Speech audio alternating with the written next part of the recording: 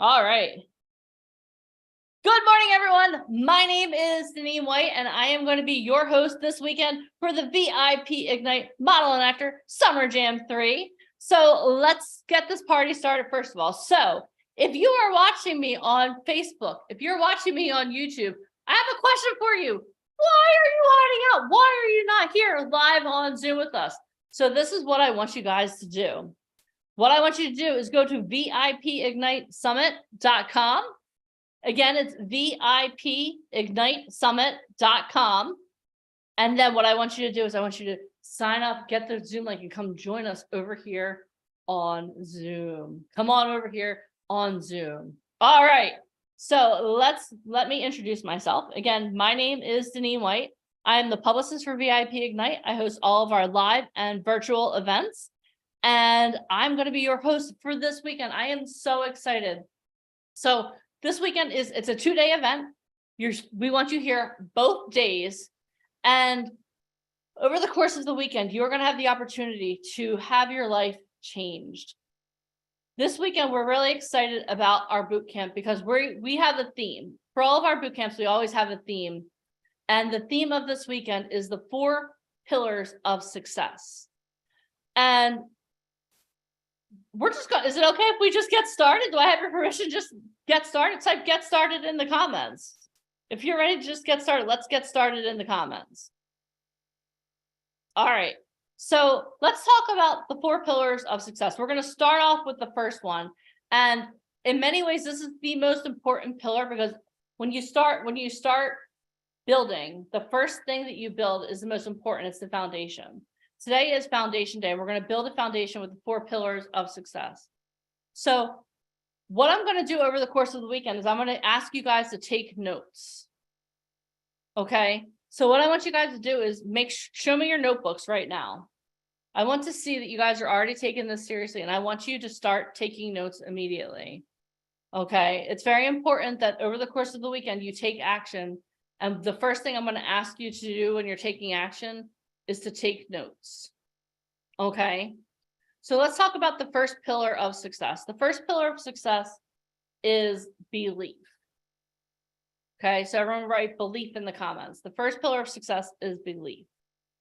So most times when people think of the word belief, they think, oh, I believe I can do this. How many of you believe you can do this? If you believe you can do this, type yes in the comments. If you believe you can do this, type yes in the comments. That's really important because if you are here and you don't believe you can do this, like, why are you here? The belief has to begin with yourself first. Okay. Like if I woke up this morning and I didn't believe I could start Zoom, I didn't believe I could speak to you. Why am I even standing here in front of you talking? But there's something that happens when that belief is transferred to other people. More important than you believing that you can do this is other people believing that you can do this. So the first is, I believe I can do this. But even more important than that is, do other people believe that you can do this? How many of you have a support system of people that believe in you, that believe that you can do this? And you might be thinking, okay, dude, we're starting off. This is pretty heavy right from the start. But let me give you an example. Let me give you an example of this. How many of you have ever flown on a plane? Raise your hand. How many of you have ever flown on a plane? Okay. Now here's a question I have for you. Imagine this. Imagine you are a pilot. Okay, you're a pilot and you want to fly a plane. You go to an airport and you're like, hey, I want to rent a plane for the day. And they're like, okay. What's the first thing they're going to ask you? If you go to rent a plane, you're renting it because you want to fly it. When I'm not talking about, you're like, you go in there, I want to fly a plane for the day. What are they they're going to ask you for your credentials, right? They're going to ask you for your license. Thank you. Yeah. They're not just going to say, oh my God, Deneen, you know what? You look like you could totally fly a plane. let's do this, right? You have to have credentials. Now, do you have to have the credentials before you show up? Or can you get them as you're renting the plane and giving them your credit card? When do you need the credentials? Before. Yeah, you need to have the credentials before. And I want you guys to think about that throughout the whole weekend. I want you to think about that. How do you go from believing that you can do this to other people believing that you can do this? How do you do that? So over the course of the weekend, I want you guys to take notes. Okay, because over the course of the weekend, we're going to give you the tools that you need to go from believing that you can do this to other people believing that you can do this. But the first thing you need to do is you need to make sure that over the course of the weekend, you take notes. And this is the level, I don't want you just to take notes because you feel like, oh, she said something funny. Ha ha ha. She thinks she could be a pilot. Over the course of the weekend, I want you to take such good notes that if I were to call you on the phone on Monday, you could teach me what we're teaching you this weekend. What? I want you guys to take such good notes over the course of this weekend that at the end of this weekend, you're an expert. That people will be crazy not to want to work with you. And I want you to write this down too. What you write, you invite. Write that down. What you write, you invite. What does that mean? That means that over the course of the weekend, as you're taking notes, what you're writing down is being seared into your memory. What you're writing down is what you are becoming. What you write down is what you are. I can't overemphasize the importance of taking notes over the course of this weekend. Because you know what, you guys, I talk to so many talent. I have the opportunity to interview talent. I have the opportunity to work with the talent that are currently a part of VIP Ignite. And I hear the same thing over and over and over again. Deneen, I just want an agent. Deneen, I just want an agent. But here's the question I have for you. Does an agent want someone who wants to be a model, who wants to be an actor? Or do they want someone who is a model, who is an actor? Write that in the comments. If you were an agent and your livelihood depended upon working with someone who wants to be or who is, which one would you want to work with? You'd want to work with someone who is an actor, who is a model. And what does that look like? What does that look like to an agent? What does that look like on set? What does that look like? That looks like someone who is a problem solver. You go on set and you see a situation, you're someone who goes in and solves the problem. You're not someone who's, oh, okay, well, that sucks. Oh my God, it's so hot in here. Whew, sucks. Someone should turn on a fan. Oh my gosh. Alicia looks thirsty. It sucks to be her. Oh wait, maybe I should bring her some water. Who do you want to work with? Someone who's like, oh my gosh, this sucks.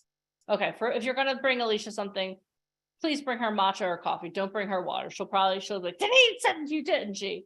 But that's not the point we're trying to make here. The point we're trying to make here is, are you a problem solver? Are you a problem solver? Or are you someone? Oh my gosh. Or, oh, I can't believe that they didn't figure that out. Are you a problem solver? Because agents want to work with people that are problem solvers. And I want to encourage you too. It's not that you can't do this. How many of you have been trying to do this for a while? Type in the comments how long you've been trying to really move forward and be successful in the industry. Whatever success looks like to you, 2 years, a while. Can you give me, I want specific answers. When I ask you for a question, a while is like, okay, so for like the last 37 seconds, you've decided you wanted to do this. That could be a while, or it could be 37 years. So if we have 10 years, 5+ years, 5 years, 8 years, about a year, for years, about a year, 8 years. Hi, Antoine, I remember you. We met before. 8 years, 10 years. You guys have been trying to do this for so long. But here you are on Saturday on a call with me, with VIP Ignite. And I want to encourage you. It's not that you can't do this. It's just that there are some things that you just don't know. How many of you click on those fake castings? Hey, Marvel is casting. Yes, sign me up. How many of you ever clicked on a fake casting? Yes. It's okay to say yes. We're in a safe environment here. Yeah, of course you have. Or fake websites. You're like, oh my gosh, this casting director, they reached out to me. Obviously, they want me. Right? Or you answer fake DMs. So, like, how many of you have been on Instagram recently? There's this one, I handle all of the emails for Truth Management, which is our mother agency. And I get this DM, we want you to be a brand ambassador. You guys, someone reached out to me recently and wanted me to be a swimsuit model. Thank you so much. Thank you. But are you sure? Are you sure you're looking at the right profile? All right. How many of you have gotten those? If you've gotten those, say yes in the comments. I understand. And you want to say yes. There's this one company, like literally every model that works with Truth Management, I know you've received. I know you've received this because I've received 10 of them a day. I'm like, stop. So you're clicking on fake castings. You're clicking on fake websites. You're answering DMs because you want to be a brand ambassador. You're clicking on fake opportunities. But here's the problem. The problem is not that you can't do this. The problem is you just don't know what's real. How many of you have ever struggled, like, what is real and what is not in this world? Yeah, free jewelry, right, Marianne? Yeah, a lot of us, we struggle with that. And the best way for me to explain this to you is, in a former life, I was a bank teller. Okay, I've right out of high school. I was like, okay, I thought I knew what I wanted to do with my life, but I don't know. So I became a bank teller. And for the first month of being a bank teller, do you know what I did all day, every day? I counted money. I still have, it was 30 years ago. I could still do the, I counted money all day, every day. And I didn't understand why they had me counting money all day, every day. Until there was this one day, this lady came in and I was counting her money. I was like, ooh, this doesn't feel right. There's $100 bill. The only way that I knew what was real money versus fake money is because all day, every day, I was counting money. So when that fake $100 bill came in, I was like, oh, we got a problem. Houston, we have a problem. And what I want you to understand is, over the course of this weekend, you're not going to be counting money, but we're going to be going over what's real. We're going to be showing you what is real in the industry. So the good news is that by the end of this weekend, you're going to know what's real. Is that Wanda Banks is celebrating? She's like, yes, let me know what's real. That's what we're going to be doing for you this weekend. The problem, again, is not that you can't do this. It's just that you don't know what's real. So over the course of the weekend, we're going to show you what's real. By the end of the weekend, you're going to see something. You're like, nope. Looking, oh wait, in my notes, I took notes on that. No, that has a bunch of red flags. That is, nope, not even going to fall for it. That's what we're going to be doing for you over the course of the weekend. But are you taking notes? How many of you are already taking notes? Okay, good. We're 15 minutes in here, people. You should be taking notes. And over the course of this weekend, you're going to learn a lot. You are going to learn so much over the course of this weekend. But here's a question I have for you. How do you retain all of the information that you learn? How do you retain the information? The first thing you're going to do is you're going to take lots of notes. Again, my goal for you is to take such good notes that by the end of the weekend, I can call you and you'll be able to teach the material. Why would any company want to do that? because we want you to be experts. We want you to be the person that an agent or manager wants to work with. I'm going to tell you a story about one of our talent who is probably our most copious note taker ever. Okay, let's see. Pretty sure she's on here because she told me she would be. So we've been doing these boot camps now for almost 3 years. And we have one talent who's been literally on every single boot camp. And if anyone had a reason not to be successful in the entertainment industry, it's her. She lives in a really small town in California. It's like a multiple hour train ride to get to LA. She has a disability. So she has back problems. She has learning disabilities. She has a lot of reasons to not be successful. And from the first day, she's taken notes. And she's actually shown me, I think she has like 3 notebooks that are like 2 or 3 inches thick of notes that she takes. Every boot camp, she takes notes. Every time she gets on a call with us, she takes notes. And recently she's been in school. So she's studying TV and film in school. So she's doing a lot of cool things. She's learning how to do podcasts. She's doing a lot of really cool things. Okay. And she not only takes notes, but she takes action as well. So one of the things that we teach you when you're a part of what we do is how to get interviewed on podcasts and how to get interviewed by publications, right? Because how many of you know that like if you get interviewed, people are going to know your name, right? So we did that training, and she put it into practice. She took notes, and then on Monday she started looking for opportunities where she could be interviewed, and she started submitting herself out. A girl from a small town with a disability who has no experience in acting and modeling has been interviewed. I think she's up to about 10 articles have been written on her because she put herself out there. Not only that,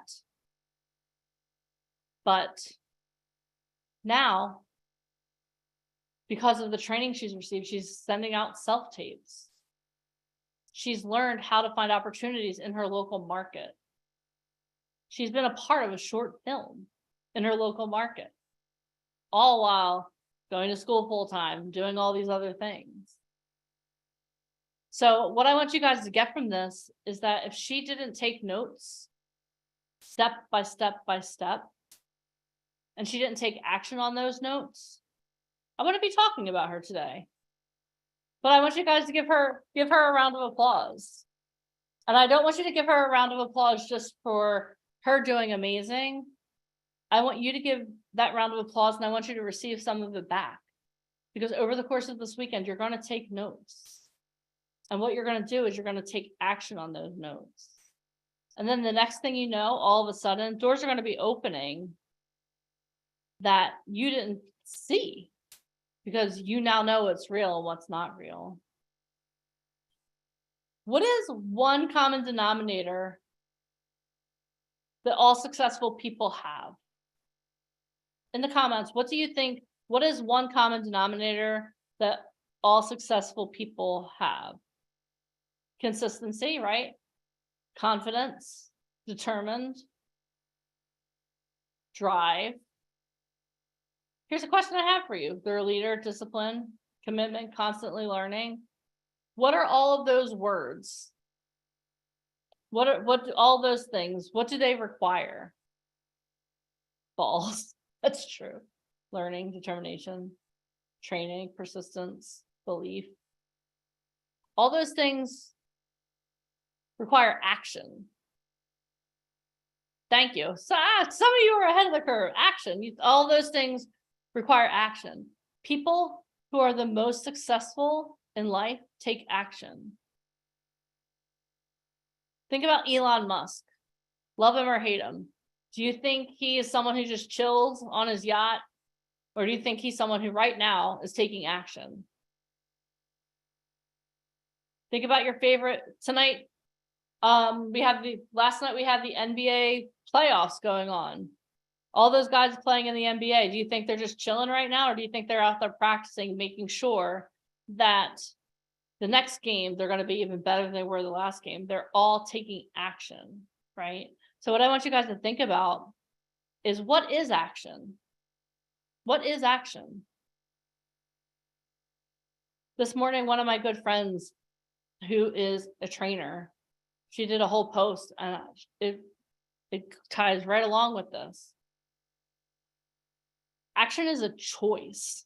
She was talking about how she hates run. She's a runner, but she hates running. She has to choose to go run.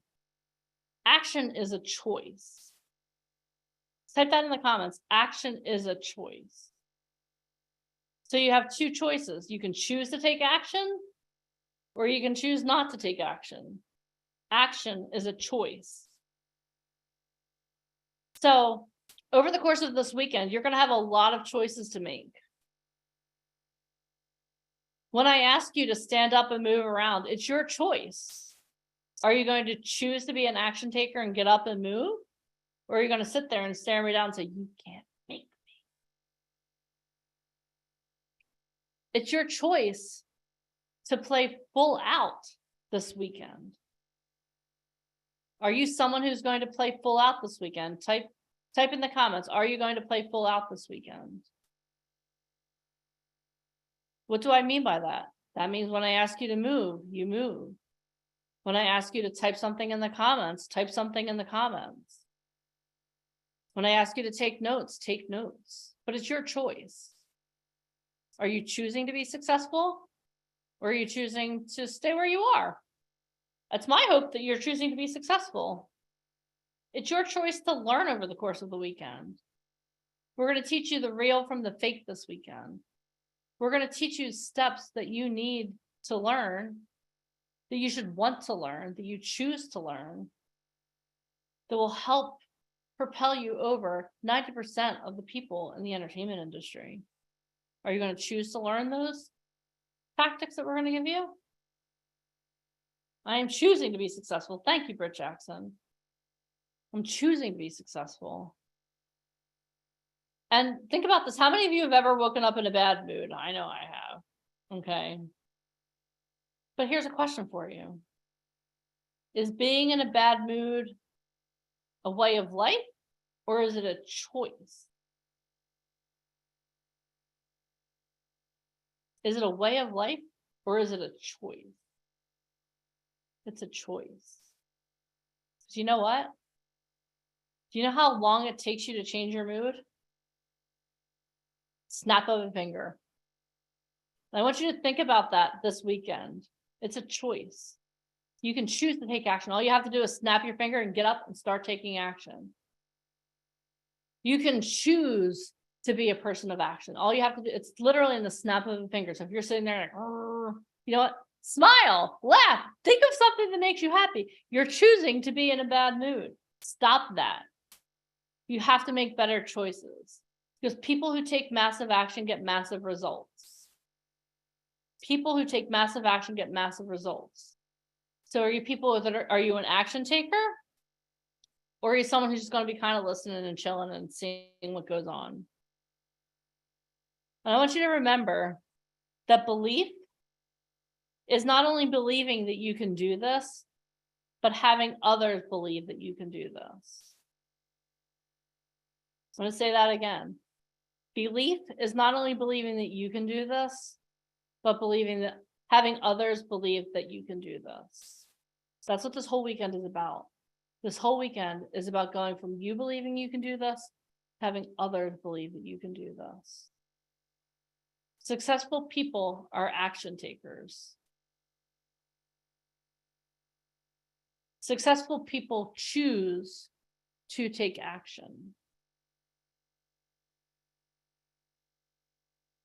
So we have a name that we call our community. We're called the Fearless Rebels. I'll talk to you more about that later.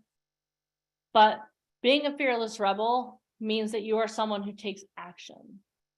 Being a fearless rebel is someone who not only believes that they can do this, but they have a community of people surrounding them that also believe that they can do this. And what I want you to think about over the course of the weekend is, who are you? Who are you right now? Are you someone, again, who you're kind of thinking about, oh, you know what, I'm this might be cool? Or are you someone who's thinking, you know what, I can do this, and I want other people to believe I can do this too? Type that in the comments. Like, this is what I want you guys to commit to yourselves this weekend. I want you to be an action taker, but I want you to choose to be an action taker. So this is what I want you to type in the comments. I choose to be an action taker. Type that in the comments. I choose to be an action taker. I choose to be an action taker. It's a choice. It's your choice. The choice is yours. I choose to be an action taker. All right. So let's see here. Let's take a look at what we have going on here. So I have a lot of action takers. I see a lot of people here with your cameras on. Let's see here. Mike Trash, Sava, Wanda. Let's see here. We got Darlene Barnes, Marcia, Piomi, Lewis. Hi, Lewis. How are you? Oh my gosh, I haven't seen you in so long. We got Georgia here. We got Roxanne Wilson. Hi, Roxanne. We got Jamel. We got Amanda Hall, Diane. Everyone can give Diane a hand clap. She's going to keep us all going forward this weekend. We got Journey. We got Ray Senior. We got Zamara. Callie, I'm not sure what's going on here. Are you laying down? What's going on? Okay. Yeah, okay. We got Deonshay. Did I say it? Deonshay. Sorry. Oh my gosh, don't hate me. We got Jennifer. We got Sharice here. We got Carolyn. We got Crystal. We got Christina Witherspoon. We got Britt Jackson in the house. Hi, Britt Jackson. It's so good to see you. We got Makia. We have Cynthia Hernandez. We got Raj. We got Brian Jackson. We got Blaze. I love your name. We got Monique Jennings. Of course, we have the one and only Alicia Kabak. We have Antoine Collins. We have Regina Owens. We have AB. We have Kim Yetta. Hi, Kim Yetta. How are you? Jamie Block, I can't see you. Darlene Barnes, we have Ryan. Oh, there we go. Hi, Jamie Block. But then we have these other people that are not on camera. I don't know what's going on here. Rita, Sid, I think you sent me a message. That's cool. Andrea, Ari, Arnie, Gina, Yolanda. Like, why are you guys here? Where are your cameras? We got Stephen May here. We got Shisha. We got a whole bunch of people here without cameras on. So this is the question. Okay, you're driving. Okay, that's good. That's good. Please don't drive in Zoom. But the point I'm trying to make here is I'm not trying to embarrass anyone, but you have to take action. And being on camera is one of the simplest ways that you can take action. All right. So for people that are on camera that are not driving, because we've got a lot of drivers going on, I want you to stand to your feet right now. I want everyone to stand up to your feet. I want everyone to stand up. Stand up.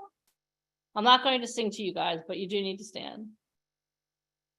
All right. And what we're going to do is we're going to stretch it out a little bit. Just move around. Stretch. For some of us, it's like 8:30 in the morning. For some of us, it's 11:30, everything in between. Okay, Antoine's on his phone. You can still stand up, Antoine. You don't have to sit. All right. How does that feel? Does that feel good? Feel good to move around a little bit? Shake it out a little bit. Shake it out a little bit. I'm going to ask you guys to get up and move all weekend. This is part of taking action. All right. I need you guys moving around because motion creates emotion. Okay. I don't care if you guys are on your phone or not. I just need you to follow instructions. Take action. This is what I want also. We're going to do this and then I'm going to introduce our first speaker today. I don't want any excuses. If I ask you to do something, I don't want to be like, oh my gosh, I can't. Everyone can take a seat now. I realize I stand all day. So I'm like, okay, you guys can take a seat if you choose to. This weekend is about no excuses. No excuses. Hashtag no excuses. Type that in the comments. Hashtag no excuses. I don't want to hear, oh, I stubbed my toe. Oh my gosh. I don't want to hear your excuses this weekend. Because you know what successful people also do? Not do? Successful people do not make excuses. I don't want to hear your excuses. You're an action taker. You are here because you want to be successful. You are here because you are successful. So in the comments, type, I am an action taker. We're going to keep reaffirming that. I am an action taker. Mary Williams, there are a lot of people on this right now. I cannot confirm or deny that. I am an action taker. Okay. So I'm going to introduce our first speaker of the day to you. And let me tell you something. When I introduce a speaker, this is what I expect of you. I have high expectations. How do you want to be cheered for when you win your first award? I didn't say if, I said when. How do you want people to show me? Show me right now. How do you want people to celebrate for you when you win your first award? Amanda's like, I don't think I'm ever going to win an award. I don't know how I want them to celebrate. All right. Okay. So whenever Jamel's like, yeah, I'm too cool for school. I'm not celebrating nothing. How do you want to be celebrated, Jamel? Okay. He's like, yeah, I want everyone to be low key, kind of happy for me. I want you guys to celebrate for each and every speaker that I bring on as if you are celebrating your own success, because let me tell you something. You are celebrating your own success every time you celebrate them. Do you want to know why? Because you're going to learn something and you're going to glean something from them. And then on Monday, you're going to be able to teach the content that they taught you. And that's going to make you much more marketable. That's going to make agents and managers want to work with you. So I'm going to introduce our first speaker, and I want you to celebrate him as if this is the best thing you've ever experienced in your whole entire life. Your team just won the Super Bowl. Your team just won the Stanley Cup. Your team just won the NBA Finals. You just won an Academy Award. Got it? All right, so let me introduce our first speaker. For almost 2 decades, he has dedicated his life to helping models, actors, and musicians connect with the most powerful people in the entertainment industry. As a Broadway investor, he has won over 38 awards, including 6 Tonys, and in 2013 won the Tony for Best Play. He is also the founder of Truth Management, which is the fastest growing talent management firm in the world, with placement of talent in the USA in a range of TV, film, and fashion shows around the world, as well as in the USA. His company has helped free over 3,500 kids from sex trafficking worldwide through our partnership with Operation Underground Railroad. He has over 10 years of experience in online marketing and is an expert in branding and marketing. Everyone, give it up for the one, the only, Mr. Michael Famkin. Hey guys, how's everybody doing? Thank you. Wow, that's so awesome. Glad to see everybody here. See a lot of familiar faces, a lot of new faces. Thank you, Sava. I love the excitement and everybody. So I want to keep the show on the road. We got a really exciting day 1, and day 2 is like completely off the charts, but we got a lot of really great content, a lot of really great people that you guys are going to get to meet today, learn from. The whole theme of the weekend is about the 4 pillars of success. So obviously, as we go through the whole weekend, you're going to get a lot of golden nuggets.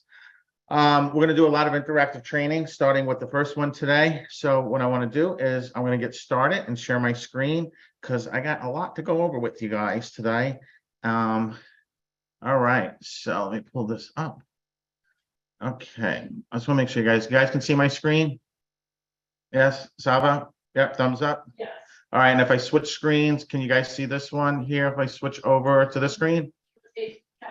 Yep. How about this one? Can you see ChatGPT Plus? Yes. Perfect. Okay, good. All right, so we're going to talk a little bit about ChatGPT. All right, I'm going to go through the basics with you guys today. We're going to be doing something in a few weeks, probably next month, that's really going to be like a whole deep dive into really how to use ChatGPT on a daily basis, and also how to really expand the power of it for your modeling, acting, music career, and so forth. Okay, so I know some of you guys are probably familiar with it. Some of you guys are probably already using it. Some of you guys are like, what? I heard about it, but I have no idea what the hell it is. I heard it's going to like destroy the world, and I watched Terminator, and I just want to stay away from it. So I'm going to go through all that with you guys today. I'm just going to go through this as like a little bit of a basics, little website I found that just kind of has a little bit about what ChatGPT is. So ChatGPT, the most advanced AI chatbot by OpenAI, okay? So what ChatGPT is, it's a language model, okay? So what that means is it's a computer that's been trained by throwing at it billions and billions and billions of words and content. And what it doesn't understand so much what it's reading, right? So it doesn't understand the words that it's putting out, but what it does is it understands the texture of language and it's able to sort through information. So kind of think about it like Google, but like 1,000x more powerful than Google, right? It's organizing that same information, but in a different way. It's able to have communications, it's able to answer questions, and it's able to use logic to give you the information that you want. So I'm going to kind of do some run-throughs and some walkthroughs today, but what I want you guys is to understand what it is and what it's not, okay? So one of the key features of ChatGPT is the ability to generate human-like responses to prompts. So what you guys are going to do is the first thing we're going to do is we're going to start learning some new words, right? When you're in the modeling, the acting industry, there's all new words, auditions, castings, go-sees, you know, and just like anything else, when you're learning something new, there's words with it. One of the new words you're going to use is what's called a prompt. So a prompt is what you're telling ChatGPT what it is that you want it to give to you. The better the question you're able to ask of ChatGPT, the better the answer. Okay, so we're going to talk a little bit about that. How do we get ChatGPT to give us what we need? How can we make our life better? How can it speed things up? How can I get access to information? It's by really understanding what it is you want and being able to ask better questions. Okay, so its ability to generate human-like text response to prompts. This makes it useful for a wide range of applications, such as creating chatbots for customer service. Okay, so let's talk about that.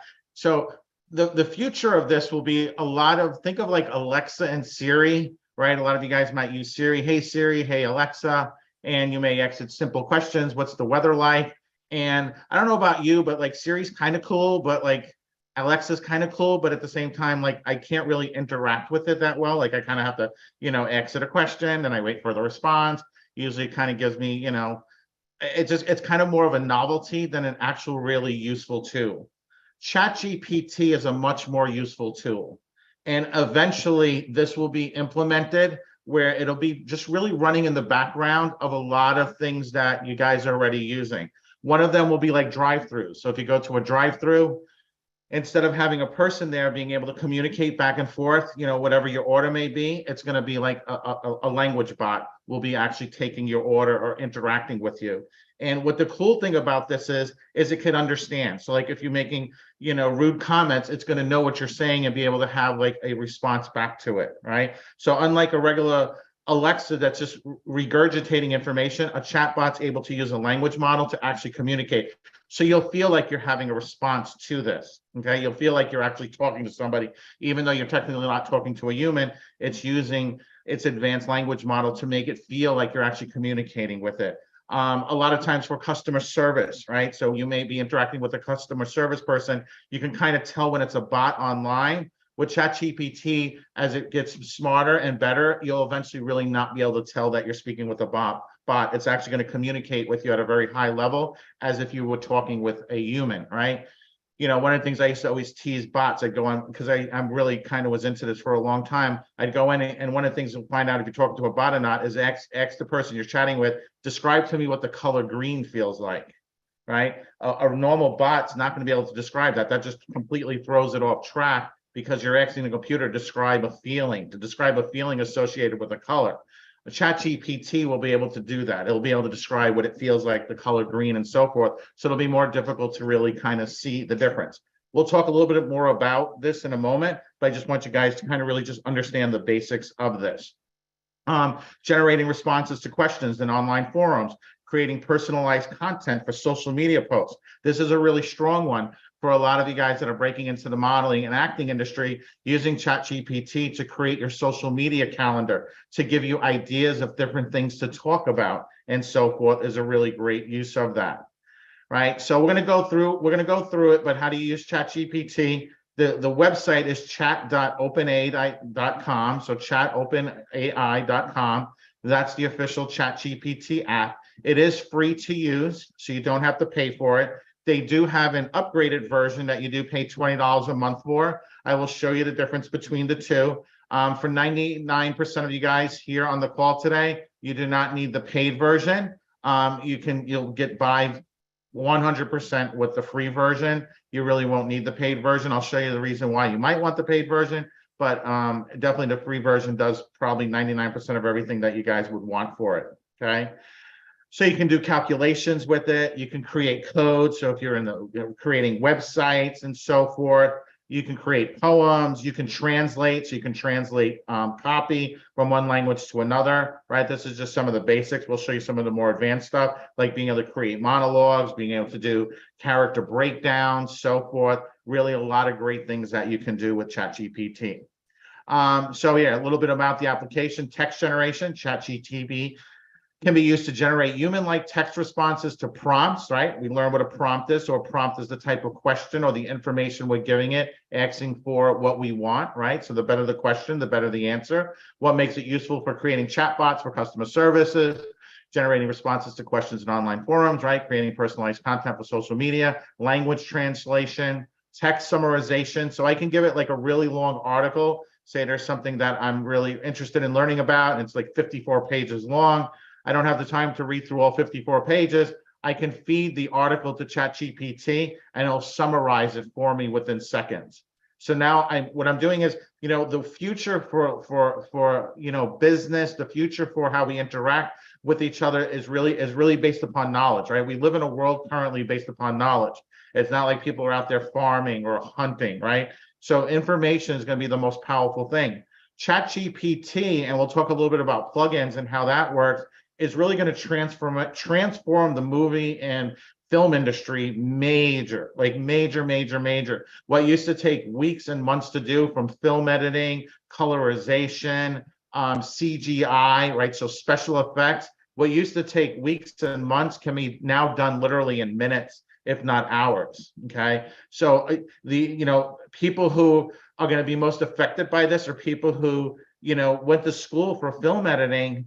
Now they have to really be at the top of their A game, because where they may be in their skills, now the ante is up. Somebody who literally may not even have to go to school can now create like some of the most wickedest CGI effects and so forth in the film industry. Obviously, for those of you who really follow this, you'll see right now currently there's a writer's strike going on.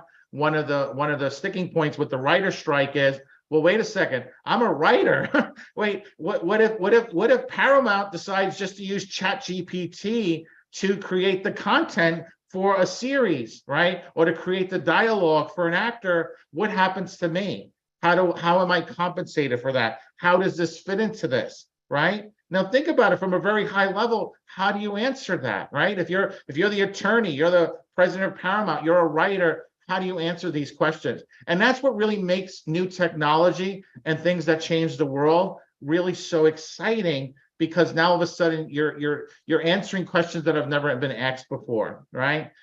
And then obviously analysis. ChatGPT can be used to analyze the sentiment of a given text, right? This can be useful for understanding the overall tone and emotion of a piece of writing, or for detecting the sentiment of customer feedback in order to improve customer satisfaction. Overall, ChatGPT is a versatile tool that can be used for a wide range of natural language processing tasks. The specific applications and model will be dependent upon the needs and goals of the users, right? And again, just kind of a little bit more of the deeper thing, but I know this is maybe not as exciting as getting to see it, but don't worry, we're going to get to see it shortly. But I just want you guys to really just understand what it is, right? So ChatGPT is built on a large language model using both supervised and reinforcement learning techniques to generate text responses to the prompts. The model is developed by the GPT-3 architecture, right? So again, new word we're learning, which is a type of transformer model that uses self-attention mechanisms to process and generate text, okay?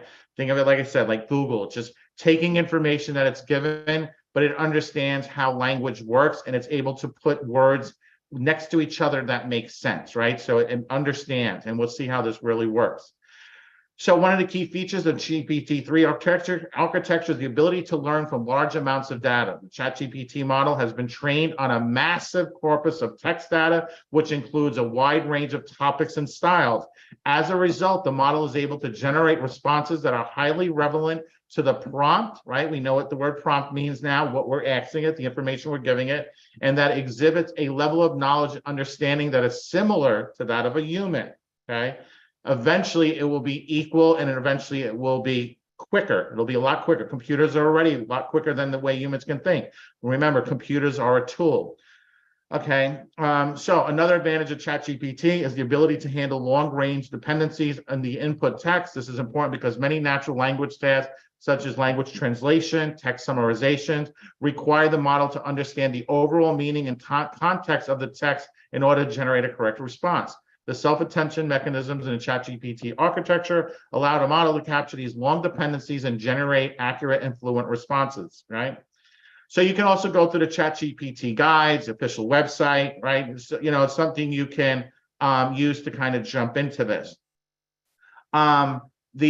The exact amount of data that's been currently used is not publicly available, but it's been in the range of hundreds of billions of words, right? So this is not something that just kind of popped up. This has been something that's been in development for years, okay? And at the end of the day, see, there's something I would just want to touch, right? The data that it's fed is what it uses. So that it's using where it currently has access to the internet up until I believe it was September 21st, 2021. So its information is not current. There is a way to connect it to the internet. I may cover that today, I may not. We'll see how much time I have. But if you wanted to know who won a baseball game last night, it wouldn't be able to tell you that because it doesn't have that current amount of information.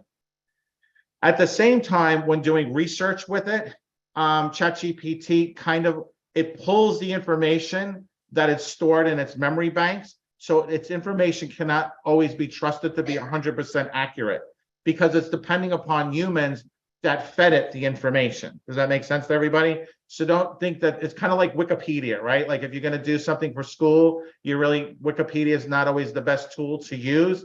So even though this is going to help, this is just like a tool. It's like a hammer. It's like a screwdriver. It's like a computer, an iPad, and an iPhone. How you use it as a tool is how it's going to best suit your needs. Okay. So I just want to kind of give that out there for you guys. So it's a little bit just a technical overview, just so we're kind of all on the same page. So what we'll do now is we'll show you a little bit about how you can use it. Okay. So as you can see here, so this is when you first sign up. I'm not going to go through the sign up process. We all know we go to chat.openai.com, right? And you'll register. It's free. There's two different models. One is ChatGPT 3.5, and then there's ChatGPT 4. ChatGPT 4 is the paid version. So I have both the free version and then I also have the paid version. Now, if you see when I click on the free version, right? Our fastest model, great for most everyday tasks, available to free and plus users. ChatGPT 4, our most capable model, great for tasks that require creativity and advanced reasoning. So ChatGPT 4 is just a little bit more faster. It's a little bit more advanced. And then the other thing it does is you're able to use plugins, right? So plugins are things that are APIs. They're like overlays to the program. So I'll show you what a plugin is. You guys probably see a lot of different plugins on TikTok. Like my TikTok is just filled with like every single influencer is pushing different plugins and so forth. So that's probably where you guys probably seen a lot of stuff on Instagram and so forth. But I'll just show you how kind of like plugins work so you can kind of understand what a plugin does, right? So I enable plugins, I go to the plugin store, and I'm not going to go through all the plugins, but I'll just show you what a plugin is. Then I'll show you some of the basics. So like you can add a plugin, like say for Kayak, right? So now you can say search flights, stays, and rental cars to get recommendations where you can go on your budget. So instead of having to search through Kayak like myself or go to Google and figure things out, I can just go in and using natural language, I can tell ChatGPT, hey, I'm planning to come to New York in the fall. What are the best hotels and the best airfares that I can purchase now to save the most money? I'm flying in from Minnesota and I want to come in on a Tuesday. So I can literally type that, like literally exactly word for word. And what it'll do is it'll take that natural language and then it'll go and it'll search Kayak and it'll find me the best prices, the best values, and so forth. So instead of having to do like an in-depth search, I can just tell it exactly what I'm looking for, right? So you can see here some other ones here, Scholar, Unleash Scientific Research. search 40 million plus peer-reviewed papers, explore scientific PDFs, save to reference, right? So for those of you studying in college, Notable, create notebooks in Python, SQL, that's more like high level business stuff, right? Let's see some other ones that you guys there. What's a good one here? Chat with PDF, chat with everything from entire PDF books to Google Drive documents, just providing a link. So now I can actually ask questions. So if I store a lot of information on my computer, I can use ChatGPT just to ask it simple questions. Pull up that, pull up that file that was speaking about, that I wrote about 2 months ago about something. Instead of me going through my Google Drive and trying to figure out where everything is, I can now ask ChatGPT to pull that information very quickly, very easily, right? So obviously there's tons of trending music, service for finding the trending music, right? So maybe if I'm a music producer, this is a great way to really scour for what music is trending based upon the qualifications that I'm looking for. So for a producer, there may be up and coming artists, up and coming sounds, things that are going to really be beneficial for me being on the cutting edge. And you can see here, there's page after page after page of all different types of plugins that you can do. WeatherWiz, accurate current weather and forecast for any locations, and all kinds of cool stuff that you can go through, right? So this is kind of cool, right? Podcast searching and so forth. So eventually how this is going to work eventually for this software, why it's going to be so powerful, is eventually this will become invisible into the background. And I'm talking maybe 3 to 5 years from now, people will have this ingrained into their life. Think about the way you use your phone right now. So this will be kind of like the next evolution. For most people here, if you lost your phone, you probably would lose your mind, right? Because, oh my God, everything's on my phone, my photos, my pictures, my calendar, my contacts. Most people are really glued to their phone all day, and they're always going and you're researching something, right? Think about it from like a business standpoint. So like if somebody is a CEO of a company in the future, like because these chat bots can be programmed to be your voice, they can be programmed to really understand who you are, your business model, what it is you're trying to do, right? And so forth. Like in the television industry, like right now for AI, like for voiceover work is a very interesting thing with AI, because now I can record somebody's voice once, but then now whenever I got to do a voiceover, so if I were at Al Pacino doing lines in a movie, and then all of a sudden, we had to change some of the voiceover, right? We want to change some of his lines later. Instead of have him come into the studio, I might hire a voiceover actor who can do Al Pacino really well, because maybe his schedule's too busy to come in, or his day rate for voiceovers is really expensive. It'll put us over budget. So what they usually do is hire a voiceover actor and they sound just like Pacino. Well, with AI now, the AI can be trained to sound just like Pacino. The AI can be trained to sound just like Slava or Mike Trash or whoever. So like voiceovers will change. So the point I'm trying to make is like this will become ingrained in a way where like ChatGPT, say for a CEO, as he's making decisions throughout the day, those decisions will be made in correlation with the information that is being provided from him by his chatbot. Okay, think about a small child, right? Small child going to school, they're struggling with homework, they're struggling to learn things. That chatbot will become that tutor for them throughout the day. That chatbot may become a tutor for them throughout their entire time in school. And for a lot of you guys like, Mike, wow, that sounds like the future. That just sounds crazy. I can't see that. Well, it's the same thing when phones first came out, right? If you talk to somebody 30 years ago about carrying a phone with them everywhere, what would they have told you? Like, are you crazy? Like, why would I carry a phone with me?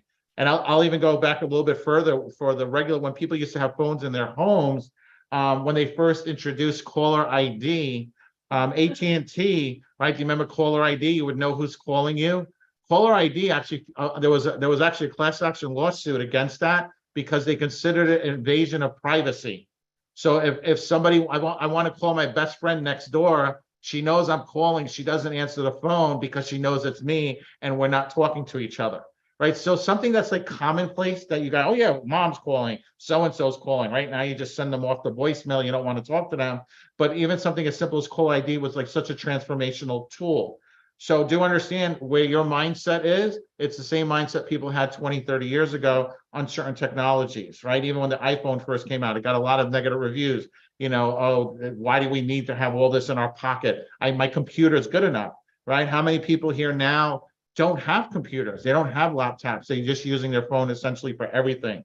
So ChatGPT will be incorporated in business decisions. It'll be incorporated in tutoring for children, for people reaching out to people like suicide hotlines and so forth. They're already testing the technology for inbound calls when somebody's calling in to be able to have that communication done with a chatbot.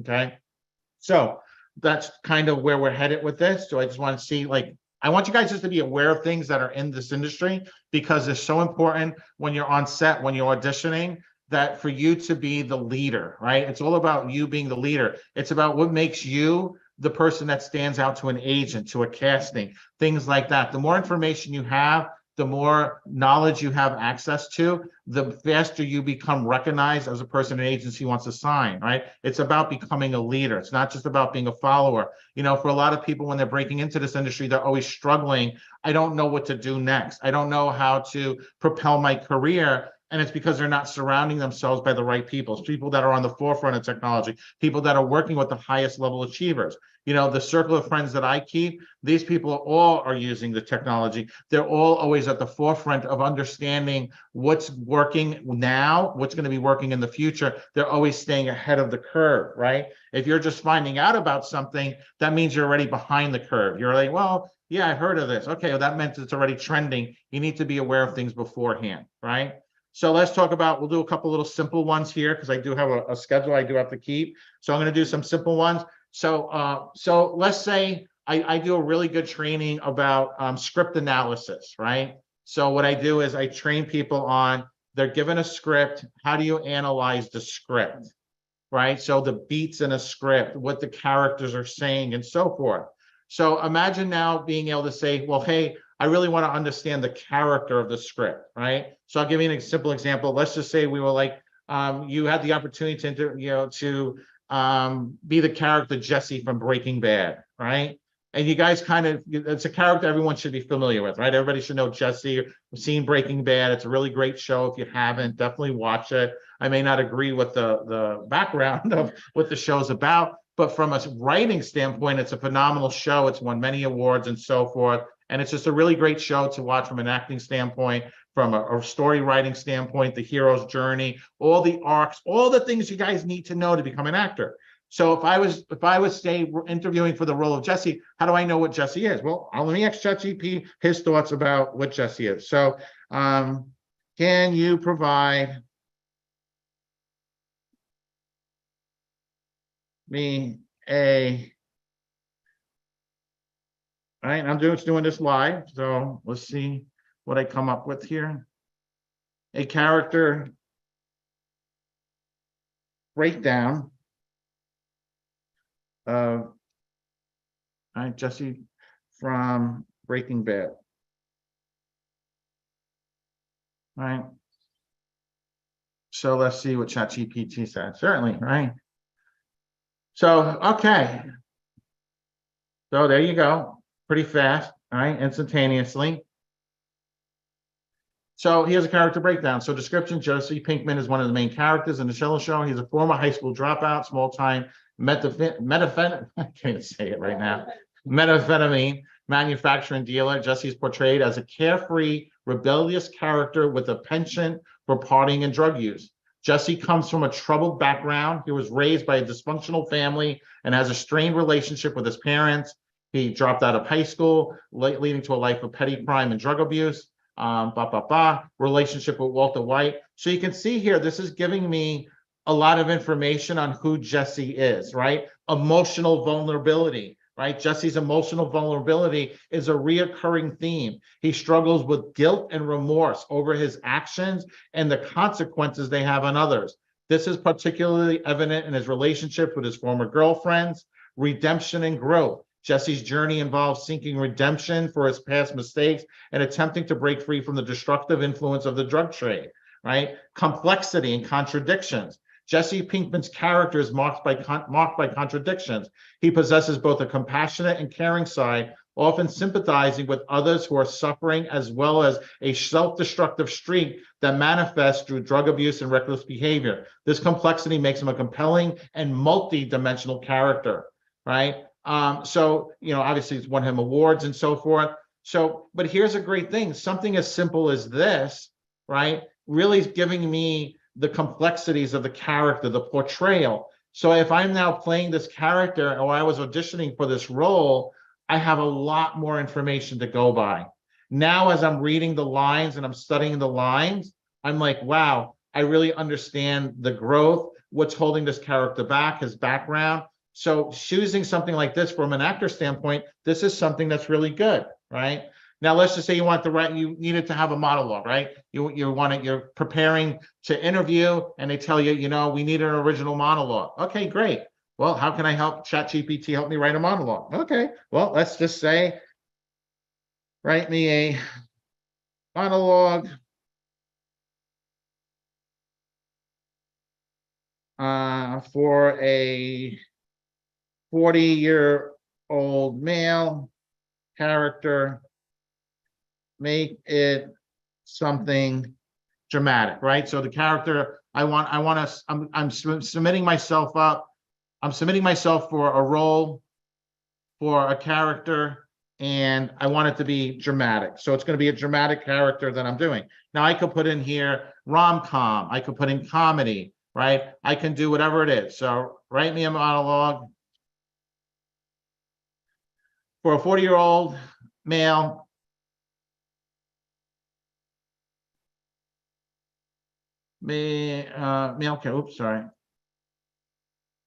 male character, make it something dramatic, right? So simple prompt. Now I can get a lot more detail. I can go really deep.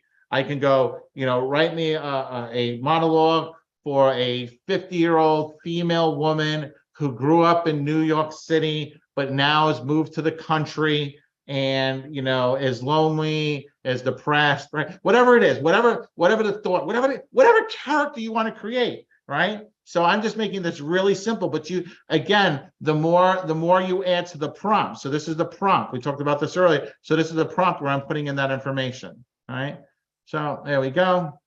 And then boom.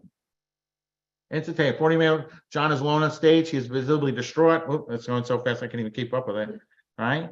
So it leaned towards something for stage. So I could now go back and say, hey, right. So John, voice shaking. So it's actually giving you the beat. How did I get here? 40 years on this earth. And what have I accomplished? Nothing, absolutely nothing. Taking a deep breath, John looks up, his eyes filled with anguish. So not only is it giving me the monologue that I can use, but it's also giving me stage directions and also beats and feelings for it, right? And if I say, well, you know what, I don't like this one here, rewrite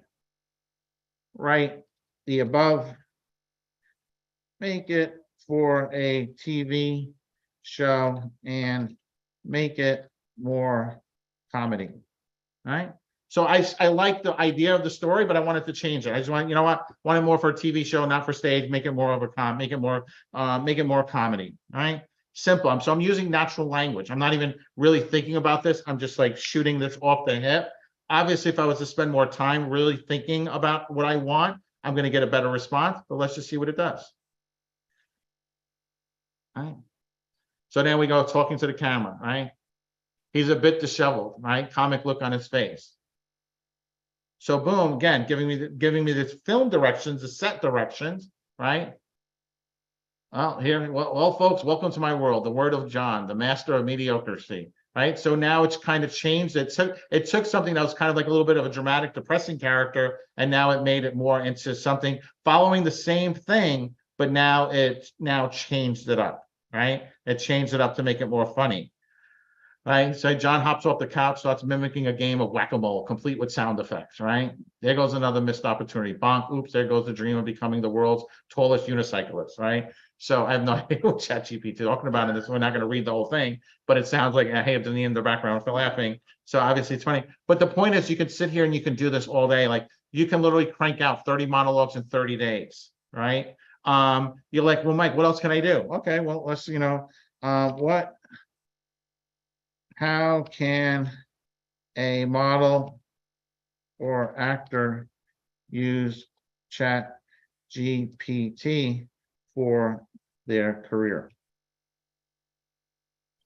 All right.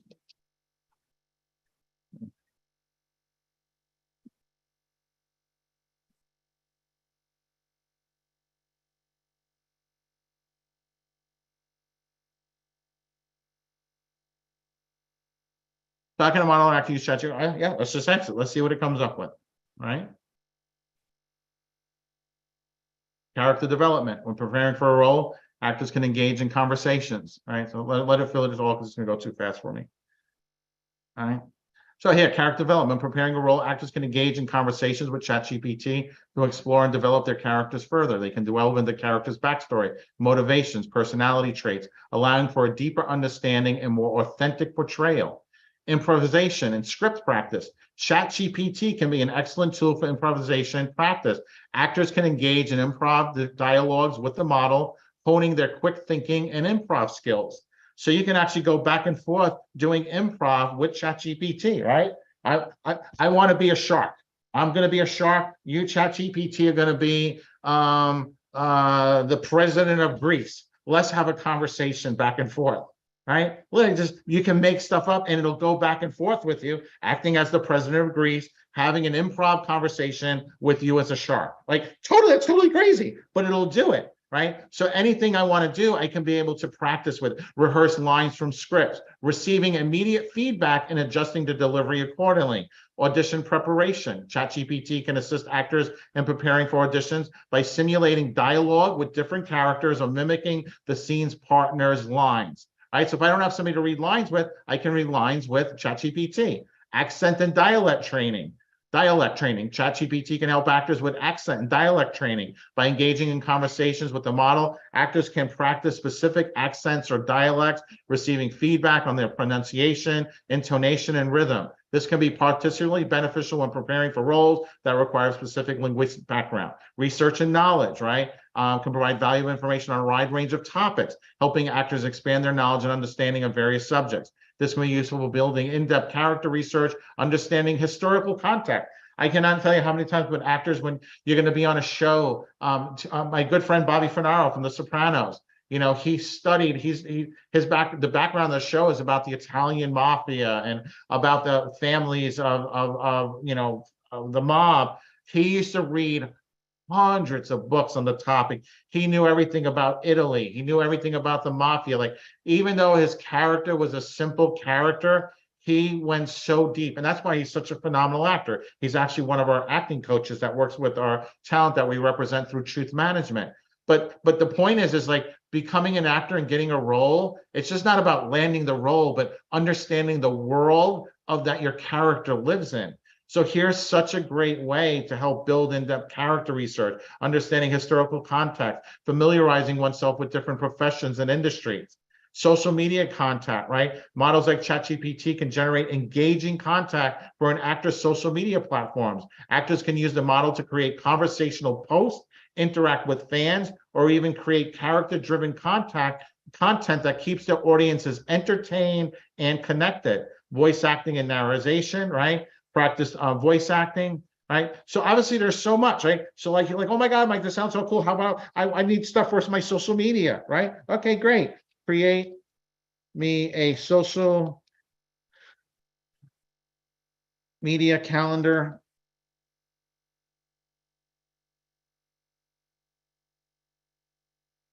I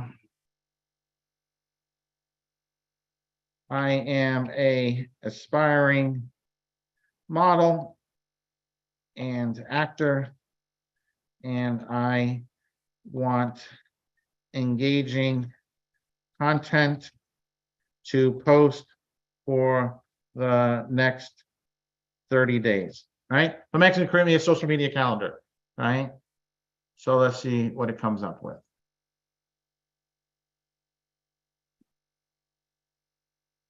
So boom. So now it's giving me ideas of what I can do for each of the days, right? So it's going to review out, yeah, see, boom. So self-care Sunday style, right? So maybe I like that. Maybe I want something more. Create a Instagram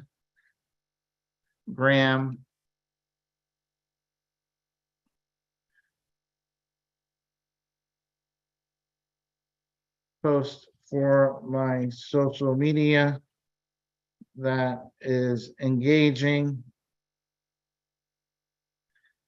Make it about my career as a actor, right? Going really simple with this, guy, because I do want to stay on point.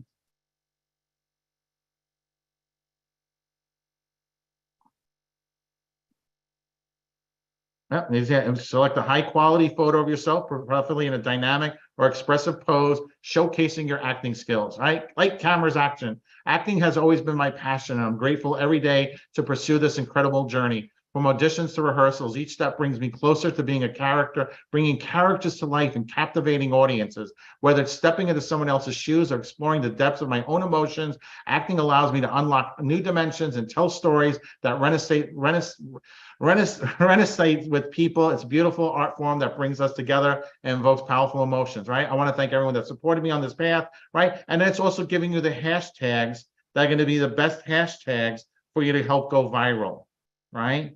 So remember, use relevant hashtags, projects mentioned in the post, increase visibility and engagement. So tagging things that you're working on. So like for a lot of our talent, they just got back from Orlando. We did a big event in Orlando where we flew in casting directors and agents from LA and New York. We had celebrity photographers and makeup artists and all these cool people. So now our talent are able to go in and use this to now create posts where they're tagging these people in there, right?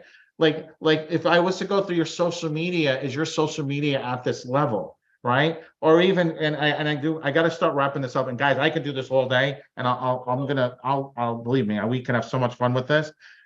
But let's say I wanted to get, say I'm submitting myself for an audition, right? And I want to, for a role, right? And I got an email, or I want to send an email to a casting director, right? Or I want to go online, I want to use ChatGPT to find me all the advertising agencies in my market, and I want to send them a welcome email to every advertising agency in my market. I want to find every photographer in my market. I want to find every possible client, and I want to create emails that I can send out. I can connect this to my Gmail, and ChatGPT can automate all this. So it can send the emails out. When the people respond, it'll respond to them. It'll literally clean up your email box. Like, there's so much you can do with this. But let's just say I want to keep this simple for today, because I know I'm like giving you guys a fire hose. But just like say I want to write an email introducing myself to a casting director. Sorry, guys, I'm like, there we go, much better. Introducing myself to a casting director. I am going to send them my headshots and also a link to my agency's website for review. I am new, but do have proper training and have even worked on set as a production assistant, right? So production assistant is something like our talent in Miami, they're getting to work on set with our celebrity photographers and makeup artists. So not only do we have our talent working in front of the camera, we have them working behind the camera, because this now gives them the opportunity to be more valuable, right? They get to be more valuable. All right. So I literally, you guys are watching me do this in real time. So write an email introducing myself to a casting director. I'm going to send them my headshots and also a link to my agency's website for review. I am new, but do have proper training and even have worked on set as a production assistant, right? Simple, right? So let's see what ChatGPT comes back with. Introduction, aspiring actor with passion and experience, ready to shine. Dear casting director, right? Insert the name. Boom. I hope this email finds you in great spirits. My name is Michael, and I'm reaching out to introduce myself as an aspiring actor, eager to contribute my skills and talent to future productions. I recently came across your work and was incredibly impressed by the incredible projects you've been a part of. right? Look at ChatGPT. It's handing up to the casting director. Oh yeah, that's right. Oh, I know why you reached out to me because I'm a right. I'm attaching my headshots for your review. They capture different facets of my personality and showcase my range as an actor. Additionally, I invite you to visit my agency's website. Boom, the link where you can find more information about my background, training, and previous work. While I am new to the industry, I've undergone extensive training to hone my craft. I've studied right? So like for us, our talent will put in, they worked with Robert Gerlinski, 50 Cent's acting coach. They worked with, all the different people that are a part of our system for working with talent. And I've dedicated countless hours to perfecting my skills in various acting techniques, improvisation, and script analysis. Moreover, I've gained practical on-set experience as a production assistant, which has granted me invaluable insights into the intricate workings of a production. I am incredibly passionate about acting and the power it holds to tell stories, inspire, and connect with audiences, which each role I take on, I strive to breathe into characters and deliver authentic performances that renaissance with viewers. I am determined, hardworking, always ready to rise to my challenge that comes my way. Okay, so I would be honored to have the opportunity to audition for any upcoming projects you believe my skills would be a good fit for. I truly believe that I have the dedication, commitment, and talent necessary to contribute to your projects and help you bring them to life. Thank you for taking time to review my materials. I'd be delighted to meet with you in person or via video call to further discuss how I can be an asset. I look forward to the possibility of working together and wait your response. Thank you again for considering me. Let me ask you something. If I had ChatGPT pull up 100 advertising agencies, 100 casting companies, I showed you step by step how to do this in your local market, and I showed you exactly how to do this over and over again. Do you think if you sent out 100, you could get one response? Just one, right? 100%, 100%. Okay, I can show you some of the emails I get, and they're nowhere near as good as this.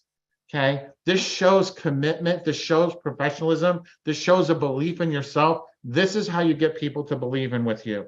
Guys, I'm a little bit over my time, and I do want to keep respecting the day. So I'm going to turn this back over to Deneen.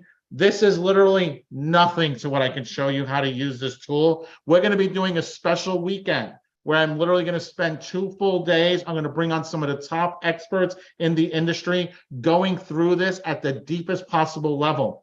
I will show you how to not only monetize your modeling and acting career. Not only will I show you how to blow up your local market, but with the power of our agency and the power of our events, I will 10x your career, but I will also show you how you can start earning an income by understanding all these tools and resources. Guys, my name is Michael Fomkin, and today was just an overview with ChatGPT and how to change your life, change your trajectory of your career, and how to bring value to others using technology. Guys, I will talk to everybody later. I want to spend the whole day doing this. I'm so excited. So, but I can't. But I will be back. All right, guys. I'll talk to everyone in a little bit. Bye. Oh my gosh. Like, I know we told you at the beginning, okay, so you know, by the end of this weekend, you're going to be someone that people believe can do this. How many of you are starting to have a little bit more of that belief in yourself now? If you are, type I am an action taker in the comments. Deneen, Like, I've never been so happy to have coffee before that. Training. Like, what am I, like, I'm like, okay, how do I even do that? But what we're going to do is we're going to keep going. Are you guys okay? Are you guys ready? Are you full of energy? Are you ready to keep going? Wanda Banks is like, I'm jogging, Deneen, I haven't asked you to do the Running Man yet. What are you doing? You're ahead of the game here. All right. So I'm so excited. I mean, guys, we talked about the first pillar, which is belief, right? The first pillar is belief, like not only believing in yourself, but having other people believe that you can do this. Then we had Mike talk to us about the future of acting and modeling, ChatGPT training. Like, how many of you are like low-key wanting to like jump off so you can start playing with ChatGPT? Every time we learn something new, I get so excited. It really is revolutionizing not only what we do, but the whole industry and so many other industries as well. But now what I want to do is I want to take you to this next pillar. Okay, so the first pillar of success is belief, right? The second pillar of belief is your who. Like, who are you? Creating your who. And how do you create your who? I feel like I'm a Dr. Seuss novel right now. How do you create your who, Cindy Lou Who? You create your who by branding and marketing. So Mike alluded to that a little bit, right? He was talking a little bit about like social media. How many of you, if I looked at your social media right now, I would be like, oh my gosh, this person is obviously an actor. This person is obviously a model. This person is obviously a musician. Or how many of you might need a little help with that? If you need a little help, type help in the comments. If you need a little help, type help in the comments. Because what I want to help you guys today. I told you at the beginning of the day that our goal is that by the end of this day, you're going to take so many notes that you're going to be able to teach this material. And teaching the material is awesome, but I also want you to know, how are you going to apply it to your own life? That's just as important as you being able to teach the material. So for a lot of the actors and models that we work with, they have gone through so many certifications. Mike talked about how when we're in Miami, they're going to have the opportunity to be a certified PA. They're going to be a production assistant. So they're going to know, they're going to have a 360 view of what it takes to do a photo shoot, right? A lot of our talent are already certified in firearms. We had an event where they got a certification on how to use firearms. And it was really cool because they had the opportunity to work with the head of stunts for Fear the Walking Dead. So now they're certified in firearms. A lot of them are level 1, level 2. By the end of the first quarter of 2024, they're going to be certified in level 3 of firearms of stunts. How many of you are certified in stunt training right now? How many? If that's something else that we had our talent work on when we were in Atlanta, we like literally, if you with a fake gun, okay, I'm going on record as saying this, but if you shoot me with a fake gun, I can die really well and very believably. That's what we do. We want to make sure that you're showing all of these things. So how do you take everything that you are doing, everything, all of your qualifications, all the things that you've done, how do you take those without sending someone a resume with everything listed out? How do you do that? Like, how would you go and show people everything that you can do? Anyone have any ideas? Oh, Daphne, thank you so much for your service. My father was a veteran as well. Okay, you do your best. Okay, so yeah, you can do your best, but how are you going to show people, make them believe you can? Okay, that's great. But how do you do that? I'll give you a hint. It's called social media. What? What do you mean I can show them on social media? Yeah, you take action, but it's all about your social media. What does your social media say about you? If I went onto your social media right now, what would I see? Would I see someone who is an actor or model? Would I see someone who had a really great burger last night that makes me want to go get a burger? Would I see someone who maybe is sharing what you're doing here? How many of you, before you got on this call this weekend, you started sharing, oh my gosh, you know what? I'm so excited. I'm going to be a part of a 2-day boot camp this weekend. Oh my gosh, look what I'm doing. How many of you are doing that? How many of you have taken any screenshots or any images of the people that are speaking? How many of you have done that? Some of you did. Good. Some of you did. I know a lot of our talent did. We had talent that were reaching out. Oh my gosh, like I need this image because I need to share what I'm doing. I know that because the talent that we work with, they are tagging us in everything. And so I know what's going on with them. I know their social media, but for a lot of you, you're like, okay, I know that social media is something that's important, but like, how do I even start? Like, where do I even begin? I know for a lot of times for me, like that's how I used to feel too. But there are a lot of tools that you can use. And Mike showing you the ChatGPT Earl just before this that was one of the amazing things that you can do. You can come up with a whole schedule. But then after you come up with your schedule, what are you going to do next? What are you going to do? Are you just going to look at your schedule and go, oh my gosh, that's a beautiful schedule? Are you going to just develop the schedule? Oh, thank you, Zamara. You're going to take action on it. So what I want to do over the next 30-ish minutes is I want to help you create excellent social media content. Now, how do you do that? Like, how do you create excellent social media content? Now, you know how to create a calendar, you know how to create the captions and all that, but how do you make your social media something that people actually want to stop and look at? Because I don't know about you, like I have my phone right here, like we all do, right? I scroll through Instagram all the time, And it takes a lot for me to stop. Okay, like if you look at my, like I just keep scrolling, right? It takes a lot for me to stop. So what I want to do is I want to show you guys how to create social media posts that will actually make people stop. And the tips that I'm going to give you are tips that our talent are using. Currently, our talent, they're booking work consistently. We have talent that have been on every major TV show, on HBO Max, on all streaming services. They're also working on independent films. We have a lot of talent that have been in a lot of independent films. We have one talent who is in Arizona who's done, I don't even know how many, I feel like every other day I'm getting, hey, Deneen, I'm going to be on set here. Hey, Deneen, I'm going to be on set there. But how are they being booked consistently? They're also on their social media. They're sharing about community projects. I talked about when I introduced Mike about one of the projects that we work on, which is Operation Underground Railroad. We are working every day to help free children from sex trafficking.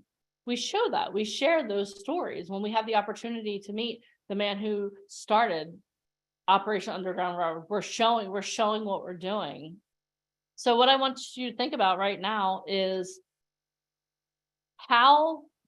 what does your social media say about you? What does your social media say about you, and how can you up level it? So what I'm going to do is I'm going to show you how to use an app, a website that we use. How many of you have ever heard of Canva? Have you guys ever heard of Canva? So I'm going to show you a way that you can. Yeah, okay, good. I'm glad everyone's heard of it. No, okay, well then this is a great resource for you. It's something, again, that's free. Everything that we're showing you, we're not asking you to pay money in order to use them. Okay, so Canva, they have a free version and they have a paid version. Because we're in business, we use the paid version, but you can definitely get started using the free version. Okay, so what I'm going to do here is I'm going to share my screen and I'm going to give you guys some tips on how to create some excellent social media. So if you guys can see my screen, give me a thumbs up. Oh, okay, I see that it's being shared. Awesome. Thank you, Piomi. I appreciate that. All right, so the first thing I want you to think about is like, how can I create social media that make people stop? So if you go to Canva, it's just canva.com. What you can do is you can go into here. You can go here. Let's just go home. We'll go home. I'll take you from the start. Okay. So the first thing that you want to do is figure out, okay, what type of social media post do I want to make? Okay. What I'm going to do is I'm going to start with Instagram so that you can see how to create an Instagram post. What I'm also going to do in a minute is I'm also going to show you guys some templates that you could use for covers, right? Because how you do the small things is how you do everything, and making sure that you have a really good cover is important. A lot of our talent, they have covers that are branded for what they do. Okay, so let's start with social media. So can we all agree that we all have Instagram? Yes, give me a thumbs up. I know TikTok's really cool too, but let's start with Instagram. We're going to start at the basics, and then again, like Mike was talking about, we're going to do a whole weekend on social media and branding. But I just wanted to give you some actionable tips now, because why am I giving you action tips now? Because successful people are, type it in the comments, successful people are action takers, right? So I'm giving you some actionable tips now. All right, so what we're going to do is we're going to create an Instagram post. So we'll just choose this. And I just chose a simple one to work on just because I want to keep it super simple. Okay, so what we're going to do is we're going to pull this over here. It's super simple. So the first thing is, obviously, I'm not this woman. So the first thing that you want to do in order to create really cool social media posts is you want to use your professional photos. Okay, so what you want to do is you want to use professional photos. So how do I start with that? So what you'll do is you go into uploads and then you click upload files. And I've already chosen one photo here. So we're going to upload this photo here. This is a photo I had done in Miami not too long ago. All right, so now my photo is in here. So what I'm going to do is I'm just going to pull this over here. Okay, oh, and you can see this background here. So let's see here. Let's go to edits. Let's see here. There are ways to edit that out. So what we're going to do is if you push right here, it's transparency. So now we're going to do the transparency. Okay. Oh, hold on. They can't see me. Hold on. We have to move the background. We'll position that to the front. All right. Edit photo. And we want to make sure we have no background. So let's, oh, background remover. Okay, there we go. That's what we were looking for. So we're removing the background from the photo. Take a few seconds here. There we go. Now it looks like I'm just superimposed on the photo. That's pretty cool. We're gonna move that over here. Okay. That's pretty easy. Do you guys think you can remove a background on Canva? It's pretty easy, right? With your professional photos. Okay, so then what we're gonna do is we're gonna change our website here. So we just change the text here to VIP Ignite Live. There we go. So now people know where to come find me. Okay. And what's something I've said many times today? So we'll make that my quote. People who take massive action get massive results. Okay. So we'll use that as our quote. People.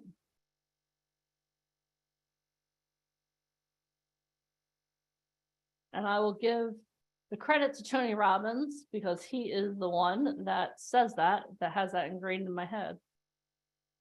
All right. All right. So now, how many of you, if you saw that, you would think, okay, you know what? Maybe she's not a model or actor, but obviously she's someone who is into mindset, someone who wants to change the world. How many of you would stop by that if I had ChatGPT write a caption on that? Okay, so what I want you guys to think about is that when you're getting your so let's take it to the whole thing. So after you do that, what you'll do next is you'll click share, and then you download, and then you'll get an image. Okay, perfect. So now you share it to your downloads, and bam. All right. So now I want everyone to look on my social media later. So what I'll do is when the next speaker is speaking, I'm going to put that up just to show you how easy it is. Okay. But how many of you think that that's something that you can do? You could take a professional photo that you have, and then you can put it into social media. You can put it into a template like that. I'm not the most tech savvy person in the world, so if I can do that, I believe that all of you can do that as well. But what I want you guys to think about is, you know, how about this? Why don't we do the whole process? You want to do the whole process? So now we have our image, right? So let's go over to, I know Mike just did the ChatGPT, but let's go over to, okay. All right. Okay, so now let's go here. We'll go to Chat OpenAI.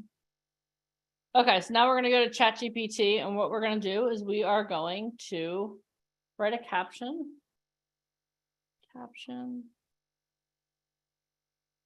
for Instagram using the quote people.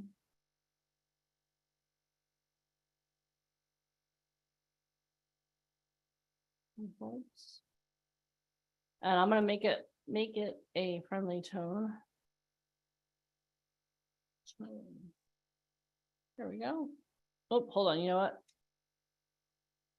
Let's do use add hashtags.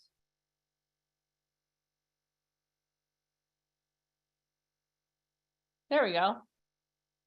There we go. So now I have hashtags, I have emojis. Now I can take all of that and I can totally put that onto my social media. How many of you think that's something you could take action on? Type yes or yes in the comments. Type yes or yes in the comments. So now what I want you guys to think about is this. Okay, I'm going to also show you I'm going to also show you guys some different templates that you can use for the top, because what we do is we're not only telling you, oh, go out and do this on your own, but we also provide templates for everyone as well.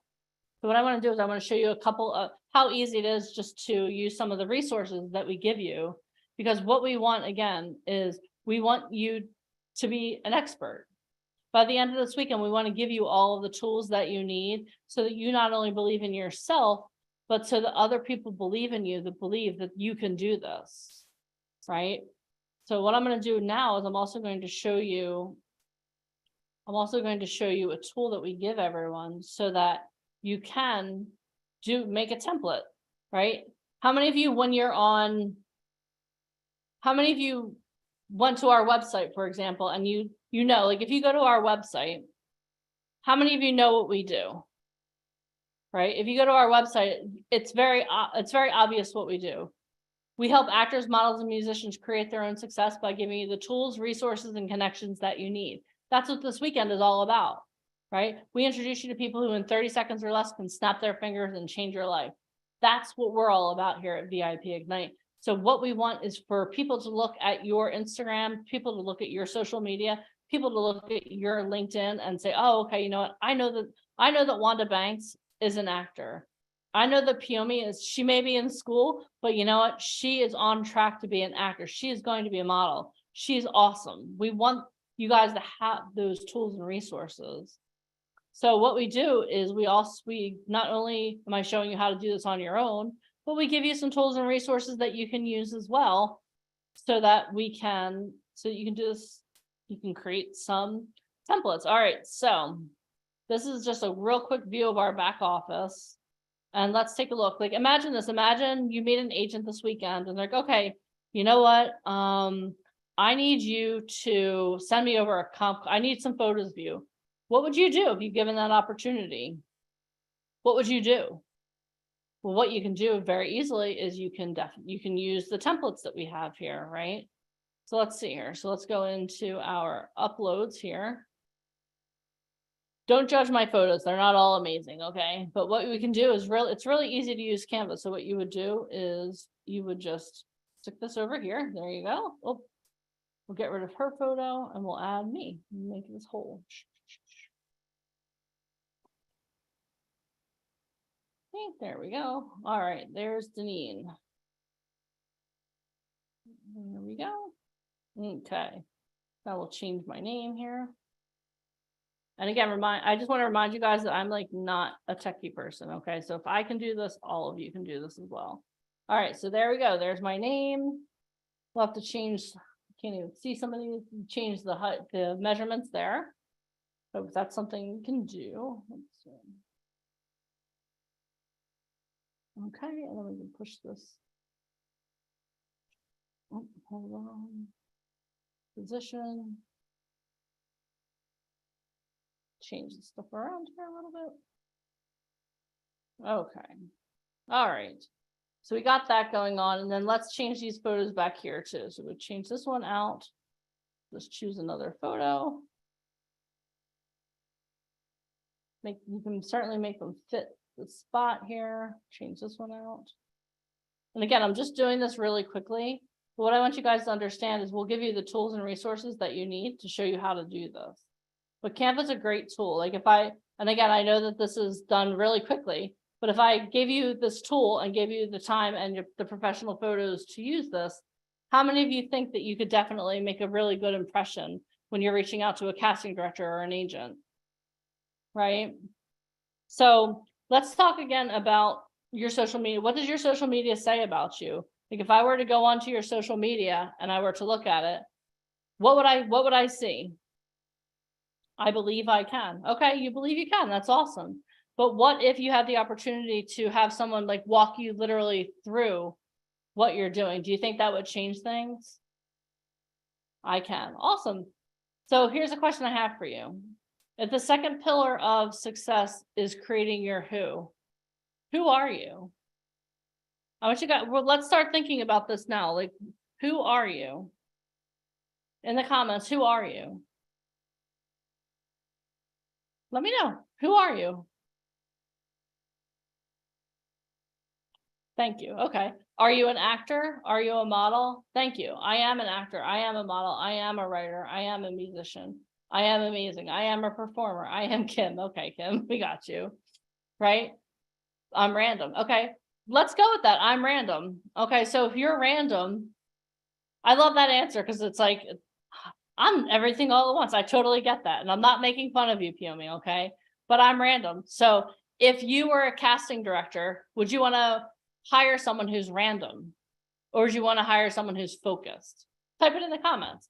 Would you want to hire someone who's random or someone who's focused? Right? And that's what I want you guys to think about. Like, yeah, focus. So what I want you guys to think about is this. When you are looking at your social media, what does it say about you? I'm a dynamic actress, model, author, speaker that is focused. That's great. So when I look at your social media, is that what I'm seeing? Because what we want to do is we want to give you the tools that you need to be successful, right? I said to you at the beginning of the day, it's my goal for you to be someone that by the end of the weekend can teach this material. So what does your social media say about you? Okay. Let me ask you a couple questions too. Are you guys getting more belief in yourself now? Are you starting to believe more that you can do this? Yes or yes? Type a word other than yes in the comments that says yes. Like how much do you believe in yourselves? Type something in the comments. Absolutely, I believe. Yes. Da. Funny, Sava. I speak just a little Russian. Most definitely, my drive is unmatched. So confident. I am an artist. 100% focus. That's awesome. So what I want you guys to think about is this. Before you got on this call this weekend, how many of you believed in yourselves? How many of you truly believed in yourselves? Some of you. How many of you have people around you that believe you can do this? That if you wanted to fly a plane, they would get in the plane with you. If they wanted to get on the acting, if they wanted to hire you as an actor, they would hire you immediately because they know. Me, I believe. Okay. A lot of you have belief in yourself. That's awesome. But again, how many of you are booking work consistently right now?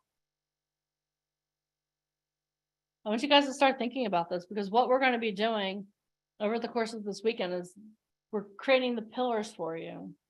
We want to make sure that you guys are on track most of the time. What does most of the time mean? I did believe, and now my people believe. Okay, that's good. So here's a question I have for you again. Booking. How many of you are booking more work? How many of you are booking work consistently? And why not? That's what this whole weekend is about. This whole weekend is about us giving you the tools that you need so that you can become that person that an agent or manager wants to work with. I need to, and I will. My support system from friends and family is strong. Awesome. That's great. So again, let's go back to our social media. Would anyone like to share their social media? We can look at it really quickly. Saba, why don't we do you? Type your social media in here. Type your Instagram in.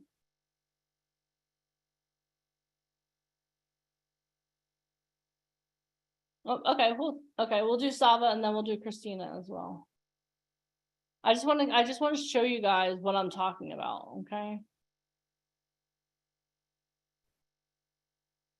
Oops, sorry.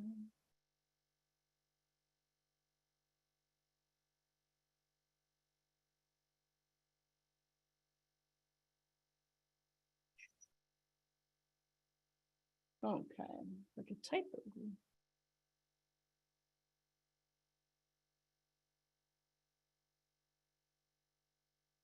Okay, 2 seconds. Let's see. All right. Okay.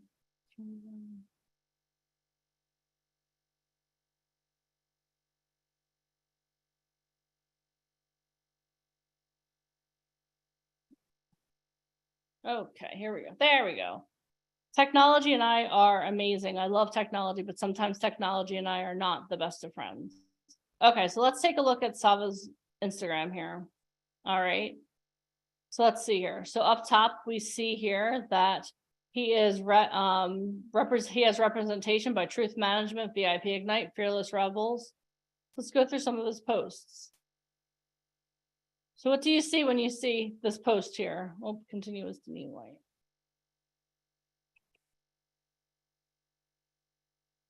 Okay. All right. So what do you see when you see these 3 posts? We'll just go with these 3 posts. What do you see when you see these 3 posts here? So this one here on the left, you see, oh, you know what? This guy had some professional photos done, right? And here in the middle one, you see, oh my gosh, he obviously likes to have fun. He does some stuff on TikTok. And then here on the right, it's like super intense.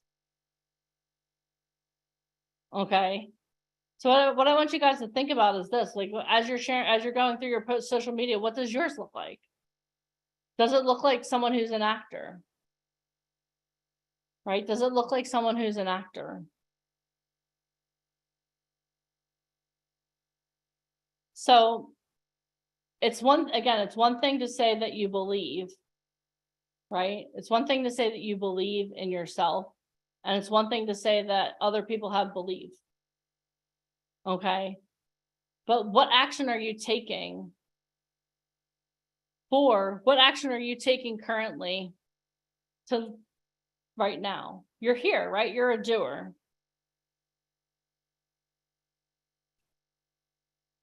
So this is what I want you guys to think about. How many of you here, when you got on this call this weekend, you knew, okay, this is something I'm definitely going to do? How many of you were like, oh, I'm absolutely all in? How many of you got on, you were like, oh, let's try to, I'm going to test it out. I'm going to see what's going on. How many of you believed you could do this on your own? But how many of you are like, okay, you know what? I need a team of people. Maybe there are some things I'm missing.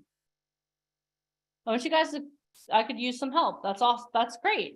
Because you know what? Everyone that we work with, everyone needs a little bit of help. You need a team, right? You need a team. You need a team of people that can show you the way. How many of you, before you got on this weekend, you knew that you could use ChatGPT the way that you did, that Mike showed you just a couple of minutes ago? Right? How many of you, like, your mind is completely blown? I found out today, right? I need help, right? How many of you are learning a lot? How many of you are taking copious notes already? Let me see your notebooks for a moment. Let me see your notebooks. How many of you are how many of you now are starting to feel a little bit more confident in what you're able to do? Right? I am confident. Okay, that's awesome. Awesome. All right. So how many of you, when you first got on here, you were kind of like, you didn't know that whether or not to believe in this whole thing that we're doing here on this weekend? How many of you were like a little bit like, I don't know? But how many of you now, after learning how to use ChatGPT, how many of you have more belief in us being able to guide you? If you have more belief, type belief in the comments. Type yes or yes in the comments. Yes, right? You have more belief. You know you're on the, you know that you're being guided in the way that you need to go.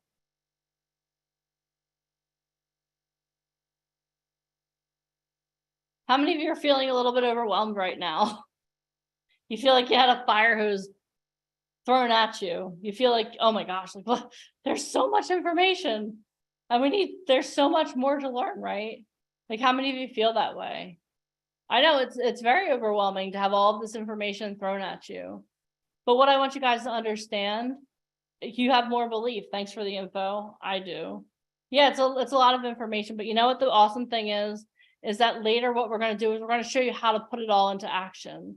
We're not just going to like throw all the information at you and expect you to figure everything out. We have a whole system where we're going to help you, guide you.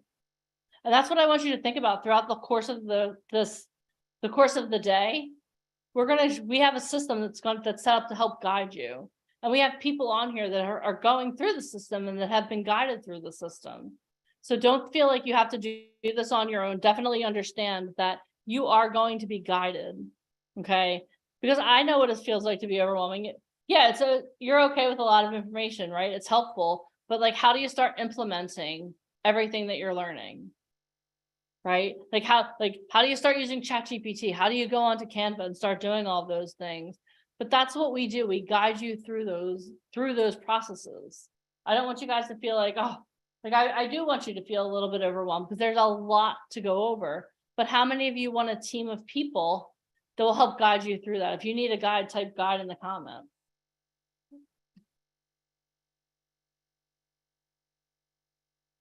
And what I want you guys to understand is when you're feeling overwhelmed, when you're feeling like, oh my gosh, they're throwing so much information at me. You know what's on the other side of that overwhelmed feeling? A breakthrough. Okay. So if you're feeling overwhelmed right now, that's a good thing because that means that your breakthrough is coming. Okay. So I want you to understand that. Like oh, you do my breathing technique. I want you to understand that. I want you to understand that the breakthrough is coming. So feeling overwhelmed at this point is very normal. It's not something that's abnormal. It's something that everyone goes through. But what I also want you to understand is that the breakthrough is coming. Okay. So if you're a little bit overwhelmed, anything like that, it's normal to feel that way, especially when you're getting so much information. Like how many of you are like, oh my gosh, so much information, but you're taking notes, right? We talked about with the first pillar, you're going to take notes, you're going to take action.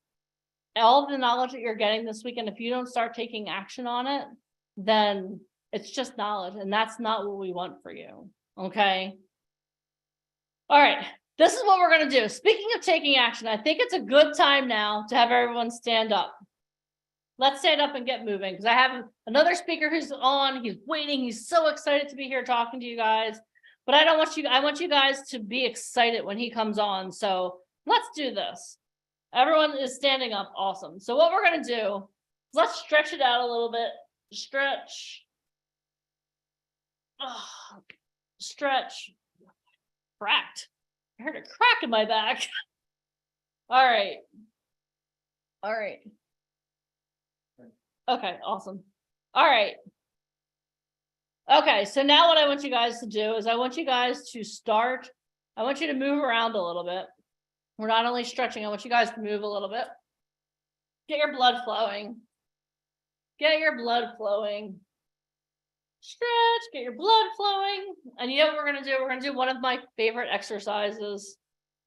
Because I think it's time. How many of you guys did your cardio this morning? How many of you need your cardio? Okay, well, whether you did or not, we're here for my favorite. Oh, hold on, Saba, you're cheating. You're cheating. All right. Okay. So what we're going to do is we're going to get our hearts going, and then we're going to drink some water, and then I'm going to introduce our next guest. Okay, our next speaker. So what I want everyone to do is face to your right. Face to your right, put your right foot forward, your left foot back. I don't know if you're going to be able to see this very much, but the goal is what you're going to do is you're going to move your arms at a 45-degree angle as fast as you can. Okay? You're not running, you're just moving your arms as fast as you can. Okay? Mike Trash, one day you are going to participate in this. One day. That's my goal. Okay, so everyone face right, right foot forward, left foot back. And for 15 seconds, we're going to move our arms as fast as we can. Okay? Okay, we're going to do this for 15 seconds. Otherwise, okay. Are you guys ready? Get set and go fast as you can for 15 seconds. Come on now. Go as fast as you can. Get your hearts pumping. Come on. Get your hearts pumping. 5, 4, 3, 2, 1. Stop. Woo. How do you feel? You feel energized? Are you ready? Oh, wait, hold on. Lewis is like, I'm already facing the other way, Janine. We can't do one side without the other. Everyone face to your left. Left foot forward, right foot back. We have to be balanced, people. It's a balanced diet of exercise. Okay, we're going to do that for 15 seconds. All you got. And you know what? I've been standing on my feet since we started. So I've seen some of you say, do not let me go faster than you. Got it? All right. So 15 seconds starts right now and go as fast as you can. Come on now. 15 seconds. Come on, move your arms. 5, 4, 3, 2, 1. Stop. Woo. All right, how do you guys feel now? Do you feel a little more energized? Do you feel energized? Okay, shake out your arms a little bit. I know that's a little bit of a workout. Okay. All right, take a seat. Everyone take a seat. And I haven't done a water check yet today, but If you have any kind of water, caffeine, liquids, definitely take a sip.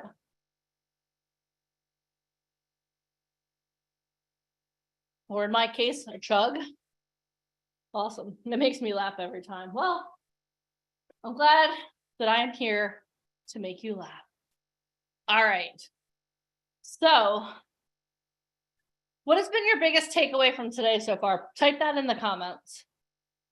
And I want to review again. I know we've only had a couple speakers, but I just want to review a little bit about where we've gone so that I can introduce the third pillar to you.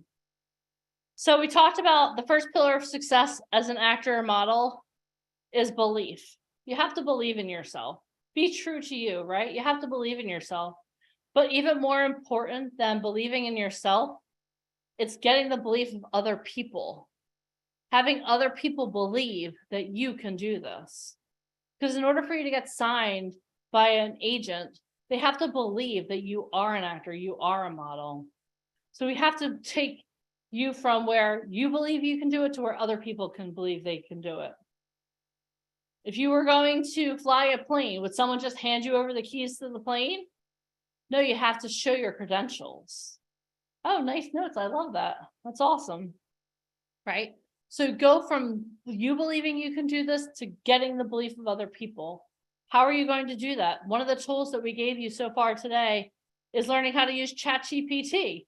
Literally, ChatGPT is a game changer. You guys have an unfair advantage over everyone in the acting and modeling industry. Do you know why? While other people are afraid of technology, you're leaning into the technology. You're harnessing the technology. How many of you want to do a search like Mike showed you and it's like start sending out resumes, start sending out emails now? How many of you are going to start using that to write your emails? Please do. It's pretty amazing, right? And it's a free resource. Game changer. How many of you are going to start writing your own monologues instead of looking and hoping you find something that's exactly for you? No, now you can write your own. Hi, I want to do a monologue in a comedic tone about an airline pilot. You can do it now. We're giving you those tools.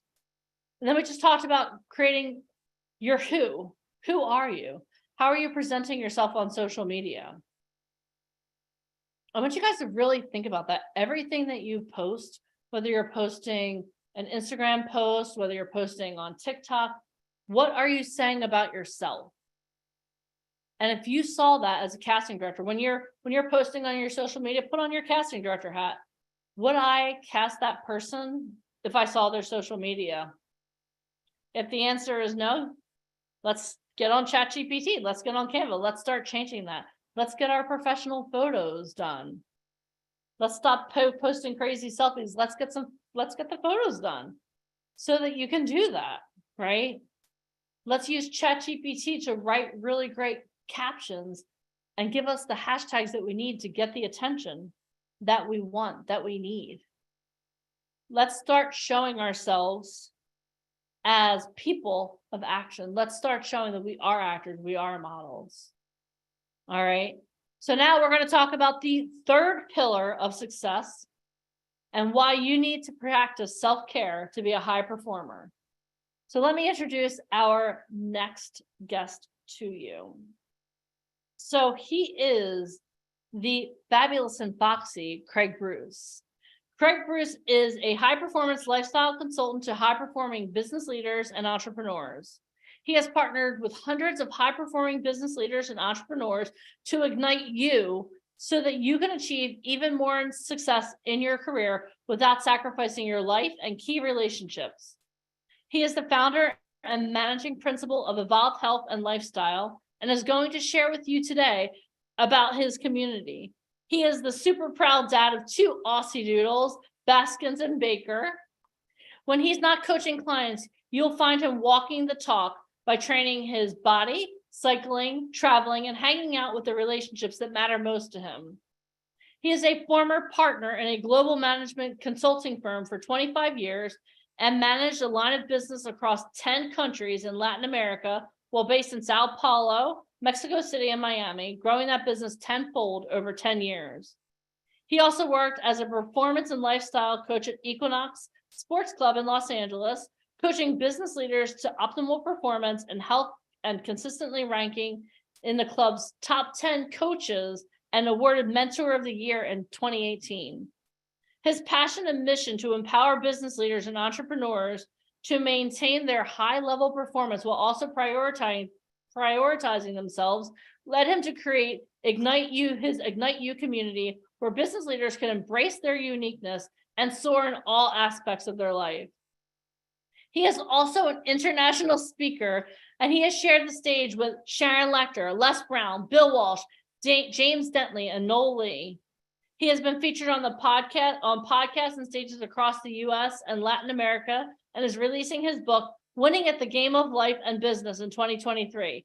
Everyone, please give a big welcome to the one, the only, Mr. Craig Bruce. Hey, guys. Wow, what an honor and a pleasure to be with this community. Man, I'm seeing some Sava, I'm seeing some amazing faces. Ada, Dr. Rich, Sid, man, love you guys. Mike Trash, Tony, Soraya. Hey, good to see you guys, and good to see and make some new friends. Deneen, thank you so much for that amazing introduction. I'll send you the checks in the mail. Awesome. Also, thanks to Mike and to Alicia for giving me this opportunity to really share some of my experience with an amazing group of people. You know what? I believe in each and every one of you, because here's why. Because you showed up. You showed up today on a Saturday, and I don't know where you are, but it's summertime where I am. And there are probably other things you could be doing, right? I imagine the weather, unless you're in New York City where you don't want to be outside right now. But you showed up.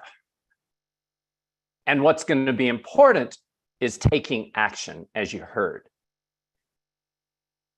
Now, I know you've been working on some beliefs. I know you've been working on who you are, and you're showing up today. So congratulations on that. Congratulations on that. And I'm going to have the opportunity today to share with you the third pillar, which is practice. And it's about self-care. Is it okay if I share with you a non-traditional definition of self-care? If that's okay, give me a thumbs up. Because for me, self-care is not just about taking care of myself, but it's about unlocking my personal power. It's about finding my voice and sharing that with the world. If that's resonating with you, give me a thumbs up. Awesome. I love this community. I love this. It feels like, like I said, I could be anywhere I wanted to today, and I wanted to be with you guys. And so thank you for this amazing honor. Before we get started, I'd like to hear from a couple of you, and I'm going to invite a couple of you just to go down to your reactions and raise your hand. And I want to hear from you what your biggest takeaway is specific to beliefs and who you are. Specific to beliefs. I know you guys have done ChatGPT, which, by the way, is amazing. I'm sorry I missed that session, but I hope I'll get the recording. But relative to beliefs and who you are, what's your biggest takeaway? We'll hear from two people. Just go ahead and raise your hand, and then we'll call who wants to share. Okay, Ryan, please. Love to hear from you. Let me see if I can unmute you. Can you unmute? There we go. My biggest belief in myself is my determination and drive. basically stemming from when I was in the United States Army and that was drilled into us Yeah. to have determination and to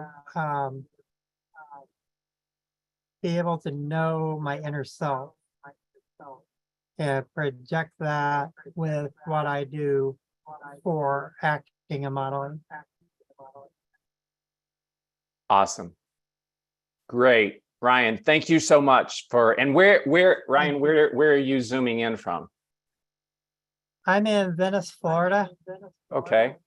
Awesome. Well, thank you. And thanks for sharing that. We'll take one more. You're welcome. Jamie?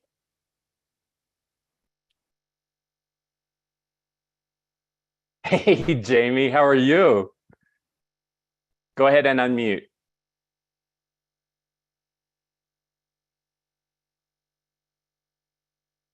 Can you unmute?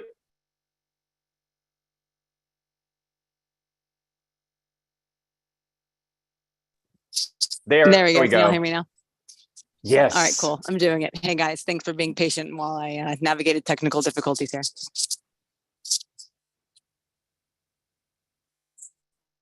What's your biggest takeaway with regard to beliefs and who you are? Hello.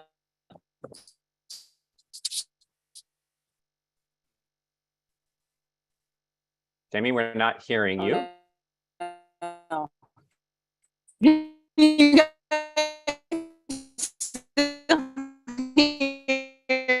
Hey, Jamie, maybe turn your video off. We're not hearing you. Type it in the chat, Jamie. Let's do that. Type it in the chat because we're not hearing you. But thank you for. Yeah, there you go. Now let's try it.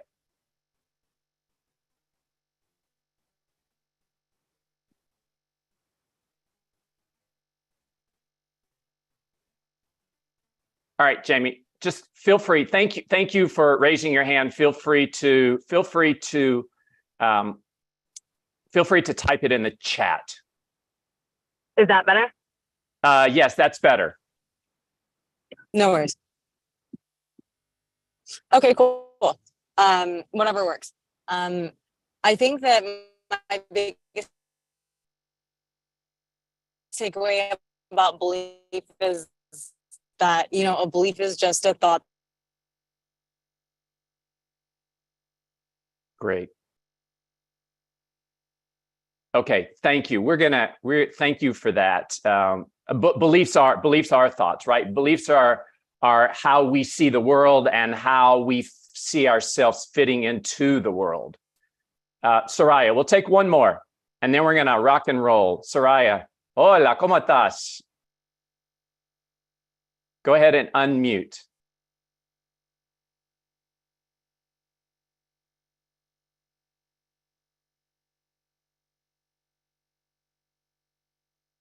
Soraya, can you unmute? Can you hear me? Yes, now we can hear you. How are you? Good, gusto verte. Same to you. So my best takeaway is take responsibility about my life, my health, and my dreams. I feel my place here with this team is I'm following my dream. I'm feeling better on my health and everything is changing. So I feel so happy, take responsibility for my health. Awesome. Thank you, Soraya, and thank you for sharing that. Very All well. right. I'm going to share my screen with you. We've got the next 50 minutes together. Can you guys see my screen? If you can see my screen, give me a thumbs up, please. Awesome. Okay. Who here is a high performer? And what do I mean by high performer? You get stuff done. You achieve results. You're probably always people come to you and they ask you to do stuff because you're dependable, you're reliable, because you get stuff done. If that's you, type a 1 in the chat. Let's see how many high performers we have here. Yes. Numero uno. I love it, Dr. Rich. Absolutely. And at the same time, who here feels that maybe you've had to sacrifice parts of your life, whether it's your health and your wellness, or maybe some key relationships along the way to be successful in your career and to get stuff done? If that's you, type a 1 in the chat. Yep. Yep. Absolutely. Well, you're in the right place. And who here wants to live life every day as the best version of you, whatever that looks like? Maybe it's to have more freedom. Maybe it's to have more energy. If that's you, type a 2 in the chat. Maybe it's to be engaged with life and the activities that bring you joy. Maybe it's greater connection. You know, we're all wired for connection. Maybe it's just more confidence. Yep. Well, I get it, because that was my life 8 years ago, but it's not my life today. And that's why today I really want to share with you some of the insights that I've gained over the last 8 years as I transitioned from that burned out global executive with 2.5 million miles on one airline and 1 million miles on another. Wow. And was so driven that my doctor ordered bed rest, and my version of bed rest was my laptop, my cell phone, and conference calls from my bed. Imagine that. That was 8 years ago today, or 8 years ago when I decided to make a change, because I knew that my current lifestyle had become my new normal and it was killing me. And so again, what I'm going to share with you today is a lot of experience, some science-backed behaviors that transformed my life and transforming the lives of the high-performing business leaders and entrepreneurs just like you that I'm working with. And a critical piece of that is self-care, but it's not the traditional definition of self-care. So I want to ask you a question. I have 2 questions to ask, and I want you to take a moment to reflect. And then we're going to ask a couple of you to share. Here's the first question. And if you have a pen, you're taking notes, I invite you to write it down. Why is it important for you to have more harmony and fulfillment in your life? Why is that important? And I want you to think about it from 3 perspectives. Why is that important for you personally? For the relationships that you're involved in, and for your career?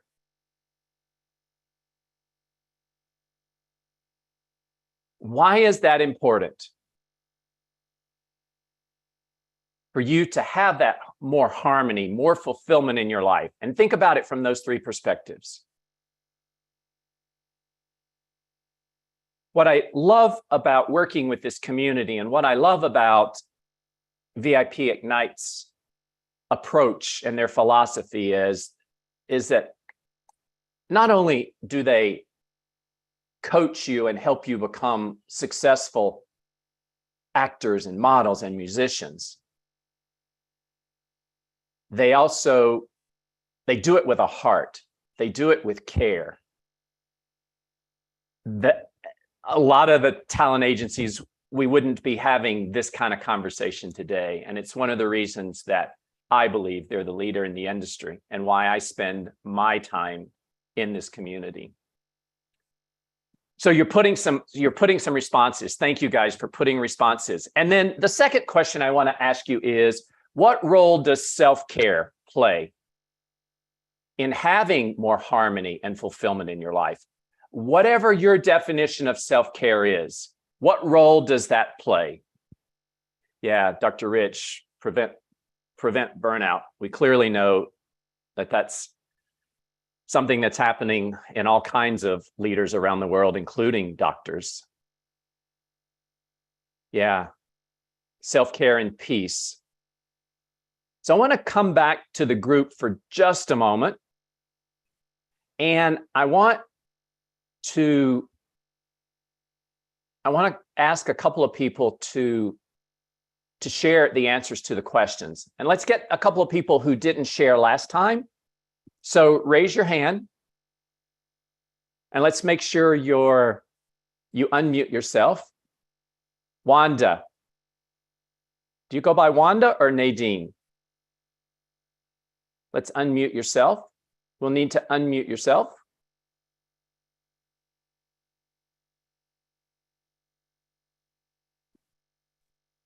Can you hear me now? I can. We can hear you. Thank you for showing up. Thank you for stepping up. Yes, sir. Thank you for coming and just being you. I'm a little nervous, but I'm gonna keep it real. Hey, why? You know what? Can I share something with you? So first of all, thank you for being vulnerable. Yes. Because you know what? The more vulnerable you are, Yes, the more sir. times you're vulnerable, the greater connection you make with community. So thank you. Thank you for being vulnerable. Thank you for saying you're nervous. Yes, sir. We got you, but we got you. Okay. The words again said, why is it important having harmony? Yeah, the question? and fulfillment in your life. Oh, wow. Oh man, Mr. Bruce. That's a must. I have to have that. In order to have, self-care, harmony, being able to address what we have to face, taking care of yourself, being able to balance things like even within your home, on your workplace, even when certain things may come about that will catch you off guard. If you have that moment of time to just have, like you said, like yoga, I pray, I just try to go for walks, Love it. something to get me to realign myself to get back into focus. I Love think it. that's a help. Yes, Love sir. it. Love it. Thank you so much. And feel free to call me Craig. Mr. Bruce is Craig. my dad, okay? Okay, Craig. Thank you, Wanda. All right. All right. Sid, let's hear from Sid. Hello, Sid. Wonderful to see you.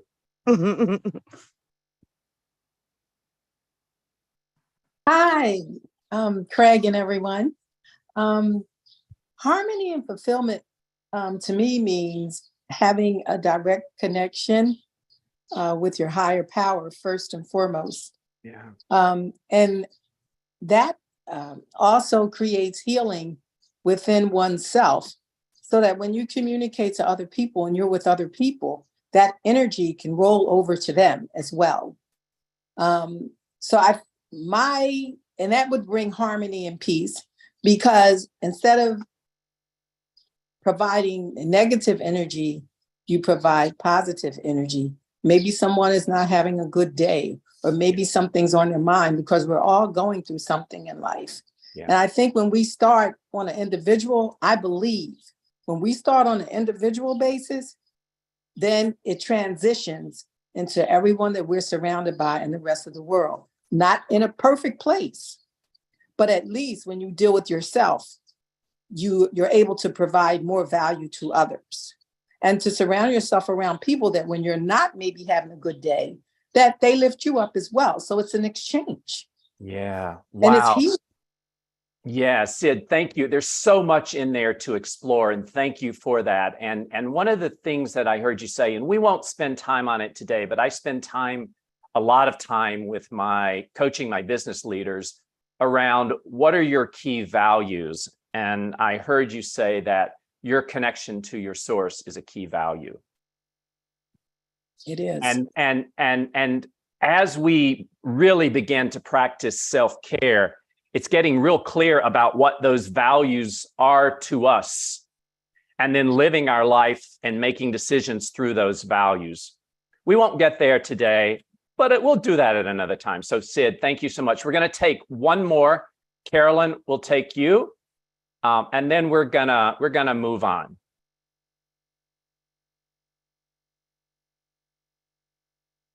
Hey, Carolyn, let's unmute. There you go. Hello. How you doing, sir? Well, I look at myself as a foundation to myself and others. So what I do when I get up in the morning, I think of how I want to go out and present myself to everyone. And I figure, well, sometimes you may meet people like Miss Sid say, you'll meet people that's down, or you'll meet people that's very ecstatic. Some people are very happy all the time. Some people are not. So you kind of have to base yourself on how the world presents itself to you, you know? So I kind of I always try to keep a cheerful way about myself. Yeah. I get up in the morning and I pray first before I go anywhere, because I don't know what I'm going to face, you know, when I get out there. So I kind of think that for me is me bringing my inner self out. It's like, I want to show everyone that I'm coming out in this world to be presentable. You know, I'm not coming to bring mischief or bring sadness. I just feel that I want to bring the best of me when I get out there. And if I'm going to go for something, I'm planning on giving it my all. And I'm not planning on letting anyone take it away. You know, I want to really put myself in a position where I know that once I get out there to do it, I'm doing it to achieve it, you know? So that's what I'm thinking. So I want everyone, when they see me, I want them to see, oh, she's coming to do what she got to do. You know?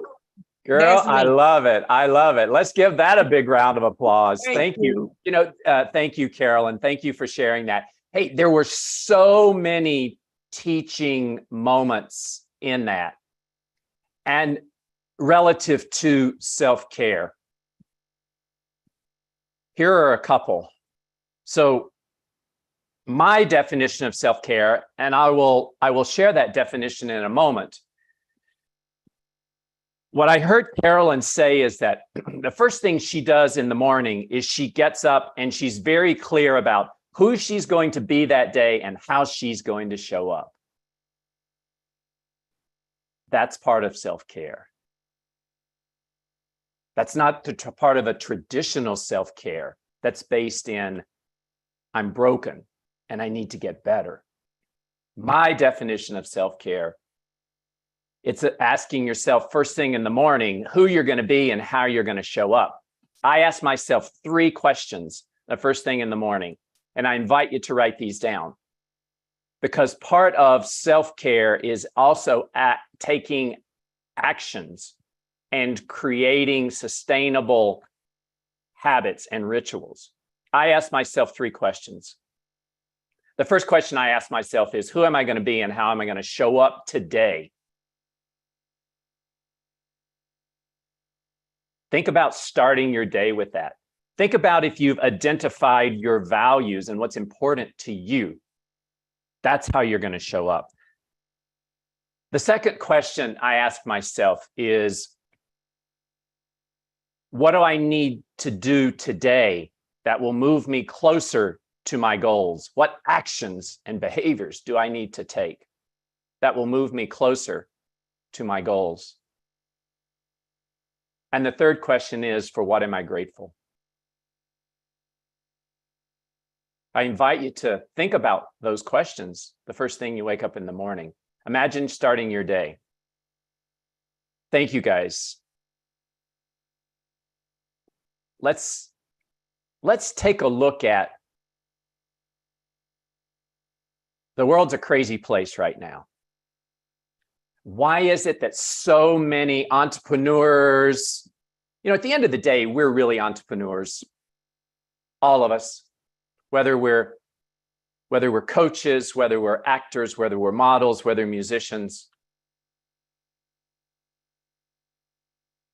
It's because we're doers, we're achievers, we get stuff done. We put others before ourselves.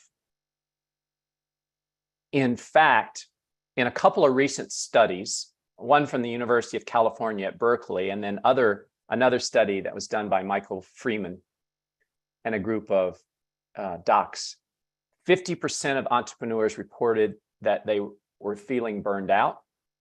And in the second study, 72% of entrepreneurs reported mental health concerns, including depression and burnout. And we know that its mental health issues are at an all-time high. And here's why. It's because when I ask my clients, how do you spend your time among the 3 biggest spheres of influence in your life, that being yourself. So I can influence myself. I can control myself. I can influence the relationships, and I can influence my career. Here's what it looks like. Overwhelmingly, where people are spending their time is on their career. I invite you to take a look at this. What does this graph look like for you? Feel free to type it in the chat. Where are you spending the majority of your time? Is it on yourself? Is it on your career? Is it in relationships? Where are you spending today? And then where do you want to spend it? Yeah, 90% career. Rich, thanks for sharing that. Kim, self-care, that's great. We want to definitely hear some thoughts from you. And with that comes high levels of stress. And stress by itself is not a bad thing. Stress is really how our body responds to taxing demands. It's when, and our body is designed to heal itself. As Dr. Rich knows, if we get out of the way, but most of the time we don't get out of the way and we get stuck in that fight or flight and we go, and we don't take time, and stress becomes chronic, and it can lead to all kinds of things, all kinds of health issues, everything from gaining weight to being tired. Anybody wake up tired? Anybody wake up with a lack of focus? Maybe anybody wake up with sweet cravings or have sweet cravings late in the afternoon, or even worse or more severe anxiety or just not having fun in life. So what's the secret? Well, I will tell you that based on coaching hundreds of executives, here's the secret. The secret is to prioritize you. Yep, I said it. Prioritize you. Invest in you so that you can ignite you.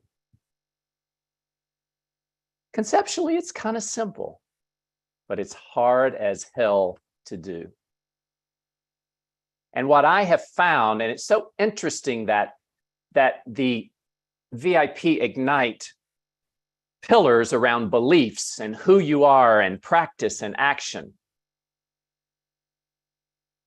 are so aligned with the 3 areas that I have found, and again, coaching hundreds of people like you, that are the levers to move your life forward in that direction of more fulfillment, more harmony, being able to practice self-care. And those 3 areas are consciousness, which many people refer to that as mindset. It also believes, it's really about what you believe, who you want to show up as every day, and really who you are. And it's about getting clear, it's about growth, and it's about intention. Intention is a key part of that. Clarity is a key part. Get clear about who you are and how you want to show up every day, which involves looking at your beliefs. I'll share with you, I'm part of the Agape Spiritual Center here in Los Angeles. Reverend Michael Bernard Beckwith founded it. And he's a spiritual guru known globally. And he has a quote around intention that I love, and I want to invite you to write it down. He says, with intention, you have design. Without intention, you have default.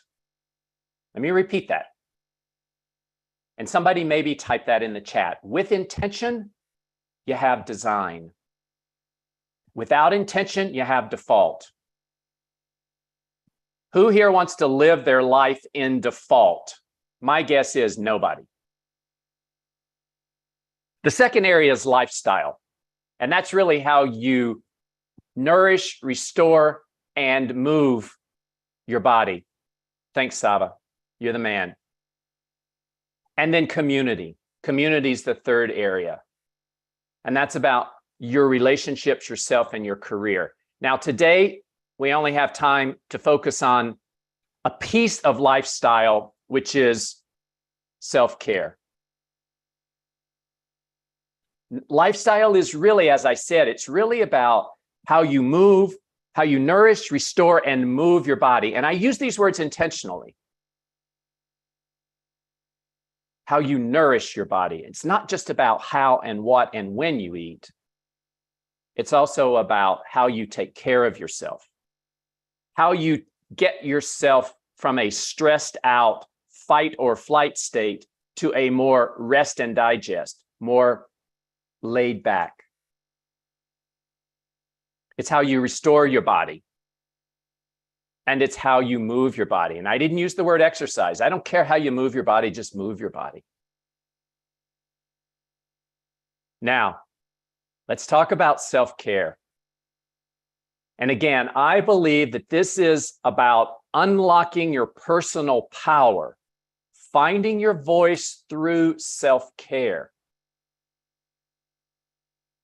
In my experience, the traditional definition of self-care comes from the perspective, the paradigm of self-care equals self-improvement. I'm broken. I need to make myself better. And I think that comes from a mindset of being perfect. Who here has a mindset? Who here has a belief that they need to be perfect? If that's you, type a 1 in the chat.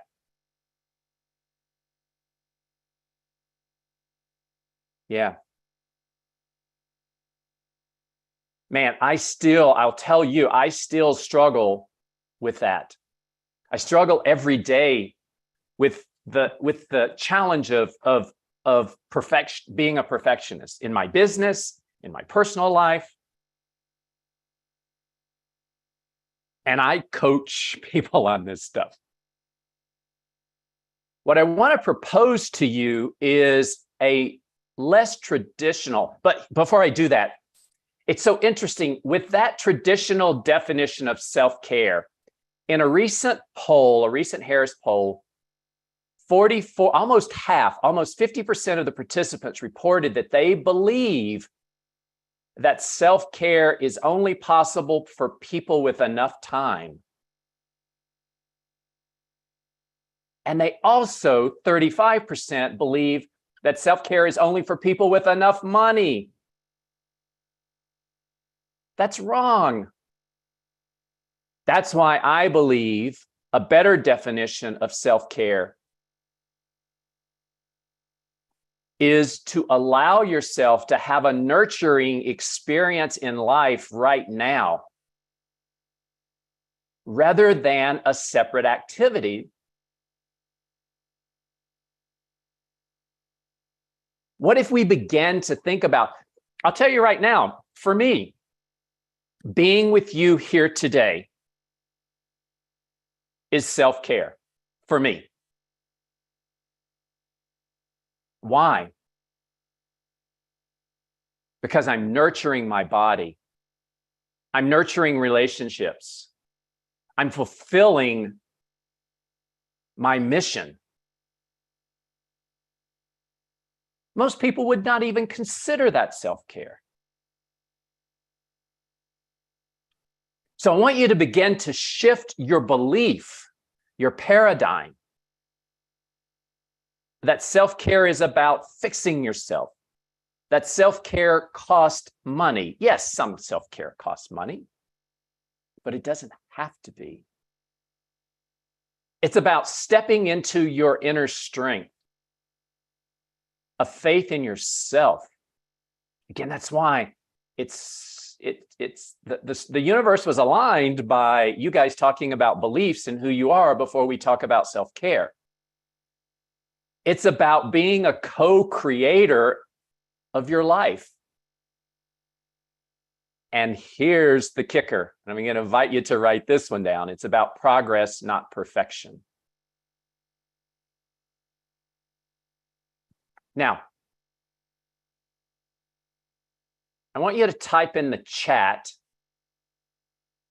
how this definition, this new definition of self-care is resonating with you.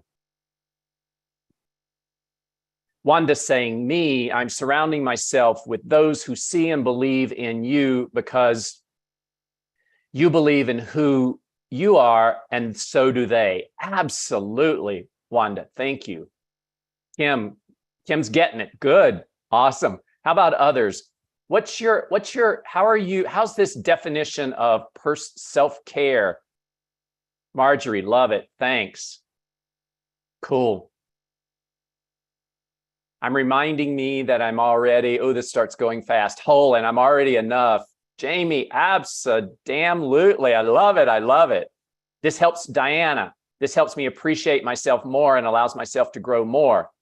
Good. Good, Ray. It seems reasonable. Happiness, not perfection. Progress, not perfection. Love it, love it, love it. Sharing is caring. Thank you, guys. Now, to take this definition one step further, and here's where I want you to do some, you're going to get to do some work on this. Marcia, thank you. Love it. And thank you for commenting. This definition of personal power, unlocking your personal power through self-care, is really multifaceted. And I see it in three buckets. The first part is, how do you care for your body? So how do you nourish, restore, and move your body?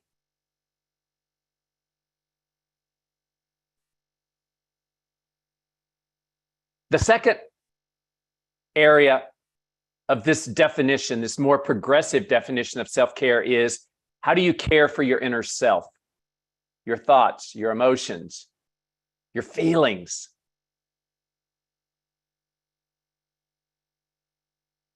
And the third, you guys are putting some great suggestions. We're gonna hear from you in a moment. And the third is, how do you care for your community? And why is community part of self-care? It's because we as humans have basic needs around love, around belonging, around connecting. We are wired for connection. We know in the studies around the centenarian communities, the blue zones, is that people who live to be 100 and older, the studies will, and the data tells us that there are multiple reasons. One of those is they have a sense of purpose. And the other is there's a sense of community, a sense of belonging. So now here comes the fun. Blaze, without self-care and without knowing yourself, love can be your biggest weakness. Wow, that's powerful. Showing up for yourself. Carolyn, thank you. Yes. Lisa, the need to be needed. Thank you guys for sharing this. We're social creatures and we can't do it alone. Zayamira, great, thank you. So I want you to take a moment. I'm going to invite you to take a moment and we're going to do each one of these and then we'll have a little bit of discussion. what does care for your body, what does that look like for you? What could it look like for you going forward? I want you to take a moment. So what does the component of self-care around care for your body look like? I'm going to come back so I can see these amazing faces. And we'll take two that want to share what it looks like and or what you're thinking it could look like. And the reason I want to share is because we all learn from each other. That's such an amazing part of being part of this community, this family. Who wants to share? Go ahead and raise your hand. We'll take two. Georgia, we're getting to you this time, my friend. Awesome. All right. Go ahead and unmute.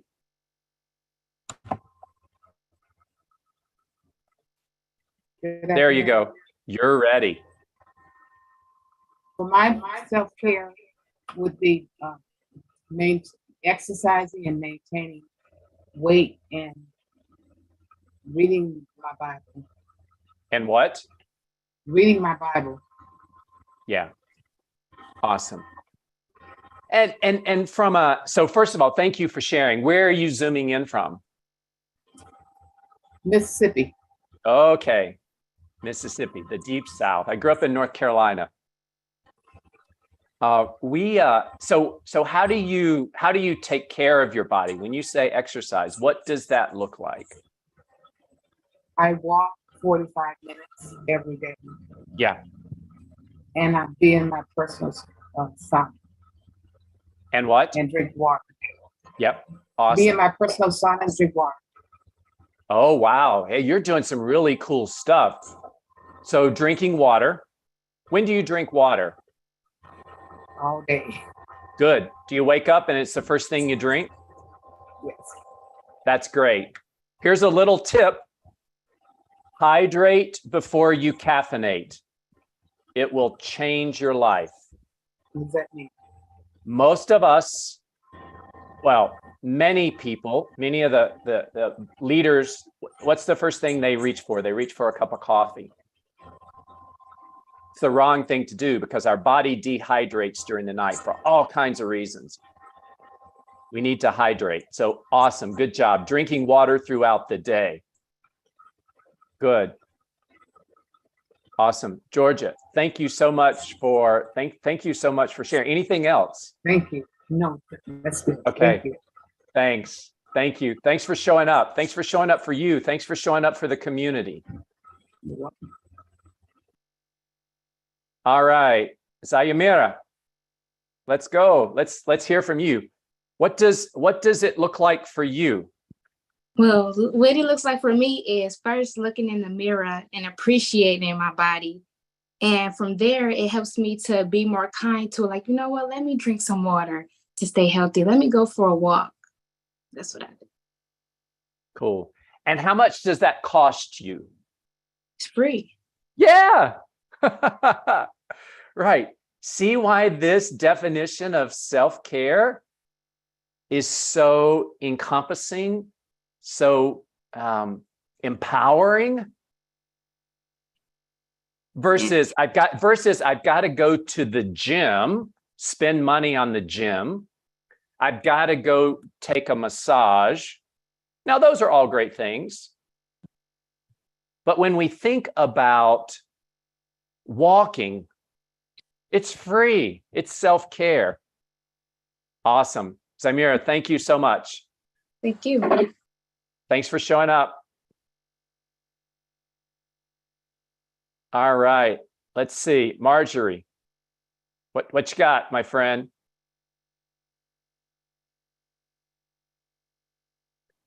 Go ahead and come off mute. And if you're able to share turn on your camera, that would be great. Hi. Okay, there we go. Self-care for me is I do exercise. I've joined Planet Fitness. Yep. But I also have certain medical things that I manage. So I make sure to take my medication, even though I hate taking medicine. I don't like the chemical part of medication because it's man-made, and I don't like putting a lot of stuff in my body, but I take it to manage my blood pressure. Yep. And I also have a compromised kidney, so I'm trying to eliminate processed foods in my diet because basically all I eat now is seafood. So as much as I love it, it's just kind of bland. I'm getting tired of eating that, so I'm trying to interject juicing into my life and just take processed food out completely. Right. So just taking care of myself, and I like dressing. I like to look nice. I like just, looking different than other people. And I had an opportunity to revamp my whole wardrobe because last year I left Atlanta and I threw away everything I owned but 2 suitcases. So since January, I've been rebuilding my wardrobe. So I've been having fun buying clothes. Awesome. Hey, I got a question. And how might that fit into our more progressive definition of self-care? Everything that I do for myself makes me strong enough to do for others because I know that I'm being cared for. So therefore, when I reach out to others, I know all the things that I do for is someone taking care of me as well. Awesome. Awesome. Thank you. And thank you for sharing. And congratulations on this adventure, this journey that you're on around nourishing your body with whole foods, and congratulations. Good luck with all of that. Thank you. All right, Mr. Ray. Yes. Well, I take walks. And I also, one of the things that I really love to do is do the readings at my church. Yep. At Mass. And I take great pride in doing those readings. I treat them as monologues. I try to tell a story with each one. And even though I'm not a minister as such, but it's like ministering to the congregation.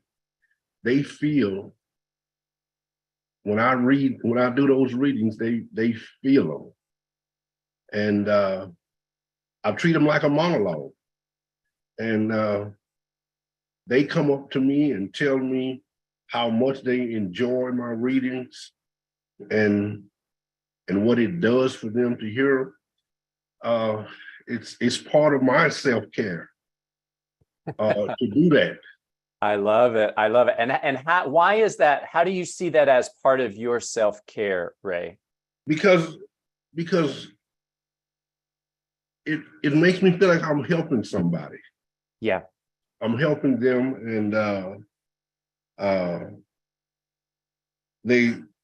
I had one person tell they enjoy my readings more than they do the homily.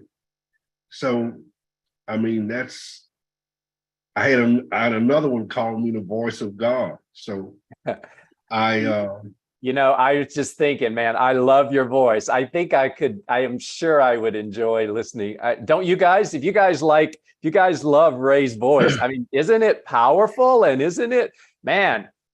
And you know what? I'd say you are a minister, and again, words matter. Words matter, right? So you may not be licensed as a minister, but you are ministering. And so I would just, again, words matter. Thank you. All right, my friend. Thank you, Ray. Thank you for sharing. All right, we'll take one more. Soraya, one more, and then we've got 10 minutes, and I want to begin to wrap things up.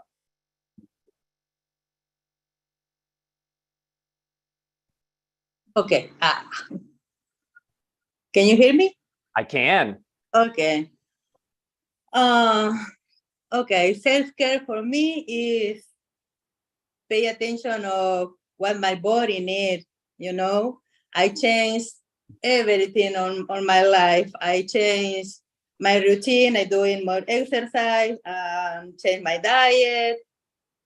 I changed everything. Because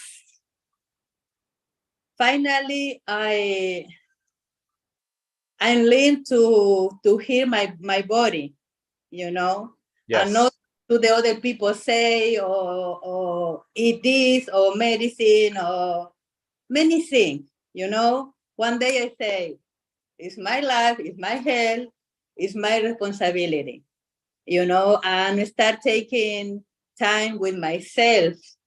And you know what? I discovered I like myself, you know, it's like, and everything start changing, you know, it's more, I taking time for myself for first my life. Thank you. Thank you. And I saw your energy in Orlando, and felicidades. Thank you. Thanks for sharing. All right. I heard Deneen say, before she introduced me, is that high performers take action. If you guys agree with that, type a 1 in the chat. High performers take action.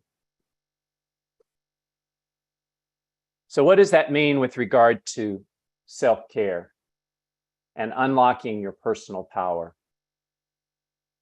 What it means is that to really begin to take care of yourself in this crazy world where the world is throwing crap at us that has never thrown at us before, where we're running for auditions and we're taking care of our family, we're taking care of friends. It's really about creating sustainable habits by creating rituals. Create your morning ritual, create your evening ritual. And that reflects what's important to you. That's why I think the conversation around values and negotiables is so important. And as we begin to wrap things up, I just want to share with you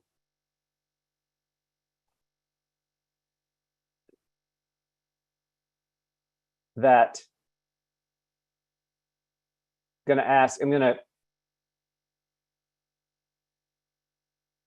you guys see the last slide? Let's take action. If you can see that slide, give me a thumbs up. I want you to think about what are 1 to 3 self-care habits that you're committed to implementing over the next 30 days. Take a moment and write that down. You heard some great ideas today. Is it getting out in nature? Is it just taking a walk? You know, when I feed my dogs, when I take my dogs out for a walk, when I let my dogs out for a poop, I consider that self-care. Why? Because I know how I feel when I'm taking care of my dogs. I know the joy that they bring. I actually know that there are hormones in my body that are being secreted because I'm taking care of my dogs.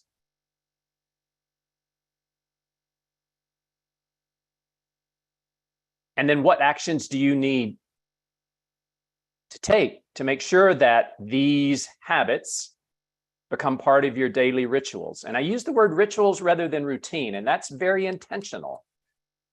There's a difference between a routine and a ritual.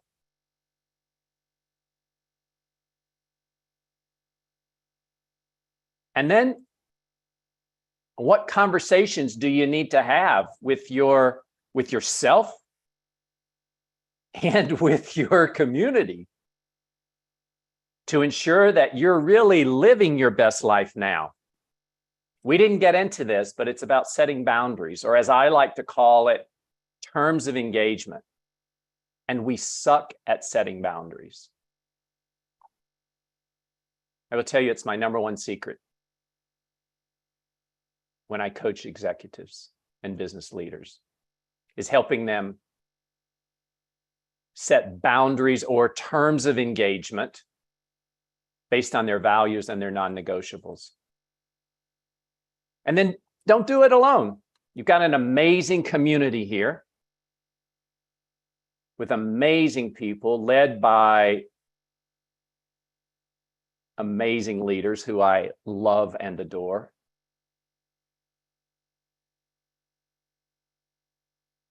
Because I'll tell you, 8 years ago, I decided to invest in me, unlocking my personal power, so that there would be no more laptop, no more cell phone, no more conference calls from my bed, because that was a little ridiculous, don't you think? And today, you actually have the opportunity to invest in you so that you make sure that your future includes you. My name is Craig Bruce. It's been an awesome pleasure to be with you today. I love you guys. You're in an amazing community, and thank you so much for this opportunity. Deneen, I'm going to turn it back over to you. Love you guys. Craig Keep showing up for Bruce. yourself. That was amazing. Thank you so much. How many of you now have a new definition of self-care that you're going to take to be even a higher performer? Because, you know, I love, Craig, something you said that really struck me is because you and I have had talks offline multiple times about, you need to take care of yourself. But you know what I love that you said? What? And it really struck me that you being here today is self-care for you. I was like, what if we all took that and started thinking, you know what? When I show up for other people, I'm also showing up for myself. Mind blown. Thank you, Craig. That was awesome. Okay, Love guys. you. On a scale of 1 to 10, how awesome was learning about self-care? How many of you have redefined your definition of self-care? If you have, let me know in the comments. Because let me tell you something. There are going to be days where this is the most amazing, awesome thing you're ever going to do. And then there are days where you're like, why am I doing this? But you have to be in love with the process. You have to practice self-care. And I love listening to everyone, your different definitions of self-care. Walking, drinking water, eating whole foods, non-processed foods. It was awesome. So Craig, thank you so much for shifting our mindset with self-care. I appreciate you so much. Awesome. Thank you so much. Awesome. All right, guys. So what kind of this day? I know I don't even have a number for how impactful that was for me. So grateful. So I want you guys to understand that everything we're going over, the pillars, I want to introduce to you guys Alicia Kabak in just a moment. But what I want you guys to understand is that everything we're going over, it's like Alicia likes to call it the lasagna effect. We're building and building and building and building and building. Okay. So we start off our day talking about belief, how important it is to not only believe that you can do this, but to create systems, create something so that other people believe in you.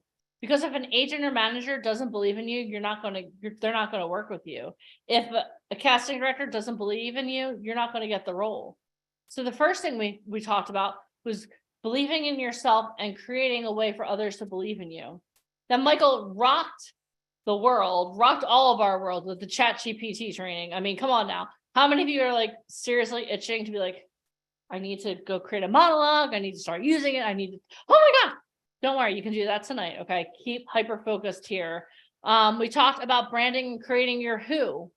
Who are you on social media? How many of you are thinking about, who am I on social media? Like, how do people see me?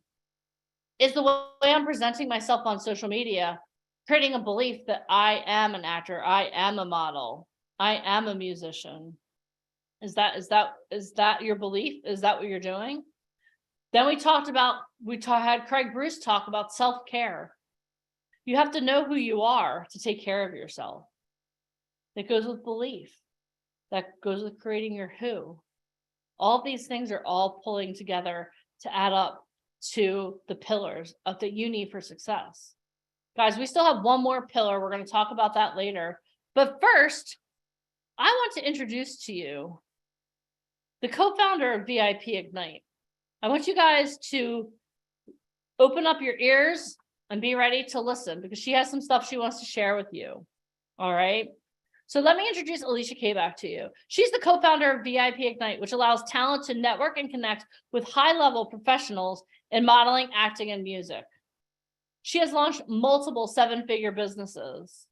She executive produced 5 Broadway shows that have won 38 awards, including 6 Tonys, including the Tony for Best Play in 2013. She had a successful radio show on CBS Digital Radio.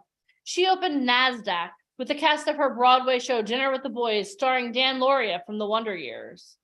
She is a Guinness Book of World Record holder. She is the co-author of the book Finding Fame. She emceed the Israel Music Festival with the Prime Minister of Israel in the audience. She has been featured in Forbes, Huffington Post, and Entrepreneur. She has shared the stage with such greats such as Greg Reed, Russell Brunson, Lee Steinberg, Brandon Steiner, and Les Brown. Her first movie, Target, is currently streaming on all major streaming services, and we just found out yesterday that it won awards at the Madrid Film Festival. She is a Fox News music expert. She currently manages Francis Ford Coppola's protege. She splits her time between New York, Los Angeles, and Orlando. She has helped over 10,000 talent get signed and book work through her program. I'm going to say that again, over 10,000. How many of you want to count yourself in that number? She has been in business for over 2 decades. She has done over 4,000 live presentations, and she is a 4-year running 2 Comma Club winner. Everyone give it up for the one, the only, Miss Alicia Kabak. Wow, I want to get to know me. Hi. You're pretty impressive, I'm just saying. Oh my goodness, what's going on? Boy, Zoom. How much do you guys love Zoom? Yay. All right, super fun. Deneen, I sent you a text. I know. You sent me a text in the middle of talking. Oh my God. I know.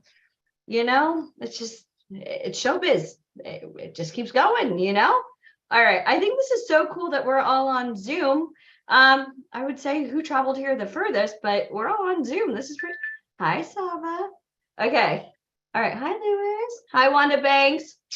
All right. You know, back in the day, this is so crazy, Deneen. I think you didn't work in the offices when we used to have people fly in from all over the world to come meet with Mike and I. It was really crazy. Like when we first opened the office in Philly, then we had an office in Princeton, and then 3 in New York City. People would spend so much money to travel from around the world to just come and meet with us. How many of you guys remember back in the day when you had to physically go into places? Anybody? Right? Anybody remember that far back? It was like 3 years ago. If you remember, type I remember when. Type I remember when.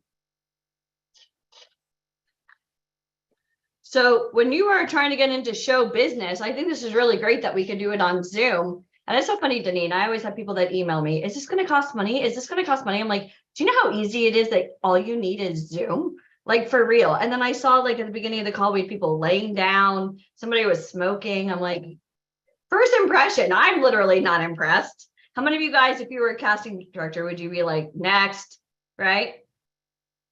So we got a lot to go over today. Hold on, I'm literally just going through my phone at the moment. Deneen, I don't see what you sent me, so I'm looking here.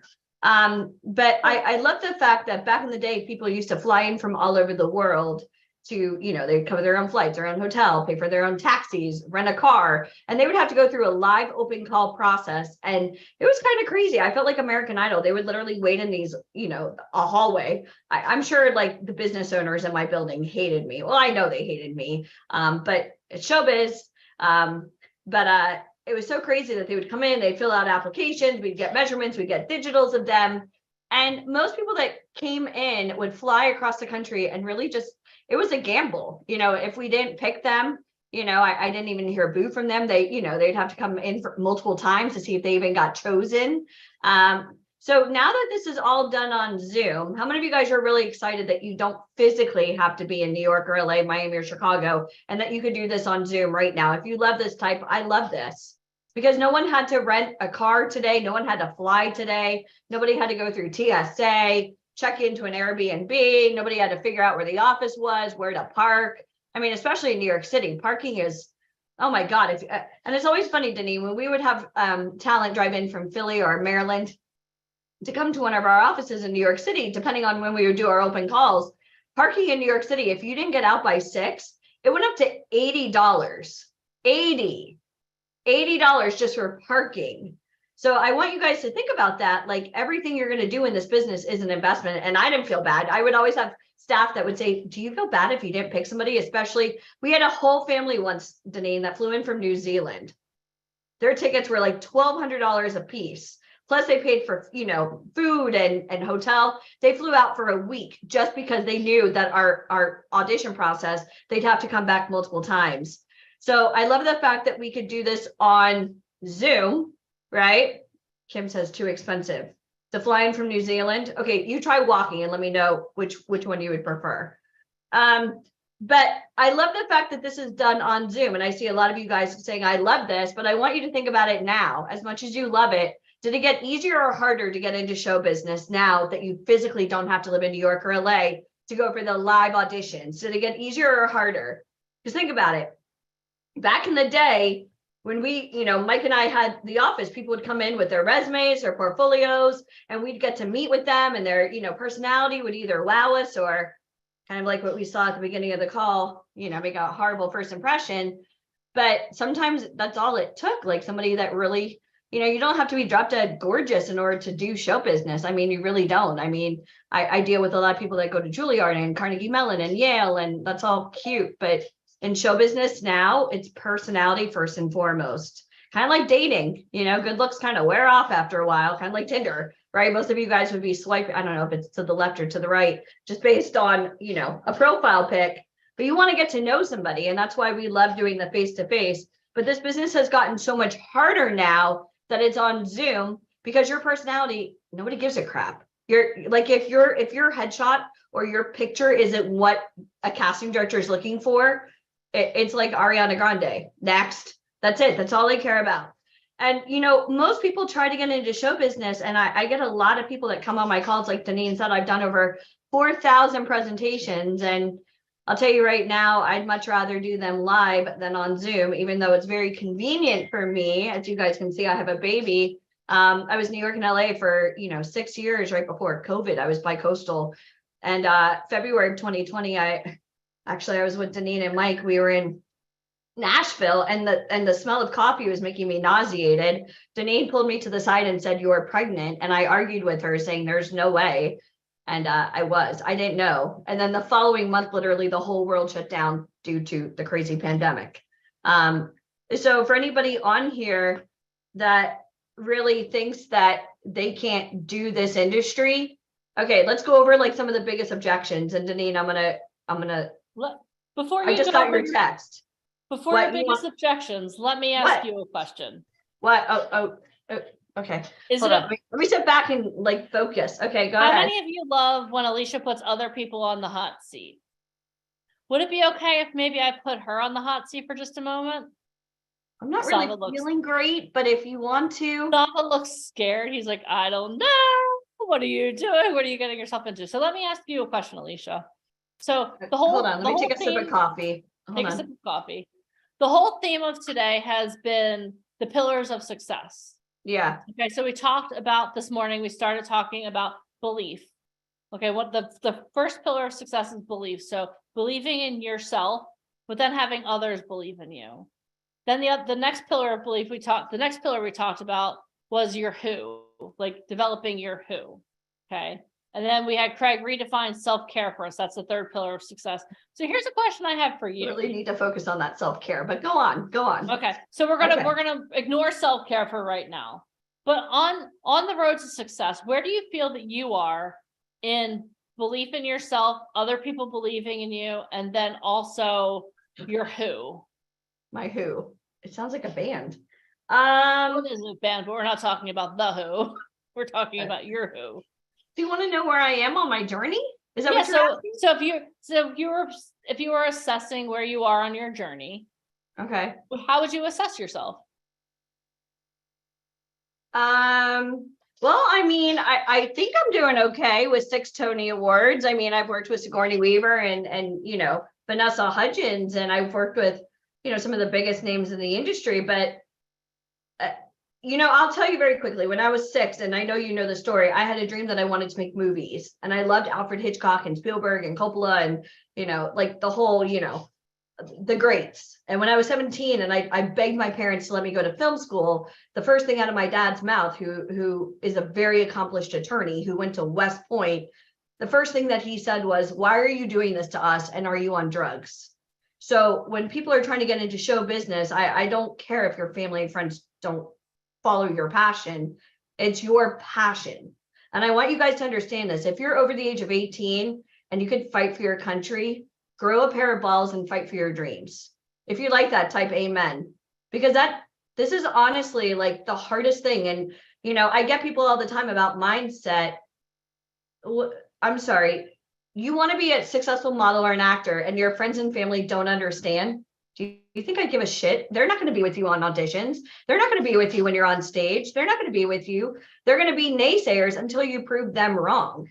And when Mike and I started this business, I can tell you, I graduated with a double major in TV and film and communications. Nobody gave a shit where I went to school, Deneen. My paper resume was nothing. It was literally college. Like I wasn't like some kind of unicorn that had all these connections and like getting spoon fed. You know, I wasn't one of those like Nepo babies where I had somebody that, you know, was literally like introducing me. My resume, and I would say, was holding me back from success, but I was doing what all my other loser friends were doing. I was taking advice from friends that weren't successful, and they all told me what to do. And so therefore, like, it's a blind leading the blind, which is what I see a lot of talent doing a lot on Facebook and Instagram. They're exchanging information with each other. And I'm like, well, that's sweet, but unless you have the exact formula of how to do this, no offense, shut up. So how many of you guys like my bluntness? If you like it, type I like it. If it's too much, type be easy on me. Because I mean, my company, my rules, this is how you do it. Like, you don't just get featured in Forbes because you're nice. You don't open the stock exchange because you're nice.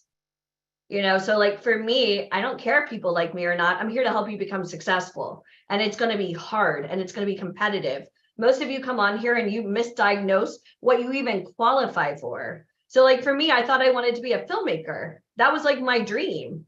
And when Mike and I started this company, you know, for those of you guys that heard Michael speak, and he's like genius, like beautiful mind. Sometimes I sit there just going, I can't even keep up with him. Like, he's so left brain, where I'm like right brain, like, let's drink and let's, you know, let's do trivia on all the, you know, best TV shows right now on Netflix. I'm like super like Rain Man when it comes to that. But between the two of us, that's my ring. Somebody must be at my door. But between the two of us, it's the perfect combination. And like in my mind, I don't know, like I keep getting offered these crazy opportunities, Deneen, that like the craziest things in the world happen to me. Like when you mentioned, like, you know, emceeing the Israel Film Festival with the Prime Minister of Israel in the audience.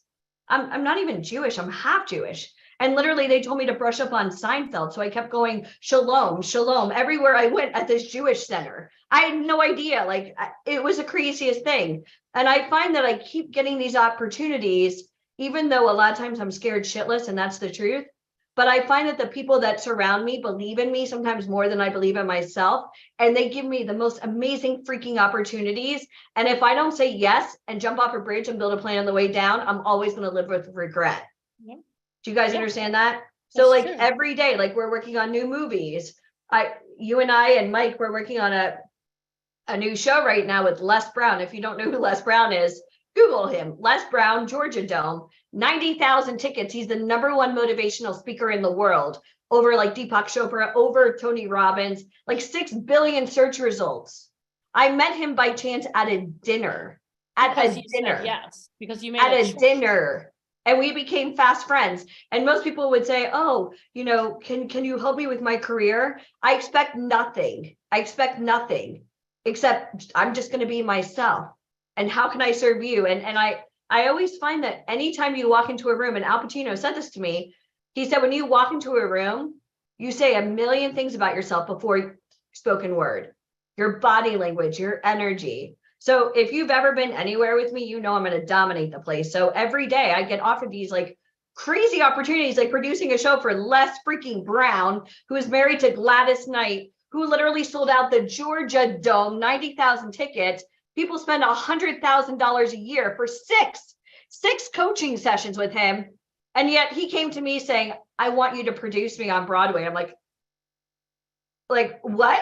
Like, oh my God, I don't. And I said to Michael, I called you both. I said, I don't think I could do it. And you're like, you say yes. You say yes. So the question is for everybody here, what would you do with those types of opportunities? And I'll tell you the answer. Anything you freaking want. Do you understand? There are no limitations in this industry. So my idea of wanting to be a filmmaker, well, that was small-minded, because now like we're working on like network stuff. You know, managing Francis Ford Coppola's protege. Literally, she's like, here's the owner of the Starz network. Here's his cell phone number. Can you call him and set up a meeting? I have that in my phone. Like, what would I even do with these connections back when I was in college wanting to be a filmmaker? What would I even bring to the table? Nothing. And I find so many people like, can you make me famous? Well, yeah, I can put you in front of everybody in the world that you need to meet. But the question is, can you make yourself famous? Do you have what it takes? And that's why we're on this call. So I'm that was a gonna go long-winded answer, but I'm gonna say you're pretty far ahead on the pillars. How about that? I'm well, you know, I'm super competitive with myself. So no, that's awesome. No, because you know what the thing is that action, people who are successful take action, and action is a choice, and you've chosen to say yes over and over again. And I've sacrificed a lot. We're all here. For real. Awesome. I mean, it's the craziest thing in the world to be able to do this on Zoom, but not only offer like a training for free, like that AI ChatGPT. I feel so smart, because when I read like Hollywood Reporter and all this stuff, everyone's like, AI is going to take over the world. We're all going to be like without jobs. And I'm like, what are you talking about? We're harnessing the power of AI to get you more jobs. Is that okay? Yeah, like you just need to know how to use it. It's like electricity. Oh, it's you know, like think about some of the greatest achievements in like human, you know, like it's crazy. So that's why I love what we do, because we're making a difference. Hello, Dr. Richard. Well, thank you for letting me put you on the hot seat. That was it. That's all. Okay, cool. Hold on. I thought this was going to be a drinking game. I was like totally ready to play. But wait, there's more. But What? what we need to do now is we need to kind of put on our hats and go into the modeling side of things right now. So is it okay if we do that? Yeah, I mean, sure. I just work here, whatever. Okay, awesome. All right, everyone give Alicia a round of applause. She had no idea I was going to put her on the hot seat. No That's idea. the type of performance that you have to choose to make, everyone. Awesome. Well, Alicia, don't worry. We'll be talking to you shortly. Okay, so I can put myself back on mute. You can put yourself back on mute. Cool. Thank you. I'm seeing. Okay. Awesome. All right, guys. So now, we've talked about acting, we've talked about how to propel your acting career, but how many of you want to know what type of modeling you qualify for? If you want to know what type of modeling you qualify for, type model in the comments. All right, guys. So what we're going to do now is we're going to break down the modeling industry. It's 2023. The world has changed. Are you guys ready to learn more about the modeling industry? This is what I want you to do. I've already introduced him, the co-founder of VIP Ignite. Everyone give it up for the one, the only, Mr. Michael Fomkin. Hey guys, can everybody hear me? Yes, okay, good. All right, let me share my screen so we can keep this train going. Okay, awesome. All right, great day so far today. I really want to go do some more ChatGPT training though. I'm so excited. But we have to keep this up. We got a lot of really great speakers coming up, so make sure that you do stay tuned. Our next speaker is one of the top models from Wilhelmina. Beautiful young lady. She's actually part of one of our films. And she's going to really share with you guys some really top level, some really high level stuff about the auditioning process and the whole process of working at that type of level. Because I know a lot of people here are on that journey, but the great thing to always know is what are the next steps? Like, what does the future hold for you? And, you know, when you have those expectations set, you know what your next move is. So really, really great day. And following up with that, we have some surprise speakers. We got a lot of really cool stuff. We're going to end the day out with a really big surprise. And I also just want to make this announcement now for everybody who's on here. If you make sure that you're on the call both today and tomorrow, I'm putting together, it's a list of 100 prompts for ChatGPT, all involving the modeling, acting, music industry, and social media. I'm going to give that to everybody for free. So you guys will literally have literally the entire blueprint for creating the prompts around the modeling, acting, music industry, social media, and so forth. So I'm going to send that out to everybody. And it's actually going to be a living document. So once you have access to it, as we're updating it, it'll keep refreshing. So you guys will always be on the current. So just like my little gift for coming out, saying thank you for everybody for being here. I'm going to be sending that out to everybody who's here. So it'll be really super helpful for everybody that's on the call. But you do have to be here both today and tomorrow. We do pull the list, so that way we'll know who to send it out to, right? Because if you snooze, you lose. All right, so let's keep this train going. One of my favorite presentations, diversity and being you, the science, the structure, and the framework. What type of model are you? Okay. Obviously, we all know the world has changed. Everything is consistently always moving forward. The industry is always improving upon itself. It's opening up new doors to new people. And like we're learning here today, and just like anything else in business and life, relationships, health, it's all about having a new mindset, creating new results. You know, when something doesn't work, you do it again, you tweak something out until you find out what works, until you finally get the results that you're looking for. So obviously having a new mindset gives you new results. Okay. In today's world, it's all about diversity. The modeling industry has changed so much in the past 10 years. It's always evolving, but it's really all about what makes you unique, what makes you who you are. The industry has opened up for most people that, you know, they have people who are new have such a closed mind to how this industry works. But, you know, when you really kind of open it up by the end of this presentation, I want you to realize how much opportunity is really out there. And I want you really to see the industry at a much higher level than somebody who's working outside the industry.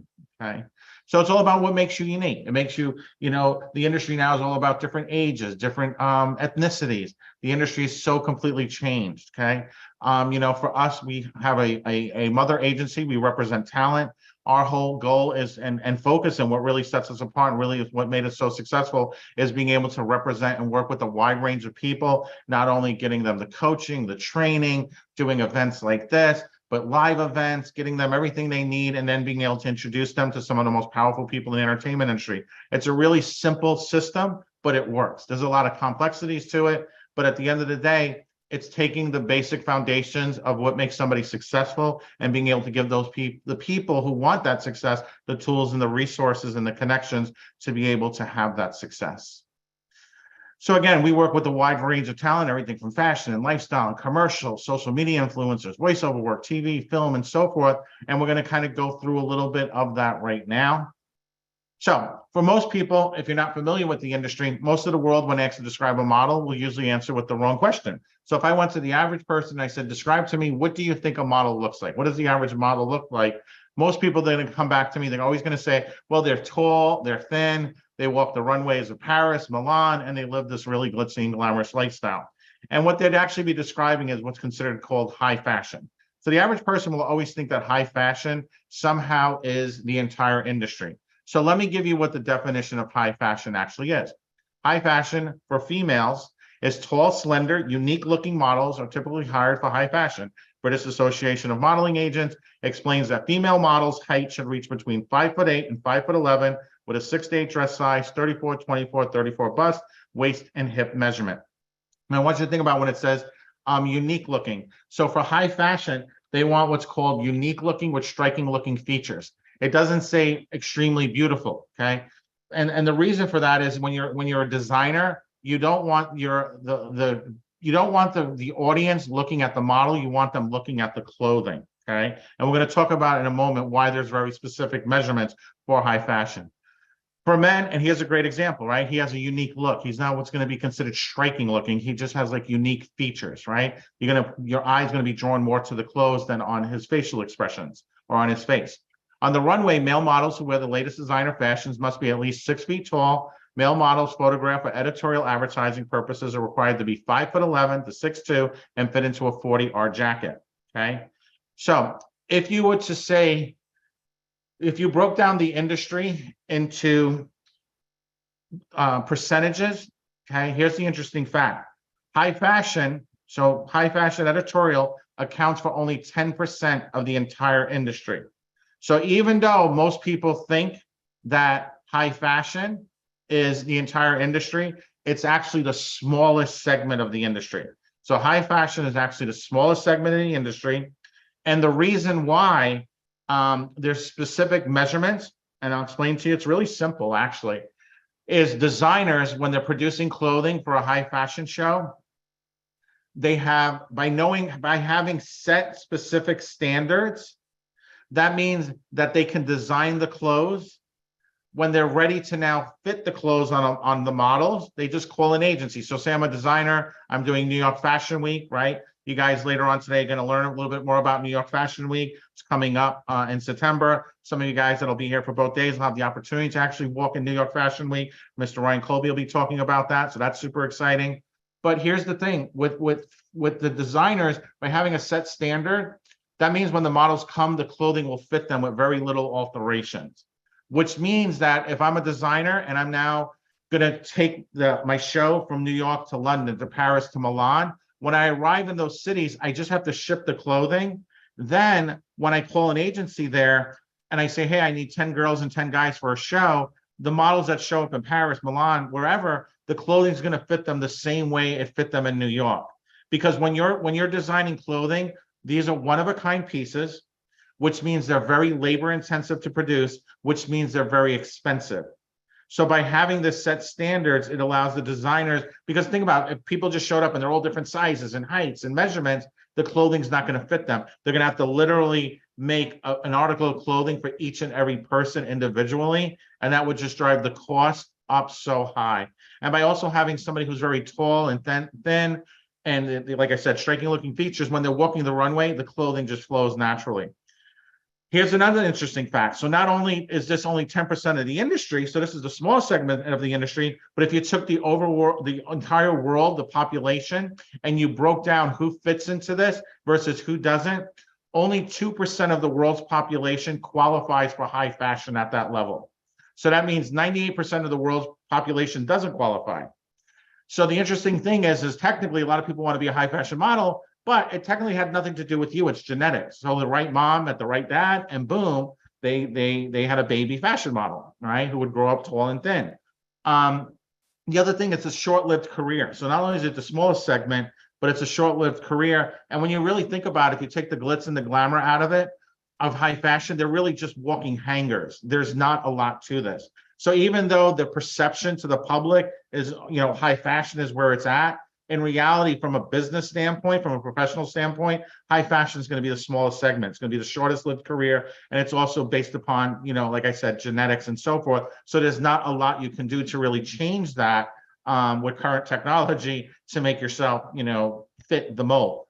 Now, the next category, so if we know that high fashion is 10%, we know that there's other categories. And the second category, which is going to be the largest category, is going to be 80% of the industry. So this is what's going to be called as commercial print modeling. So you can think of magazines, billboards, catalogs. So if you were to come up to me as a working professional for almost 20 years in the industry, and you said to me, well, describe to me what the average model looks like, I'm going to like, well, it depends upon the client. Is it for a drugstore? Is it for a consumer product? Is it for editorial? Is it for fashion? Is it commercial? Is it TV, film? I really need to know what they're looking for, because I know that there's such a wide variety of projects. Like when you look at this ad here, you can see the mom, the dad, the baby. This is a stock photo that could be used for a lot of things. It could be used for prenatal care. It could be used for a hospital. Choose this hospital to have your child at. It can be used for a lot of different things. And as you can see here, these are commercial print models. These are people who had an agent, they have a manager, they were submitted out. The client felt that they had that nice look. They have African-American, Hispanic, multi-ethnicity, right? Which is a huge market right now. So again, it's all about what makes you unique. It's no longer just that blonde hair, blue-eyed girl. Actually, right now, there's more opportunities in the modeling and TV and film industry in the next 2 years than there have been in the past 10 years combined. When you think about e-commerce and just the internet and social media, there's such a big opening for different people, for unique looking people. So when you think about commercial print, again, 80% of the industry, this is where you want to be. And like kind of going through everybody this morning and going through everyone's profile on the call, you guys would all fit commercial print. That's where you're going to fit into. You're going to fit into commercial print. Now, you know, maybe there are a couple of people on here without getting their exact measurements, might fall into high fashion or editorial, but commercial print is really a great place to be. So definitely be excited about that. So here's what the other good news with commercial print. Commercial models work for many different jobs, right? It's going to be the most amount of work, including print advertisements, catalogs, campaigns, television shows, magazines, trade shows, and much more. There are no height or size requirements to be a commercial model. Print models must have an attractive face, good skin, nice body, and a pretty smile.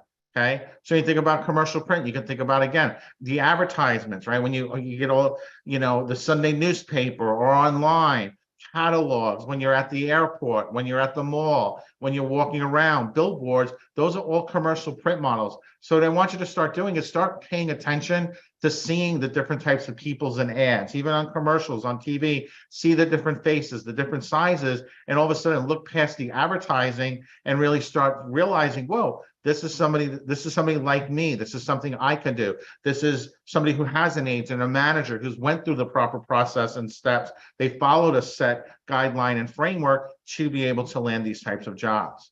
So again, you can see here, you know, in today's world, it's all about different couples, right? Two men being together, two women being together, mixed couples, mixed ethnicities. There's more opportunities now for people when they have exotic looks. They have different types of backgrounds. Maybe they're Hispanic, African-American. Maybe they have that Persian look, right? That's something that's a really great market because, again, the world is changing, it's now opening up to different ideas and different concepts that maybe 10 years ago weren't as accepted by mainstream media, mainstream advertising. And this is great news, right? This is absolutely phenomenal news because it's so much more opportunities for so many people who deserve it. Okay. Here's one of our talent, Christine, commercial print, TV, film, speaker, right? She can play a wide different variety of roles. She can be the president of the United States. She can play military.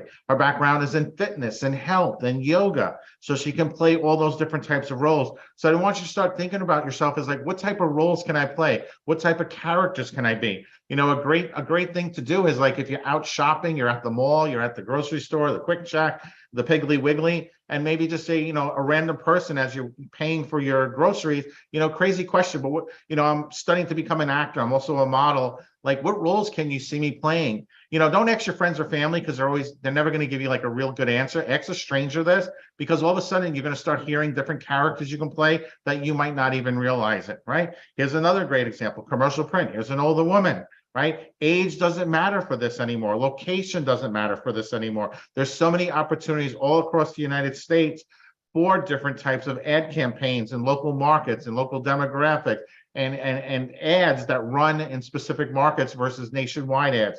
So again, age doesn't matter. This is all mindset. It's having a new mindset. Here's a great example of African-American woman, older, middle-aged, doing an AARP ad, but she can also play a mom. She can play a grandmother. She can play a college student, a college professor. She can play a law student. She can play a lawyer, a doctor. There's so many roles that she can play. So in that aspect is called versatility. The more versatile you are, having the right photos, the right layout, will give you more opportunities. Okay, another great example, you can see mixed family, African-American, Caucasian, right? The child. Again, this is e-commerce ads. So there's all different types of breakdowns within commercial print, from e-commerce to billboards to catalogs and so forth. Here's Sid, she's on the call. She's got a great look, being very successful. She just recently retired from working for the state of Pennsylvania and the city of Philadelphia. And now she's pursuing her modeling acting career. And she's been hitting home run after home run because she's in the right market at the right time with the right opportunity. And she's got a great personality. She shows up on time. She's always filled with love, smiles, gratitude. She's the type of personality that when she shows up on set, you want to work with her again. And that's what this is all about. It's about becoming that person that people want to work with, right? Having the knowledge, having the confidence, having the right tools for success. So again, magazines, okay? I want you to start picking up magazines. When you're at the bookstore, start looking at the different ads, start thinking about the different things that are out there. And all of a sudden you'll see it's unlimited potential, unlimited opportunity. You know, again, billboards, this is all part of commercial print, okay? Obviously, we've been doing this now for 17 years. You know, you guys heard from Alicia, get to hear from her later on again today. You're going to get to hear from some amazing people that we work with and partners that we have, you know, but we won over 36 awards, including 6 Tonys. 2013, we won the Tony for Best Play, because I learned early on, if you surround yourself with people who are doing what it is you want to do, it makes it so much easier because they've made the mistakes. Okay. So by surrounding yourself with the right people, having that team, having the right people to help push you forward, to guide you, it'll get you there a lot faster. When you're willing to invest in yourself, when you're willing to open up new doors, when you're willing to let go of your fears and allow yourself to have these breakthroughs, that's when your life will change in ways that you cannot ever possibly imagine. And it's all about taking action, right? It's in the moment of action when you make a decision that your life changes forever. So again, billboards, right? Next time you're out and about driving, start paying attention, not to the products, but to the people that are actually inside the ads. Here's again, location doesn't matter. These are some of the models that Ryan works with. This is a Korean clothing line. These ads were shot in New York, right? They weren't shot in Korea, but they were all marketed and shown in the Korean marketplace, South Korea.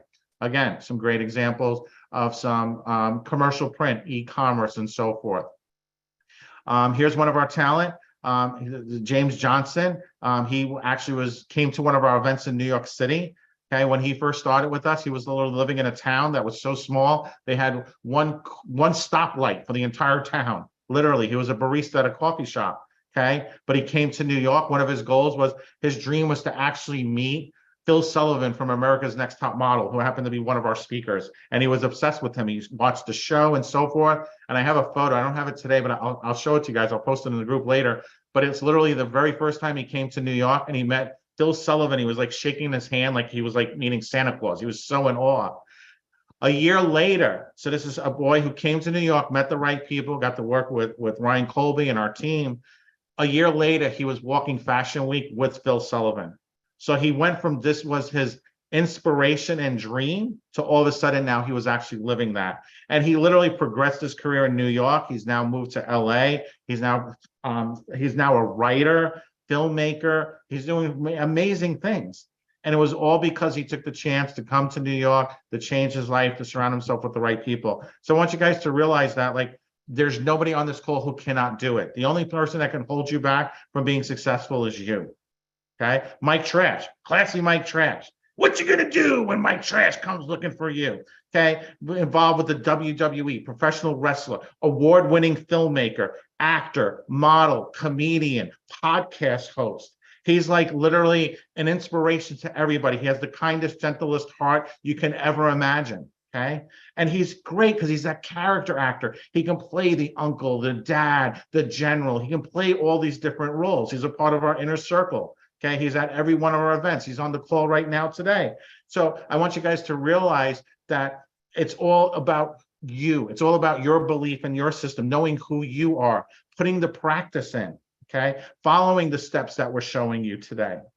Okay, Tony Aguilera, right? Great look. Again, was just signed by one of the largest agencies in Los Angeles. Been with us for less than 6 months, also a part of our inner circle. Got a great look. He can play the Latin gangster, right? He can play the mafia guy. He can also play the doctor, the lawyer. He can play that wide range of roles. His background is he's a nurse. That's his background. He's a nurse. Most gentlest, nicest person in the world. When you see these photos, you wouldn't think that. But now when I say that, all of a sudden you can see, well, yeah, he can play a nurse because that's what he does in real life. So it's taking some of the things you do in real life, become special skills that you apply to your career. Can you fly a helicopter? Can you scuba dive? Are you a great basketball player? Can you drive stick? All these little things, all these skills you built up over a lifetime actually help you excel your career, elevate your career, because so many times castings aren't just about looks, they're about looks and also skills, right? Are you certified in firearm training? Are you able to do stunt work? What are the skills that you have? Could you solve a Rubik's Cube in less than a minute, right? Ben, here's 2 examples, right? Guys should recognize both these characters, right? Especially the one on the right, right? So it's not only, voiceover work, commercial print, e-commerce, doing medical stuff, training videos, all these different things. There's so much opportunity out there, right? Think about the Geico ad. You got the mom, the dog, the little kid, the grandmother, right? Star of the ad is Geico. It's all about the commercial, but it's about putting units together commercial print, appealing to people to purchase products, to purchase services and so forth. You're a part of a worldwide trillion-dollar industry, advertising. Okay, here's somebody else you should recognize, right? Flo from Progressive, right? You've seen her in commercials probably 10 times a day. You see her on billboards, you see her on the back of airplanes, on buses, everywhere. But have you ever thought who she is, right? Who is Flo? Who's her agent? Who's her manager? How did she get started, right? Ask better questions, you're gonna get better answers. I see so many people struggle through life, especially in this industry when they're first starting out, because they just don't know the right questions to ask. But when you start asking better questions, you're gonna get better answers, and that's when your life changes, right? Her real name is Stephanie Courtney. Here she is without her makeup and her little Flo outfit. She could probably walk past you down any street and you probably wouldn't even recognize her, right? Okay, here's another one. He's considered the world's greatest extra. He's been in over like 500 films. It was in a Super Bowl commercial with Bar Raphael. He's probably the kid some of you, not saying you guys, but some of your friends probably picked on in high school. But yet he leaned into his character. He leaned into that nerdy character. He's been in Spider-Man, The Social Network. He's been in multiple movies that have won Academy Awards. Okay, Jesse Hyman is his name. Nicest guy in the world. Okay, he's consistently working full-time working actor because he leans into who he is. He leans into his uniqueness. He leans into that character. Okay, again, it's all about mindset. Mindset is everything. Let's talk a little bit more about Courtney, right? Flo from Progressive. Here's her resume. Well, I couldn't even put the whole thing on the screen. It would take me like 2 hours to go through her entire resume. But you can see she's been in short films back in 1998, right? She played all different types of roles, right? She's in a lot of stuff. She was in Mad Men for 5 episodes, Cavemen. She's in Looney Tunes show, Men of a Certain Age, like all this stuff, Mike Tyson's Mysteries and so forth. The Goldbergs, which one of our coaches in there. But like, she just got a role. She just literally, her agent called her one day and said, hey, I have a commercial for an insurance company. Do you want to do this? Like, her background is she actually invested in going to Chicago, Second City. She wanted to be a stand-up comic. Her background was comedy. That was what she wanted to do. She studied improv. She studied comedy. You guys later on today are going to get to hear from a multi-Emmy award-winning comedian who works with some of the biggest names in the industry, okay? So I want you to know there's many doors into this industry. It's just not about looks. It's about professionalism. It's about connections. But her agent just called her one day, said, hey, you want to do this commercial? She said yes. She took action. When there was an opportunity available for her to excel her career, she said yes. She didn't say, well, what is it? How much am I getting paid? No, she knew it was an opportunity. And one opportunity leads to another. That saying yes to that opportunity led to her now becoming the spokesmodel for Progressive. She earns $1 million per year, okay? Plus she gets residuals, plus she does spokesperson stuff. So she's making over $2 million a year just playing that one character, okay? You land an episodic on a show, you can make $65,000 an episode. Like, the money you can earn in this industry, when all you have to do is just cross this belief line that you can do it, when you find out who you are, when you find out the characters you can play, when you're out there practicing and becoming that person agencies want to sign, you have unlimited opportunity. Think about how much that would mean to you, but to your family. How much would you change your life? Think about what are the questions you're not asking yourself? What are the beliefs that you have going through your mind right now that are holding you back? Because if you change those questions, you change those beliefs, you will change your life. Right? Promotional modeling, another aspect of the industry. Promotional modeling is involved with a wide variety of different events. These events pay different rates depending on type of event. So think about the Budweiser girl, the Coors Light girl, trade shows, boat shows, car shows. Okay, you can earn $400 or $500 on a weekend doing these things. We work with one of the biggest agencies in the United States for promotional work. It's a great opportunity. I know we have a lot of talent that do promotional work on the weekends. Okay, they're at different types of shows, and it applies for men and women. You have to be 18 and over normally, but still, it's a great way into the industry. It's a great way to build your resume, a great way to earn income. Fitness modeling, right? Think about all the supplements, all the different types of online trainings and health and fitness. Health and fitness is a multi-billion-dollar business. So all the opportunities for e-commerce, all the clothing lines, all the different products that are involved in this industry, right? Doesn't mean that you're thin, it means that you're fit, you're healthy, you got nice curves to you. Speaking of curves, right? Plus size modeling, curve modeling, another multi-billion-dollar business.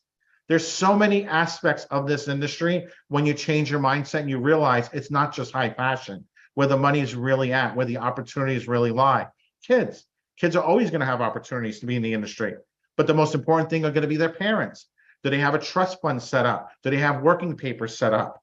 Do they have the right training, the right headshots? Are you working with the right people? Okay.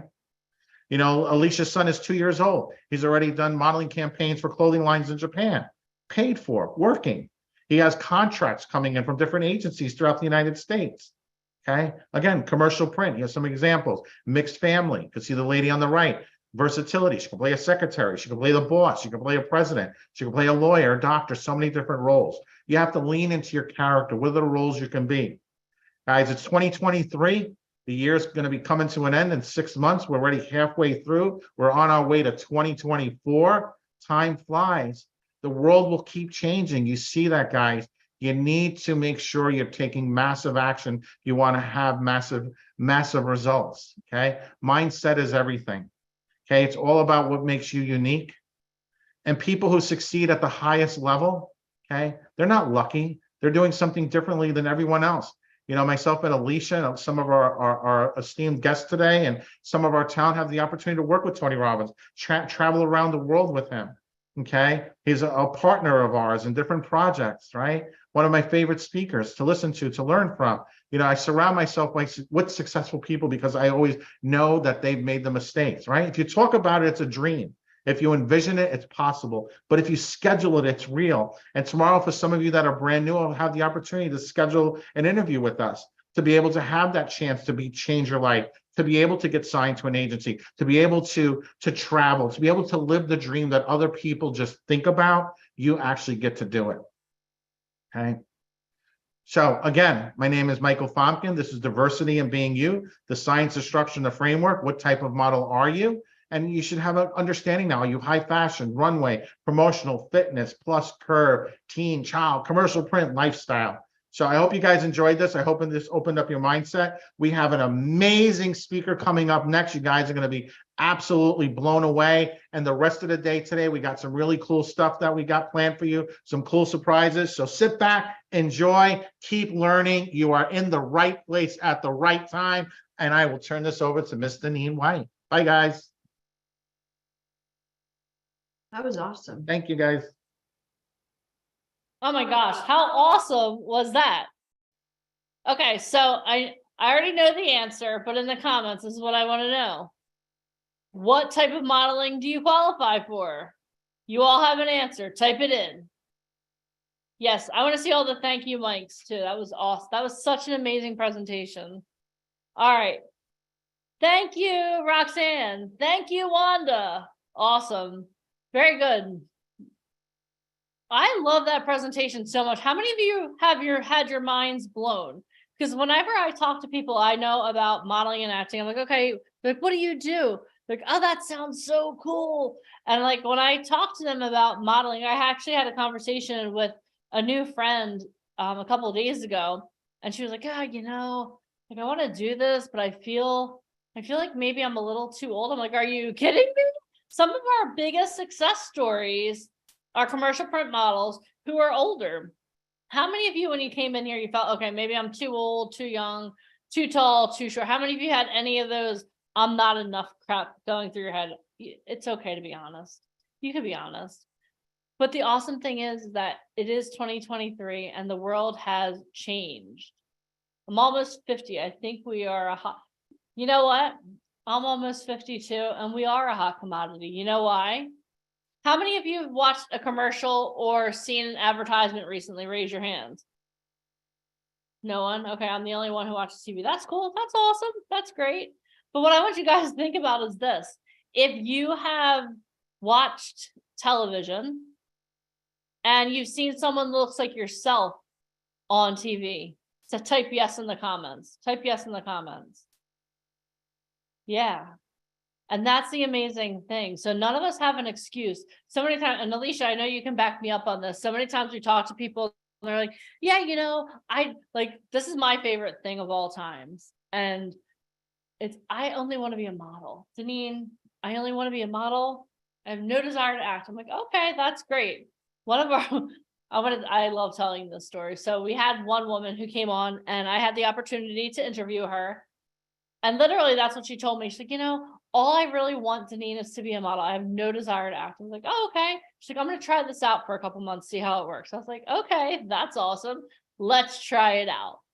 And when we met her, she was just turning 50. She has long silver hair, but all she wanted to do was model. So I was like, okay, that's cool.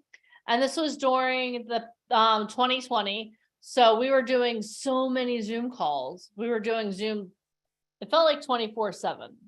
So she would only show up for the Zoom calls for the trainings that had to do with modeling.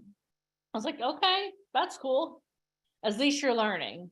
Then one day, something crazy happened. She showed up on a call.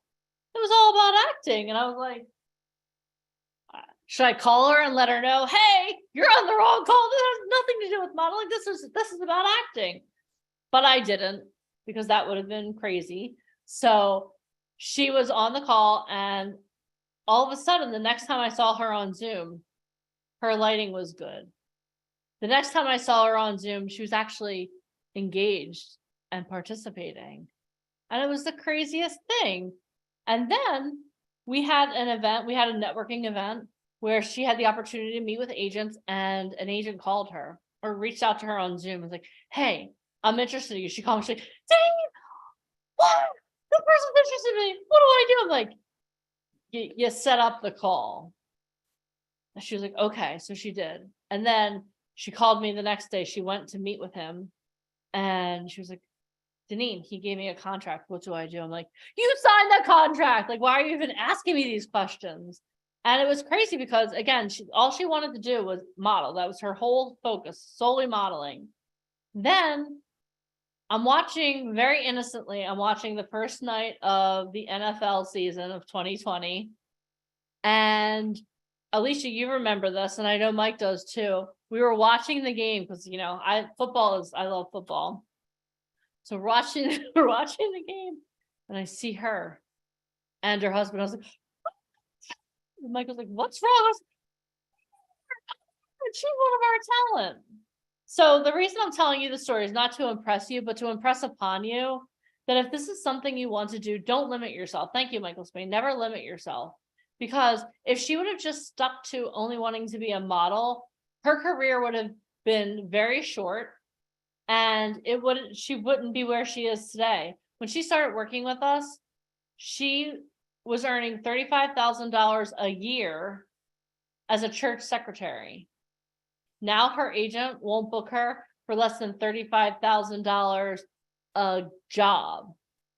I'm going to say that again for maybe you guys need to comprehend that. She used to earn $35,000 per year. Now she earns $35,000 per job, and that's a minimum.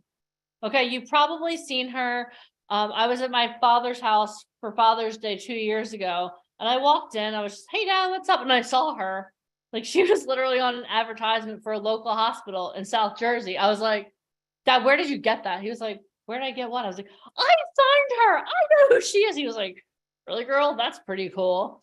And literally, like, it's almost like how many of you ever seen, like, Where's Waldo, right? Like, it's like, okay, where are we going to see her next? We were in Arizona. We saw her on a billboard. Someone sent me a picture of her on a billboard in New York. She did a Verizon and an Apple ad.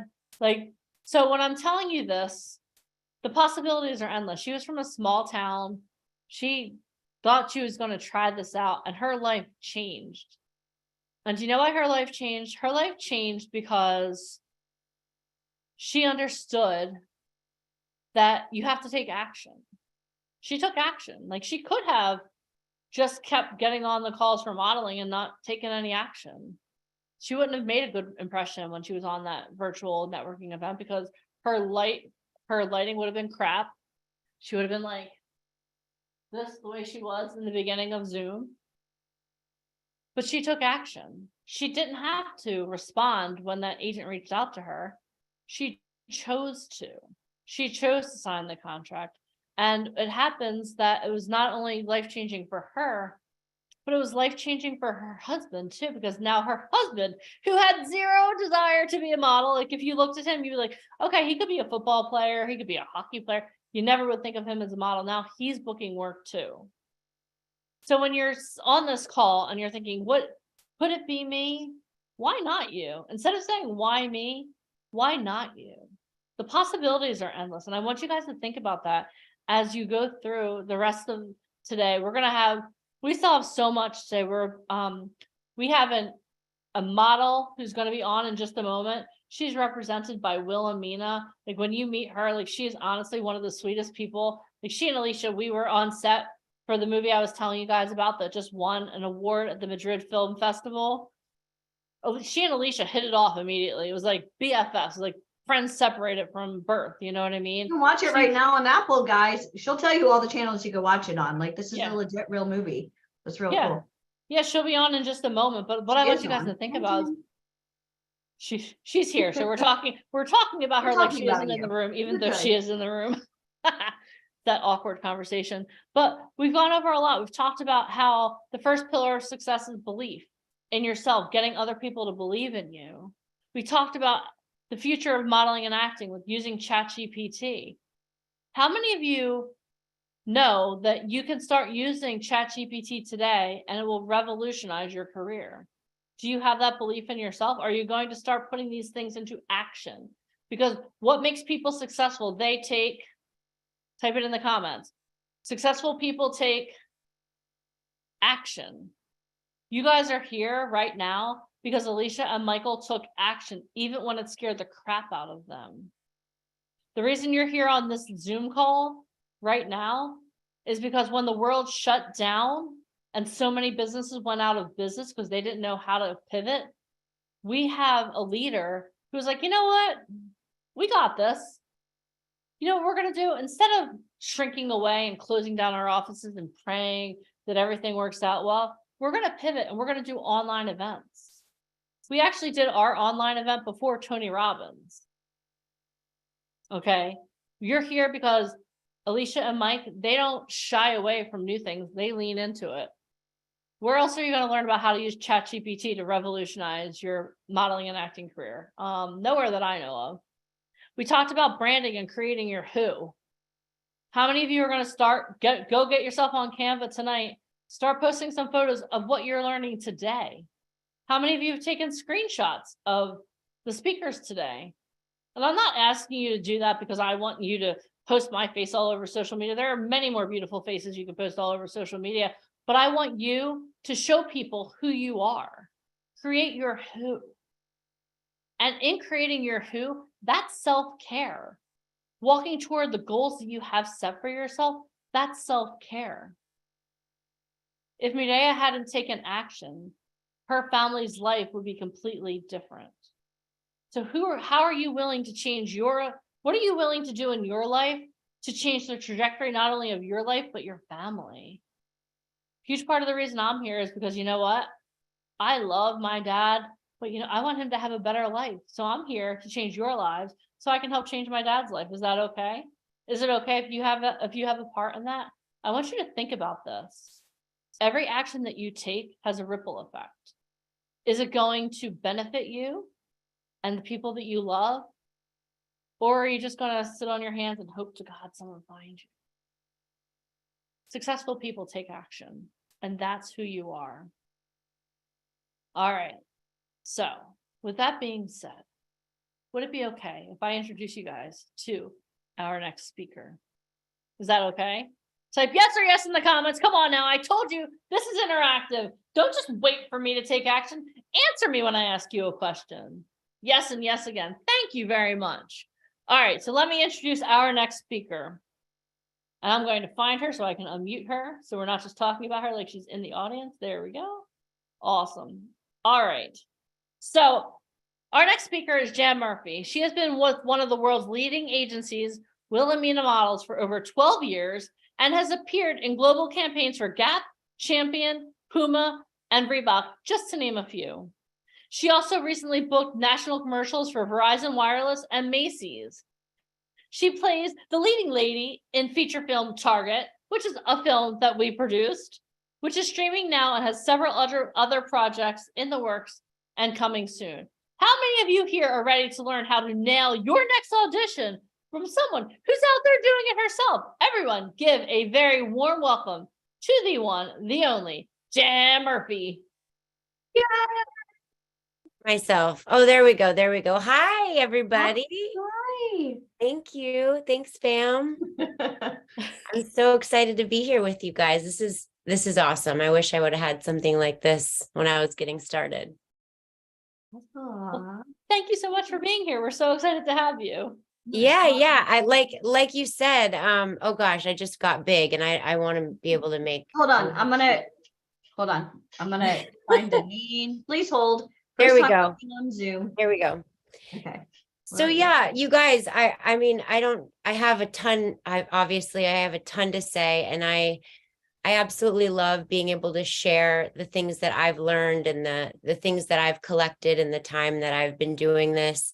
But please like comment, and I'll try to keep an eye on the comments coming in. If you have any questions, or if you want me to just stop where I'm at so I can expand on something, or I want to answer things that you guys are actively needing right now.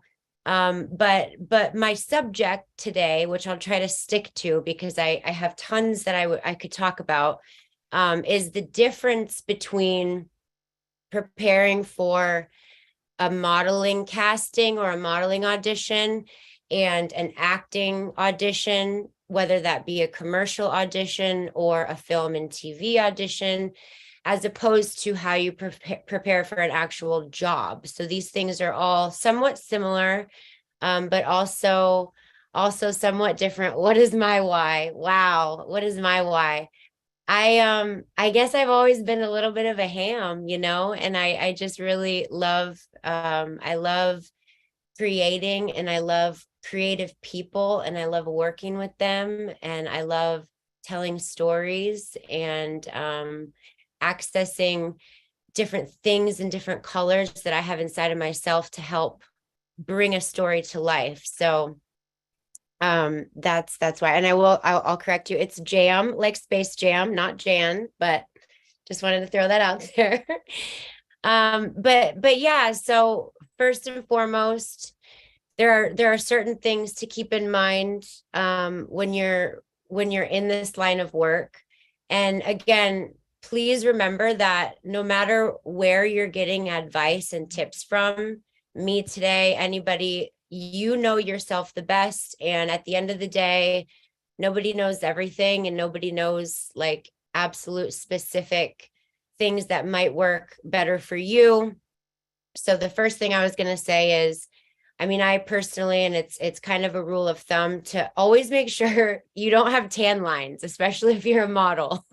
You stay out of the sun. If you get a booking, or even if you have like an audition and they want photos of you, a lot of things, most things are just done from self-tapes and digitals, they call it, digital snaps of how you look right now. Wait, Jam, you mean like this? Is this what you're saying? Don't have like this? Is this what you're saying? Tan lines. Oh, look at you. There we go. Okay. Yes, I kept myself out of the sun. Somehow I look tan. I don't know. I keep myself out of the sun like it's my job, because it kind of is. Am I frozen? Did I freeze? Nope, you're good. I Okay. just wanted to show that because you were talking about tan lines, but go on. You're so sweet. Yeah. So, not only will staying out of the sun help you have longevity in this business, because you're going to be fresher looking longer. You will, there are little things when it comes down to people choosing you for, say, a modeling job. If you send in digitals, if you have tan lines and the next girl is just as great, but she doesn't have tan lines, yes, they do editing, do a lot of photos, but you might lose the job just because you have tan lines. And what goes along with that is, and that's guys too, like funky farmers, like, I don't know, figure it out. I carry an umbrella on the set of Target. I had like a sun reflecting umbrella with me, or like a big hat. She did. And also just keep your nails nude, just keep them fresh. Natural is better. So, before you have, whether it be a job or a casting or an audition, you want to look up, you want to do your homework, right? And that's for everything. You want to look up what's the brand that I'm trying to shoot for, that I'm trying to work for, or who is the director and who is the writer? What have they done before? What kind of, usually when you get sides, you can tell what a tone is. But if it's modeling, you can tell if these people are, if they're models and their vibe so far has been super, fierce and modelly, or if it's fun and light and smiley. It just helps to have, and that doesn't necessarily mean that they're not going to try a different direction. Brands are always trying to be more fresh and do something. I just had a shoot in Ohio last week that I thought it was going to be so vanilla and boring. And I got there and there was a Beyonce fan and glam and like the whole nine. And I was like, this is so much better than I thought, because brands are always trying to just keep it fresh. And so do your homework, know what they've done in the past, know what kind of vibe you can bring to the table, and just, relax about it. If you do your homework and you keep yourself, I could talk for the whole hour, if not way longer, about what it means to stay ready so you don't have to get ready. I'll try to stay on topic as far as what is the difference in auditioning and jobs for modeling and acting, but to stay ready, there are certain things that I do. I'm a very neat person. We're artists. You got to keep your space clean so that whether you realize it or not, like those things feng shui or mess up the feng shui in your brain, and you can get distracted. Keep your space neat, keep your mind calm, whatever that means for you.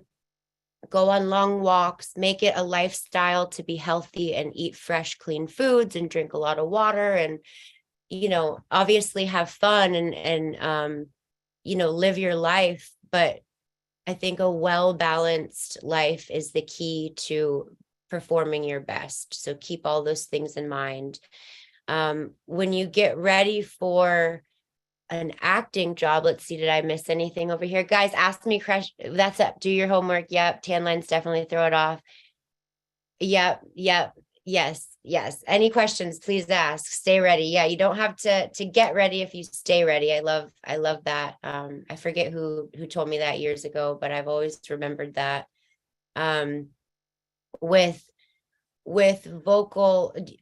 acting stuff, sometimes I can get a bit like nasally. So I'll do vocal warm-ups. You don't necessarily have to do that with modeling. It's one of the reasons that I finally, decided to really pursue acting, was because I realized in my work, I wasn't using my voice, and I had one. I heard you say that before I got on, talk about that a little bit. And I talk about how nobody's going to come find you. I was modeling for almost 8 years, and I'd always wanted to be an actress. It was always pulling me over here. And I felt in me that I knew I had that, and I had something to give there. But I kind of just thought like somebody would find me and it would just happen. And it didn't. I had to take action, and I had to grab things from everywhere that I could and learn. And I still am. By the way, in 3 months, I might say completely different things. and because I'm always learning and allowing everything to be my teacher. But yeah, when it's an acting audition or a gig, I like to do vocal warm-ups, and there's a few that I can show you from my vocal training. If you are somebody that can get a bit nasally, there's an F exhale. If you just go like as if you're going to say funny, you can kind of just feel that start to open. I do that for a couple minutes, and then like a V, like you're a motorcycle or a car. And you really just start to feel it. feel it down in you. My neighbors hear all kinds of stuff. You know, you loosen up the lips. And same thing with so there's a lot of things you can do for vocal warm-ups. But those are the few sounds that I like to get in my mouth and in my body before I make a tape. I would spit everywhere. That's okay. You gotta get crazy. You gotta get, just let it all out. Oh, that's another thing. Speaking of spit, one of the things in any book or any class that you take, there's usually like a whole section about relaxing, right? To do acting work and to do modeling work. I heard somebody say once that you have to, the most relaxed person gets the job. And obviously there's more to it than that, but really and truly, there's so much to that. And one thing that I do is, I kind of just like sit back in my chair and I roll my head around and I let my mouth go. And when I can feel the spit in my mouth move because I'm that relaxed, I'm like, okay, I'm completely relaxed. Like I have to feel like, because if you're tense at all, you won't like feel that. But if you just roll your head and your lips are and your gums are totally relaxed, you can feel like some spit moving around. So gross. I mean, so that's one of my things. So acting, let's talk about, and I'm moving all over the place. I know. Am I just? No, you're doing so great. Now, one thing I want you to talk about, you grew up in California, but now you live in New York City. Why did you move? You're cute like Barbie. Why did you move? You're so LA. Well, I actually grew up in Ohio. And then I moved to California. And I got scouted and, signed with Wilhelmina Models in New York. So then I moved to New York, and this has been my home for 12 years, which is as long as Ohio, which has been my home for 12 years, and that's as long as I've been with Wilhelmina. So yeah, so New York is, it's great. There's a lot of jobs here. There's a lot of jobs coming out of the New England area and the East Coast. It's arguable if there's more than LA. I think there's more projects, but there's also more people trying to do it. So it's kind of even, as far as opportunities and probability. I made some notes, but I'm kind of going all over the place because I just wanted to, I guess, ramble. But what do you do for congestion in your throat? The first thing that I think of when you say that, it might sound funny, is you could work on certain things for like unblocking your throat chakra. There's certain frequencies you can look up on YouTube, and there's a lot of things you can do for meditation, and working on that. I think a lot of it could have to do with diet. I know dairy can like add mucus and clog your throat. And these are all things that we have to think about. We want to be clear when we speak, and so everybody can hear the lines and you can perform to the best of your ability. Let's see, what do I have here?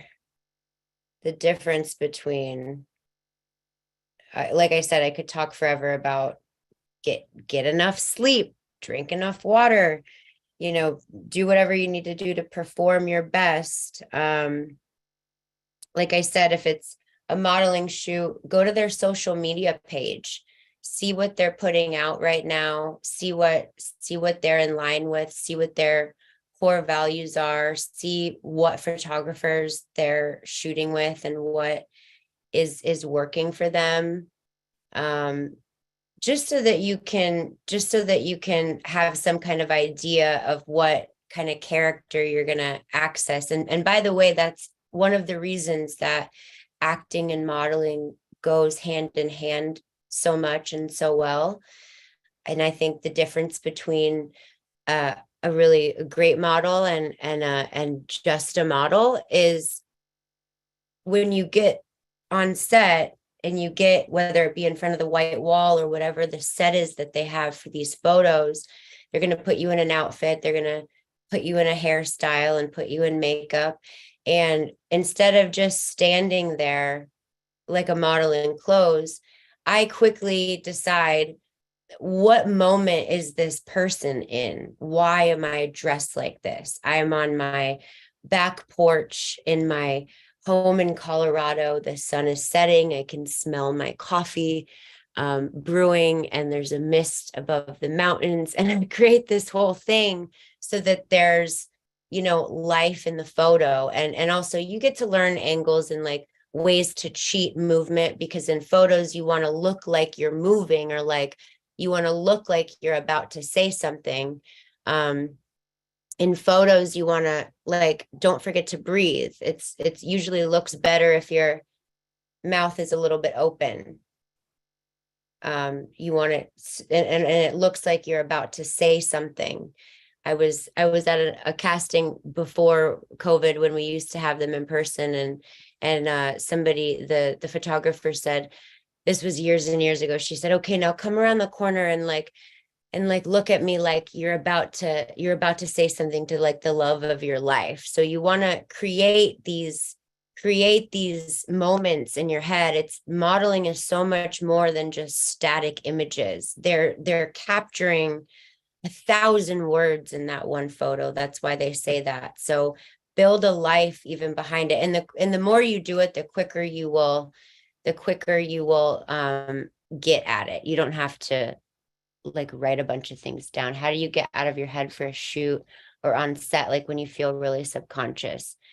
So there's this little trick I learned called the BOOP method. If you hear like a little voice saying like, you're not enough, or you're not good enough, or you're not, you know, whatever, you've got to train yourself to be positive. This is going to be the key to your success in whatever you do. You've got to train yourself to be positive. If you start to hear negative self-talk or negativity, you got to say, boop.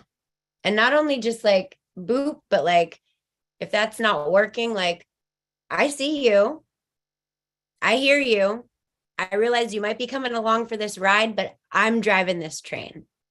I'm in charge.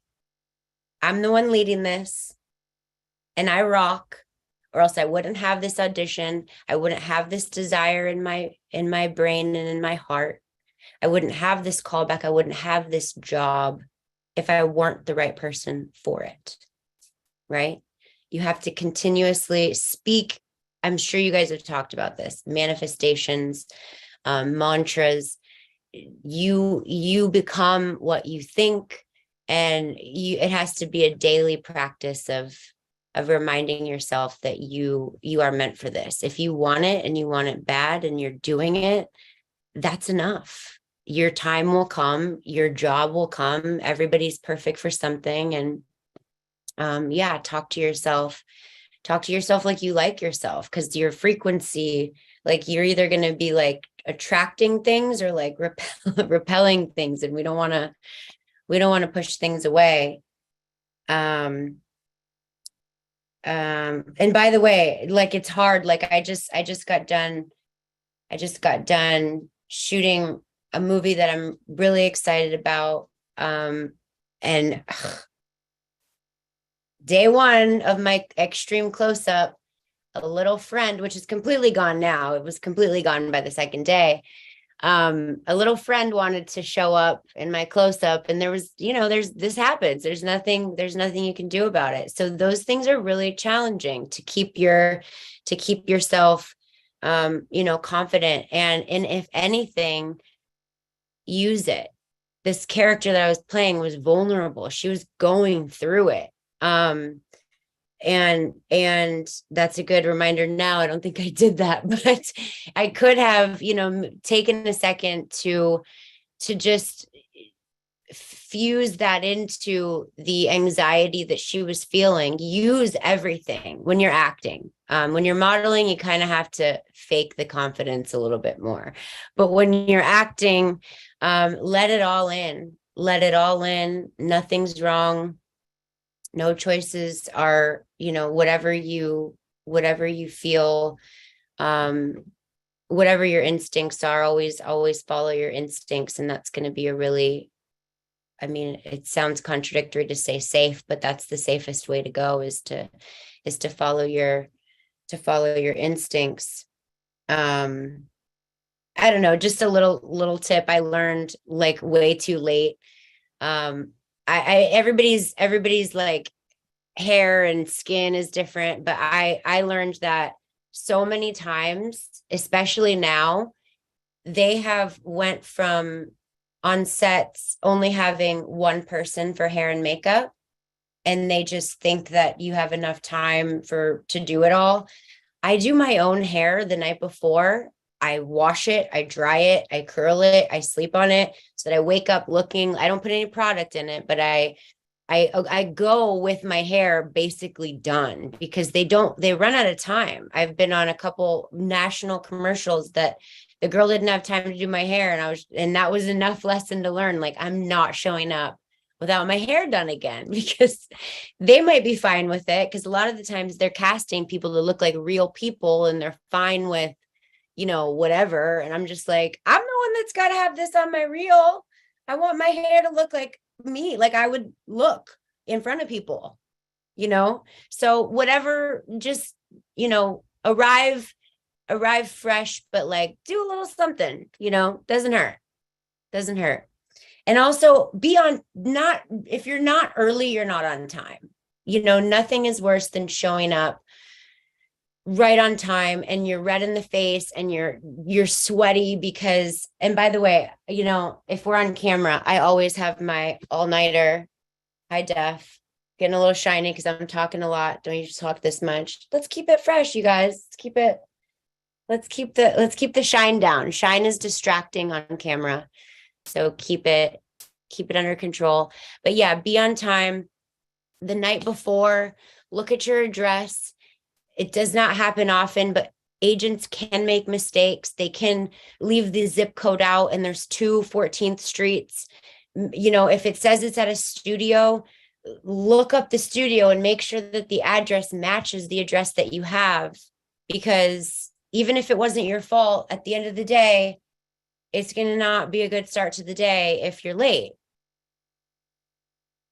So my rule is every 30 minutes that is estimated to get there, add 10 minutes. So if it takes 30 minutes to get there, well, first of all, you should be 10 minutes early and then leave an extra 10 minutes for any delays. So 20 minutes before call time if it's 30 minutes. If it's an hour, leave yourself 30 minutes plus 30 minutes. So always be early, always account for delays. And it's better to get there, wash your hands, go to the bathroom, do an oil blotting sheet, send your text, be a little bit early. Let's see. I said that. Yeah, going back to, or I'll come back to that. Address, right. Any questions? I'm gonna keep going. I have so many notes and I stopped because I was like, we can talk forever about all this stuff, whatever you guys want to know. Let's see. Right. Okay. So if you have, okay, right. So I had an audition this morning. What is your mindset routine before an audition? I had an audition this morning, a tape to make. I got it yesterday at about 3 p.m. It's due Sunday by 11. I was like, I know that. And I put myself in front of my setup today in case you guys want to know how I do it. Everyone's got to work with their own lighting situation. But so I get the audition yesterday. It's due Sunday by 11. I know that my lighting is best at 11 a.m. I have here, I'll show you. First of all, I'll turn it off first so you can see the difference, if there's a difference. I have a little laptop beauty dish. There, it's off. There, it's on. I still have good lighting right now, so it's not like doing a ton, but I wanted to show you guys. So this is, okay, I'm wrestling. So this is, I have my balcony window with light coming through there. And I have this laptop beauty dish that just sits underneath. It's all tangled, so it's kind of giving me trouble, but it sits underneath my laptop and tilts just a little bit down to give a little more light. Now I also have the big beauty dish that I sit outside of my balcony door that comes through the window and gives me extra light when I'm making a tape, because I make my tape on my phone, there's better quality. My window gives the beauty dish a diffused look.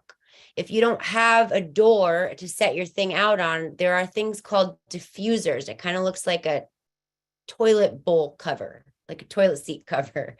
It's like, and it just kind of goes over the rings so that you don't have those white rings in your eyes. But anyway, see, I'm going off on tangent. Okay, so I get the audition yesterday. I'm super connected to it right away because it is a gymnastics gym owner. It's one scene in a pretty big movie. But immediately I'm like, I know who this person is. I'm connecting to this person. I don't need to do a lot of work to figure out who this is. So I know that this isn't green. I try to be super green in my life, but I print out my sides. I print out my sides so that I have something tangibly to read. I read the sides. I do whatever I'm finishing doing, and I start to let it sink in. I'm thinking now there, I'm from the point I get an audition and I read sides to the time I tape it, there's really no brain rest. I'm focused, whether directly or indirectly, on what's going to make this come to life. So I finish what I'm doing, the dishes, I make dinner. I sit down. I might change this, but I make flashcards. I don't have to rely on anybody to run lines with me. I don't actually want to run lines. I did a master class with Vincent D'Onofrio, who said, and he's one of many, famous actors that have said, don't learn your lines with inflection or how you're going to do it. Just do them cold, monotone, just get the words in you as good as you can so that when you do go to do it, you can do it with whatever inflection you're feeling as that character in that moment. It is too soon to know how this character is going to say those words when you're learning it. And when you're memorizing, if you memorize and if you're working on inflection and how you're going to say it when you're memorizing the lines, you're going to, whether you want to or not, get stuck saying it one way. And nobody wants to be there. It'll be hard to work with the director. It'll be hard to be alive in the scene. So I make flashcards just so that I can be quick. In real life, not on Zoom because you guys are all muted, but we talk over each other. There's not a beat in between lines. So you want to know the lines so well, if not know the other person's lines so well also, that right when you're coming in, or at least the idea of what you're saying when their idea is done, so that's why I like flashcards rather than like using a paper to go like down, because I'll see the next line. I'll go too fast and it'll mess me up. And so I just like to boom, boom, boom, and not even like say it, but like just mark it in my head. So I learn the lines, I sleep on it. I wake up, I set up my whole thing because it's not always like this. I decide what this character is going to look like, keep it simple, but your hair's either going to be, I did myself up a little bit for you guys, but this girl was like no makeup, the no makeup look. She had less makeup, hair wasn't as straight. It was a little more air dried, and she's a gym owner. It was pulled back. I wasn't trying to be, super pretty. I wore a sports bra, but you couldn't see my stomach. I just wanted the bright blue color. And so you could see that I have muscular arms because I was a gymnast. I wanted to show that. So I decide what I'm going to wear. No prints. Obviously, I feel like you guys probably have been through all this stuff, but I like to wear bright colors. Decide what you're going to wear, find a reader, run it, find your eye lines. In this scene, I had two people. I had a mom that was here, and then the girl, I put her down here just so that I could create that feeling. And I hate to say it, but you just do it. I feel like we all need to take a deep breath, like me right now, probably. But we underestimate the importance and the efficiency of just taking a deep breath, for God's sakes. Because at that point, it's like, okay, set up my whole thing, walk my dog, eat breakfast, do my hair, do my makeup, get my outfit, find my reader, set up my computer here, get on, and then, okay, let's do the scene. Let's chill out first. Let's just chill. Let's chill. Let's take a beat. Let's come back down to zero. And then what is so important about an audition is what is your moment before and what is your moment after. So in this scene, I immediately had to go into,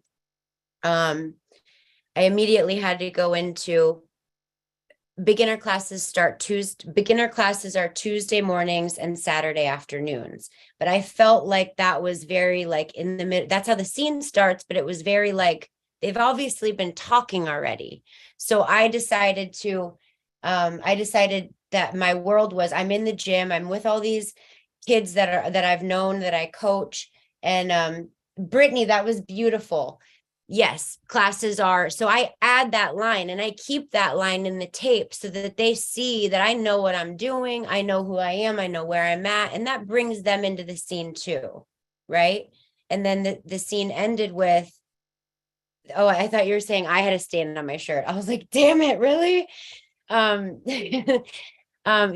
right. And then things like that happen, which leave it to an audition for the airplane to start immediately or your sister to call for the first time in 3 months, like mine did today, as soon as I press record. So put it on do not disturb or airplane mode.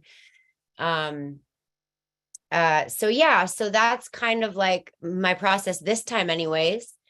And then I leave time because, it wasn't due until tomorrow. If I watched it back and I was like, oh my God, my eyeline was awful, or I didn't blend my makeup good enough, or I actually don't believe myself, I'm going to redo it. I'm going to know that I'm doing the best that I can.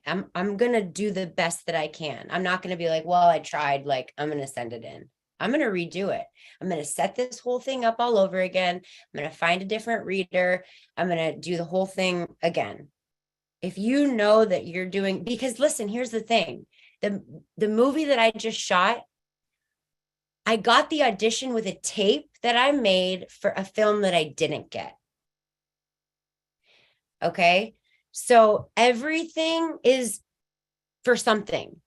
These people, you'll never know. It's immeasurable. The work that we do is immeasurable. You send a tape in, hope to God somebody's watching these. It's a weird era that we're in now.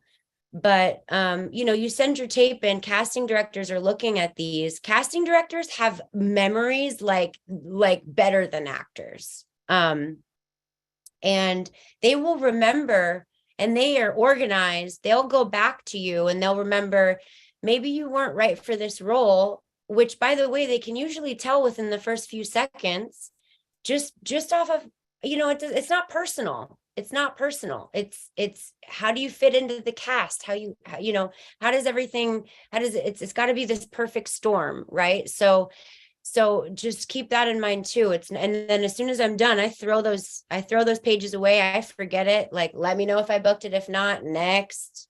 I'm not going to sit here and decide what I could have done, what I could have, should have. Maybe until it's due. Maybe until tomorrow at 11, I'll keep that door open. If I'm like, oh, shoot. If I wake up tomorrow and I'm like, I could have done this. Sometimes I take the second take. Sometimes I'm like, nope, instincts were right on, and we'll go with that. But anyways, so yeah, so keep all those things in mind. One thing that I'll say, I just learned with this last project I just wrapped was it doesn't personally help me to write a bunch of stuff down about this character. I've heard, and if you would have asked me three months ago, even 2 months ago, I would have said that that's one of the things to do. Decide, make a Bible. And by the way, again, I don't know anything. I know what works for me. So just take everything with a grain of salt, because there are wonderful Oscar award-winning actors that do this. But for me, I found that writing a bunch of things down and deciding what this character's birthday was and where their trauma specifically comes from, writing it down anyways and making all these pages and 20 pages of stuff takes me further away from believing that I can be that person. I like to walk a lot. I have a little dog sitting right behind this because this is actually up on my bed.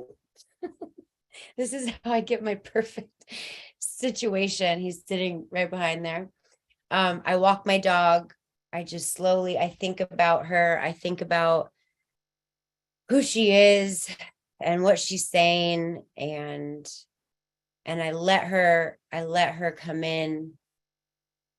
And stories come, answers to those questions are answered, but not with me writing it all down.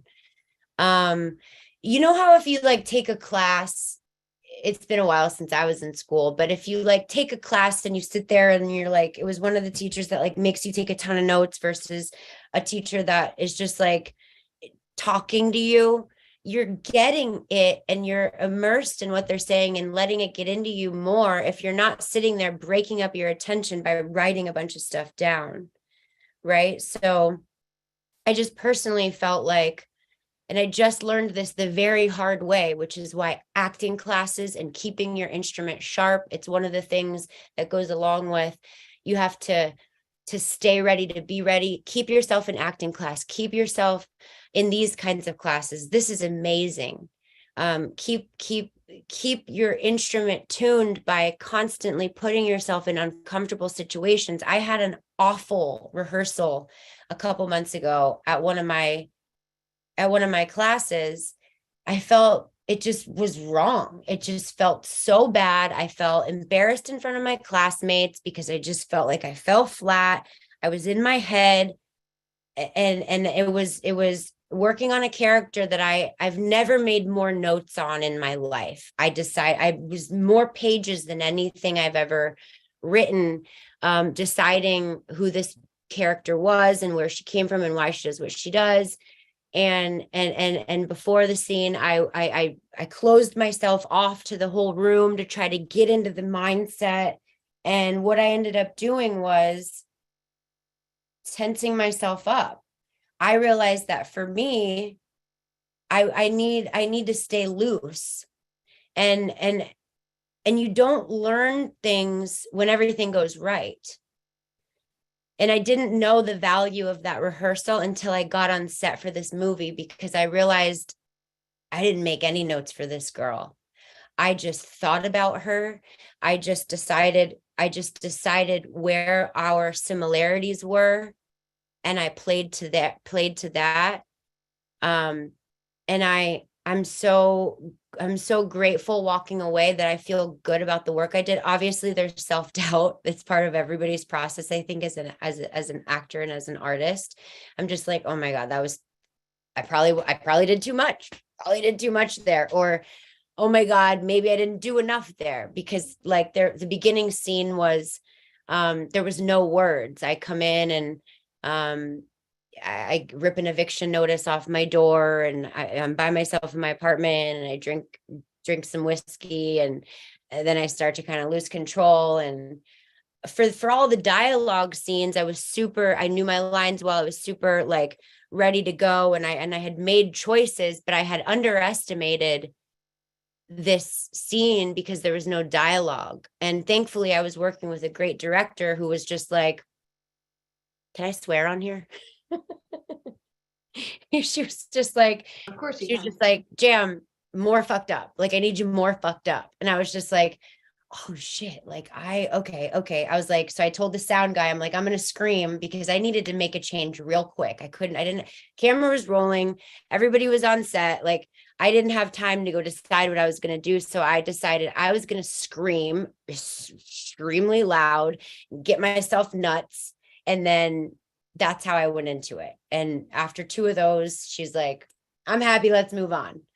So, don't underestimate scenes with no dialogue. That's what I can say about getting ready for an actual job. And like, just don't forget how, I mean, it's awesome to get to that point because we spend 95% of the time trying to get to that point, and I totally get it. And I do too. That's why a lot of the work is, like I said, keeping your space clean, keeping your mind clean, keeping your instrument tuned. The creativity, there's a quote by Maya Angelou. She said, the more creativity you use, the more you have. It's just like a muscle. It's just like going to the gym. It's just like singing. It's just like writing. The more you do it, the better you're going to be. And it is true. Like, I think a lot of actors decide that they don't have to practice at some point, but I have realized so much, whether like read plays with your friends, like I said, join acting classes, do every Sunday. If you don't have an active audition or a job, work on something, learn the lines and work on a character all week. They call it self-tape Sundays. Put something on tape on Sunday so that you're building some body of work. And you're getting better at self-taping. It's a lot of the job is to be good at self-taping. But constantly be exercising your muscle. You will get better. These singers, like I like Halsey, you guys know Halsey, right? Halsey wasn't a great singer at the beginning. Like, did anybody see how great she got? Like, as she was touring, like she was okay. And Dua Lipa too. Like they had presence and they had star power, and they're like great songwriters and great artists and great singers also. But as they were touring, by the end of that tour, they're so much better. Practice, right. Practice doing what we do, stay inspired, see plays, absorb everything you can from everywhere, listen to interviews of actors. I would say it's much better to find interviews from successful actors than necessarily casting directors. A lot of the times their MO is to get you to pay for a class. And I don't know, it's just much more authentic and coming from a place of really wanting to help the actor. When there's all these accounts on Instagram, Lee Cantory Studio is one of them, Acting Notes, Get Booked Now. All of these accounts are putting out great interviews from successful actors that have great advice. And there's also, I've listened to probably almost 200 of the 220 interviews on Backstage, has a podcast called In the Envelope. It will show you that everybody has a different journey to get where they got. Everyone has a different process. There's no right and wrong. You just have to find what's right for you. And they share audition tips. Some people, the same thing. So just, I've personally allowed everything to be my teacher. Keep your eyes open, everywhere. And if you have an audition the next day or a job coming up, allow everything that you're experiencing from the time that you get that, to the time that you tape it or the time that you film it or shoot it, be a part of that. That's what our job is to do as artists, is to use and to infuse our work with what we're living and with our real life. So yeah, let me see. I feel like I'm talking so much. Any questions? Anybody? Let's see. Let me see. Oh, I did this. I just heard this from somebody. A really good read the script every day, once a day, front to back, from the time that you, if you have a job, it's the same thing with an audition. Read the script as much as you can. It's incredible what we will overlook. And like I said, don't underestimate the moments where there's no dialogue. There's so much being said where there's nothing being said. They have it in there because they want to see you reacting. Like today I had the girl at the gymnastics at the very end. She ran all the way down the vault and she plunged herself into the springboard. And then the very last line was she crashes into the crash pad and she's like, help. Like really, like, whoops. So told my reader, like, give me that beat. I want to watch her, all the way. I want to watch her, so take, the podcast name is In the Envelope. Her backstage. It's absolutely incredible. When did you decide this was a definite for you? Funny enough, December of 2019, right before the pandemic. So it ended up being a blessing for me because it kept me focused on something and basically alive through all of that. I started training and acting, and I was kind of missing every other class because the way this business works is as soon as you decide to do something else, that's when you get the jobs. If you book a flight, oh, nope, actually you're booked. So that's funny. The business works like that. So we went on lockdown. I wasn't booking shoots anymore. So I had 5 days a week to sign up for classes. They were all online. So now after post pandemic, it's been my mission to be in person and get all of it into my body, because we get really used to just from here up, but there's stuff happening all down here. Yeah, so I decided, and since I made that decision, I can honestly say, like, I'm putting 120% into whatever I can do. And that means taking rests. Rest is productive. Keeping myself balanced, like I said, that is part of giving your all, is knowing what not to do. So, keep that in mind. I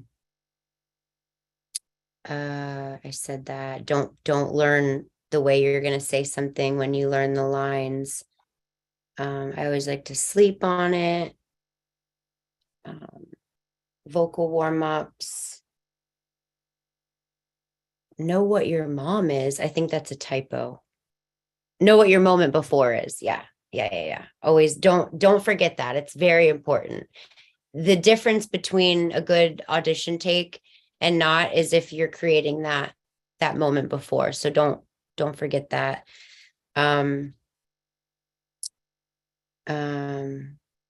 Let's see, anything else that I said.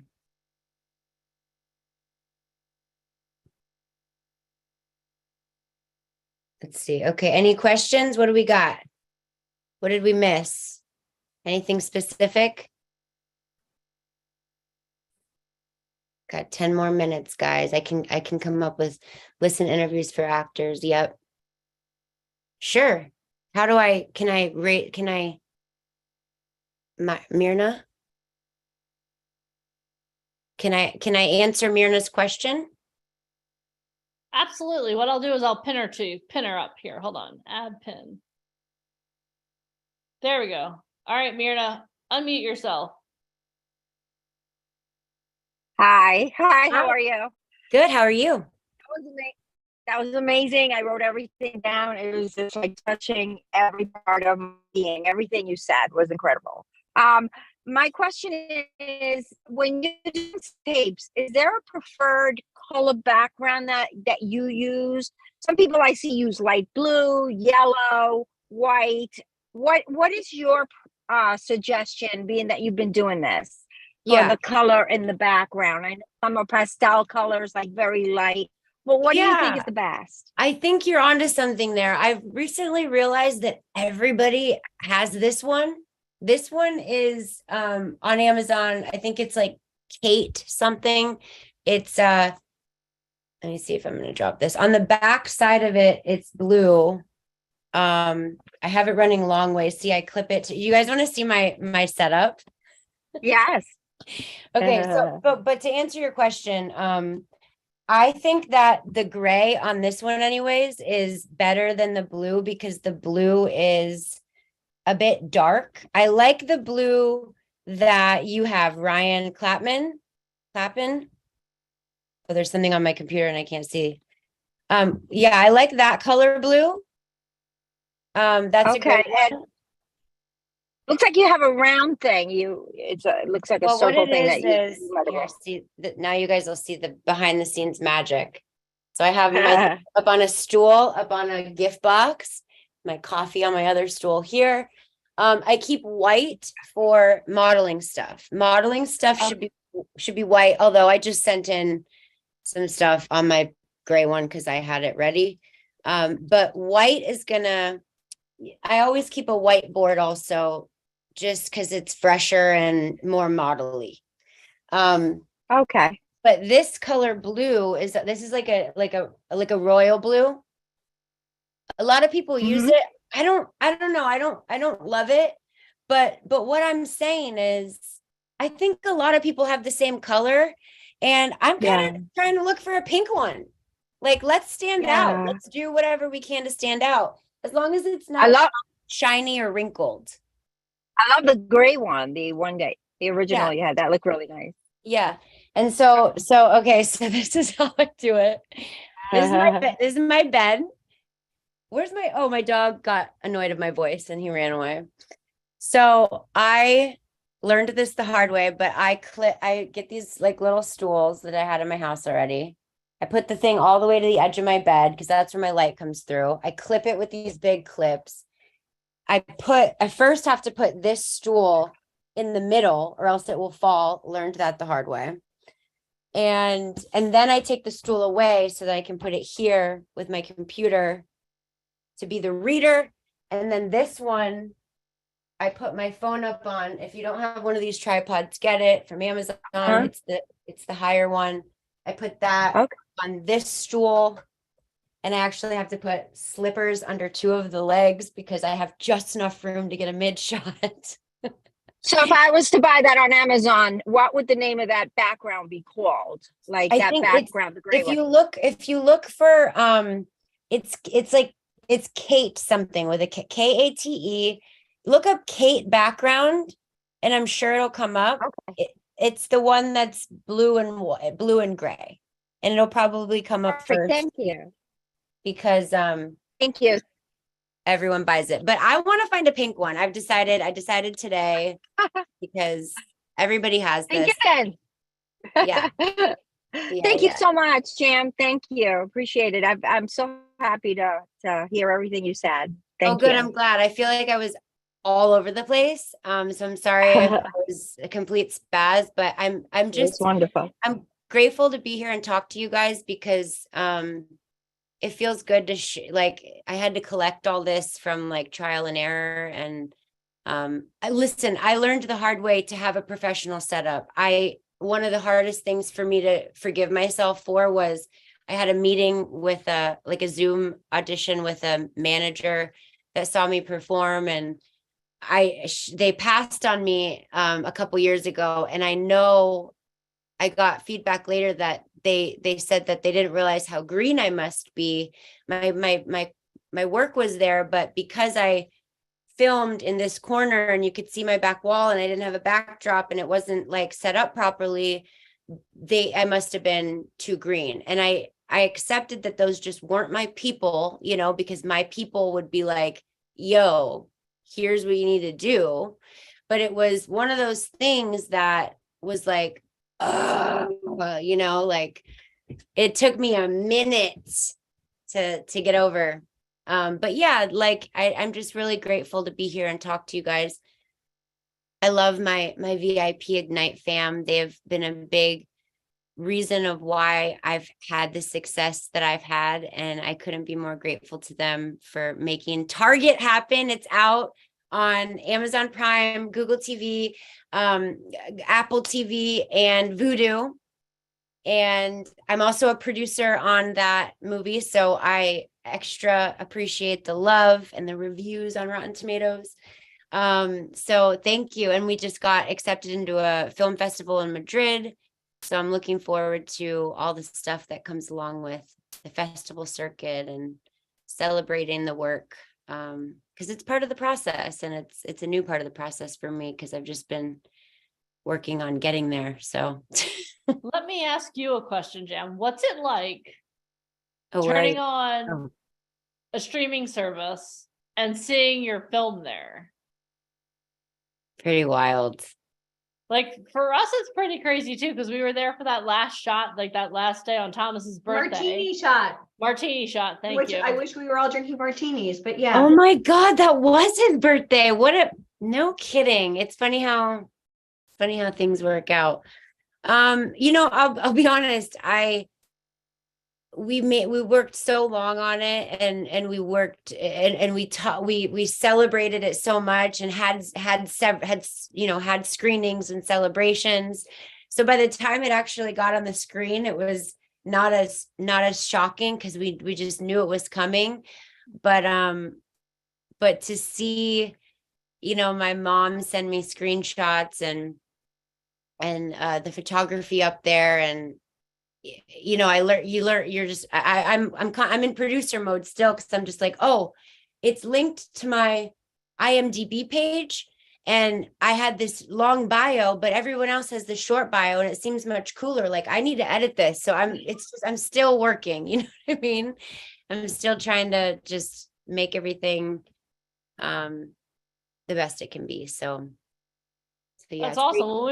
When we were on set, you were also like on Thomas about continuity. You're like, no, hold on. I need to wear this, and this is how my hair has to be in my makeup. Because do you remember like that's how it was, and I'll never Even forget holding that. the beer, she had to make sure, like, because I think Kelsey Grammer, right? Frazier had donated. This is like the backstory. He had donated like the beer to the project. So you had to make sure that the beer, since Kelsey, again, like huge actor, Frazier himself, you had to make sure that like the logo was there in the scene, and you had to make sure you were holding it properly. You're like, move out of the way. I got that paid off, by the way. I got a personal text from Kelsey Grammer telling me how much he loved that That's awesome. part of the movie.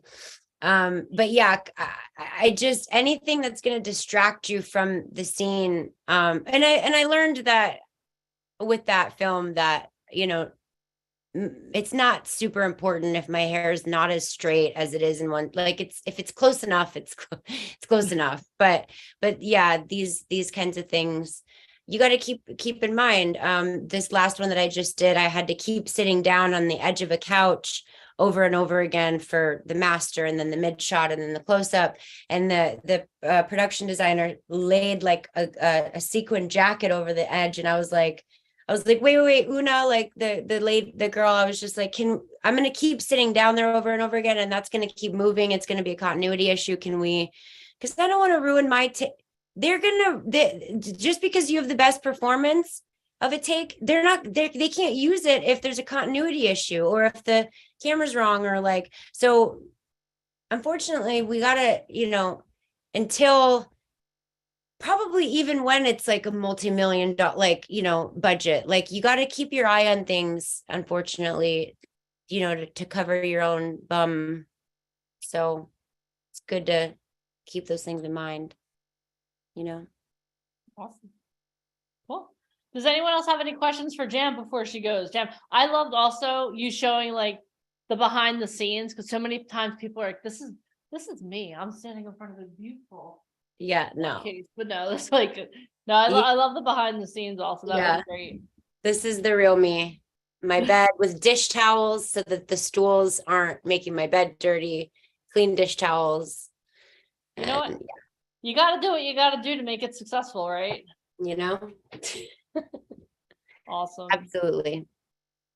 Well, Jam, thank you so much for being here. On a scale of 1 to 10, how awesome was it to have behind the scenes, to be able to ask questions to a Wilhelmina represented model who's also an actor, like doing amazing things. Now, let me ask you guys another question. How many of you would love the opportunity to have her as one of your coaches? If you're like, oh my gosh, yes, type coach in the comments. What? Oh my gosh. I would Yeah. love to do this. I obviously can just keep talking, and I was trying to stay on topic, but we could talk about the products to use. We could talk about, the brain, the body, the spirit, all of it. I threw my Instagram in the chat. It's Jam Murphy, Jam like space, Jam Murphy like Eddie. If you want to follow me on Instagram and follow along with my journey. But yeah, I absolutely love this, and that hour flew by. So anytime, I'm happy to come back. It was awesome. Thank you so much, Jam. We're so excited to actually you're going to be doing a coaching for us in like a couple weeks. So thank you so much for being here. Can't wait. Sava's acting like, don't you check the schedule, Sava? Come on now. No, it's going to be amazing. So thank you so much for sharing, and best of luck. I can't wait to see all the success at the Madrid Film Festival. That's so exciting. Oh my gosh, it's amazing. It's awesome to see so many things going. So thank you so much for being here. Thank you. That was amazing. Thank you, guys. You're welcome. Have a great rest of your day. You too. Thank you. Awesome. All right, guys. How many of you took notes? How many of you learned so much from behind the scenes? Like, come on now.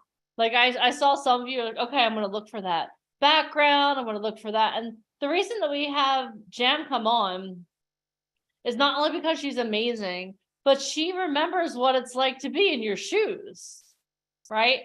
If she hadn't said yes to take action, she wouldn't be where she is right now. You always have to say yes. You always have to take action. I want you guys to remember that as we're going through the day. Definitely, you need to take action. Yeah, Louis or Lewis, I'm sorry. Is it Louis or Lewis? Yeah, and it's very important to make sure that your lighting is right. That's why we started off the day talking about lighting. Make sure you have a good background, because all of these things matter. Imagine someone passing on Jam because they thought she was too green because her setup wasn't right. But you know what? You know what I love when she said I love what she took from that, where she wasn't like, oh my God, obviously I'm not. It's like, quit. No, she's like, okay, you know what? I'm going to take it as a learning lesson. And you know what I'm going to do? I'm going to make sure that no one else can ever say that again. Isn't that amazing? Isn't that a mindset that we all need? It is pretty amazing. All right. So in the comments, what was your biggest takeaway from the presentation with Jam? What was your biggest takeaway? Let me know in your comments. Will it always be self-tapes? Well, Alicia, can I have you get on to answer that question? Well, in a perfect world, back in the day, you had to physically live in New York or LA, anywhere where there were auditions, and physically drive into the offices, which kind of really sucked. And as a casting director, again, we've worked on, productions, Mike and I on movies and Broadway, and like the casting process took forever. Now that self-tapes, with COVID, obviously, everybody pivoted. Every time I say pivot, I think of the episode with Friends with the couch, going up the stairwell, pivot. But I can tell you now that I don't even like to say COVID's over, because it makes me sound like a horrible person, but that whole part of our life has, obviously the business is never going back to the way it used to be. So as a casting director now, I'll tell you, when you're working on this type of level, a casting director loves the fact, or even an agent, anybody, that they physically don't have to go to an office. And the biggest concern was, are we still going to be able to be as productive as we were before, now that we're not all working together? And the answer is, yeah, if anything, we're more productive because we don't have that extra time for travel, and we can literally work at our leisure. So a casting director now, which is why the business has gotten even crazier, the business itself is definitely harder now because there's more competition. Your competition now is the entire world. So if you had a breakdown, and again, agents and managers get the breakdowns and they submit them over to the casting directors for review, they could review 5,000 or 6,000 self-tapes. They're only watching 15 to 30 seconds. That is it, 15 to 30 seconds. So when you're trying to get into show business, which is why we're doing this free call, because we know the bullshit that's out there and the fake websites and the fake castings, and I want to star in a movie.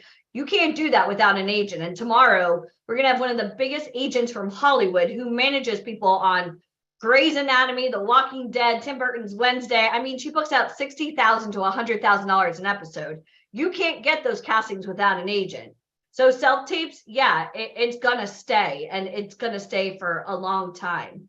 And Broadway, you're physically going in after a self-tape, even chemistry reads right now, chemistry tests, everything is done via Zoom. So as much as I'd like to say like the business is going back, if the business went back, I'm going to tell you right now, for those of you that like, oh, I love Zoom, you would literally have to go move to New York or LA to then start auditioning again. A 1-bedroom in New York City right now, $5,000, $5,000. You guys understand this? So with the convenience of Zoom, understand the convenience comes at a cost, more competition than ever. And that's why you're here this weekend. If you love that type, I love that, because that's why you're here. So self-tapes, yeah, everybody's going to do self-tapes. This is a business, but if your self-tape sucks or you don't know what you're doing wrong, well then this is why you're here. So just to answer your question, self-tapes are here to stay. Casting directors don't want to go back. Agents don't want to go back to the office. Will they go? Nah. But I mean, it's been like 3 years since the pandemic. And even though productions haven't stopped, there's no going back. It's easier this way. It really is. And there are certain things that we're going to go over it tomorrow. Like so many people I talk to, they email me, oh, I want to star in a movie. Okay, great. Do you have these basic marketing materials? And we're going to go through A through. So I want you guys to type, I will be here tomorrow, because if you're not here tomorrow, you're going to miss all of this. Today is like clearing the forest. Tomorrow we build. So it's a necessary evil. You have to be on day 1 and day 2. And today we learned about AI and ChatGPT. If you've been following AI, I mean, especially with the writer's strike right now, that everything is going bonkers. Deneen, I tagged you in something today. I don't know if you saw it, and I know we're waiting for our next guest, but I don't know if you know, but HBO Max used to be considered a cable channel. Now that everything went to Max and HBO is bye-bye, the writers who were making residuals off of HBO, because it was a cable network, which is why there's a strike, they now cut all of the writers out of paychecks, because now they're on a streaming service. Ooh. So the writer's strike has to happen to protect you all. Do you understand that? So that sucks. Imagine writing for Sex and the City. Imagine writing for The Sopranos. Imagine doing all of these big shows with HBO, like the Mecca. And now it's Max. They literally just cut everybody off at their knees. So if you don't know this business, which is why you can hear me, I'm so passionate about it. This business has evolved with AI, ChatGPT. If you're not up to par with self-tapes and sides and all of that, this is why you're here. Because anybody can join Backstage and 999 Sports Talent. You can all you need is a credit card. It does make you special.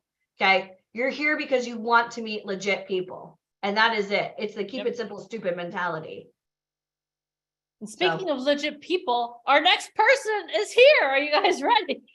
That was my improv. That was so good. Oh my gosh. Speaking of improv, speaking of comedy. So we've gone over the pillars today. Hold on.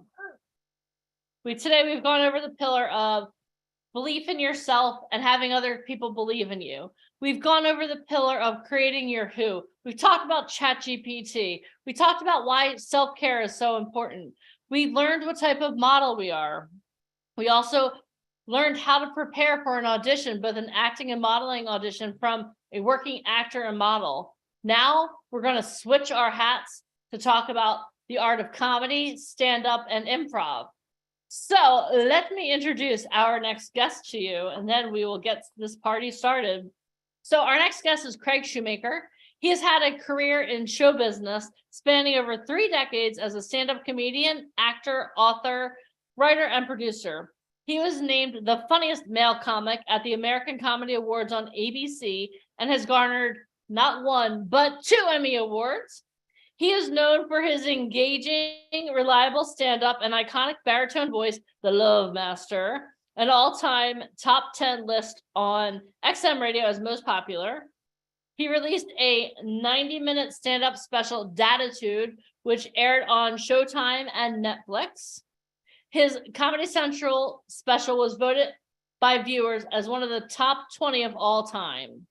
He has made multiple network and TV appearances, including Middleman, MTV's Awkward, Parks and Recreation, The Late Show, The View, Comic Relief, The Bold and the Beautiful, Matlock, Fresh Prince of Bel-Air, and Scream 2. Craig has also written for season 2 of the sitcom Fuller House.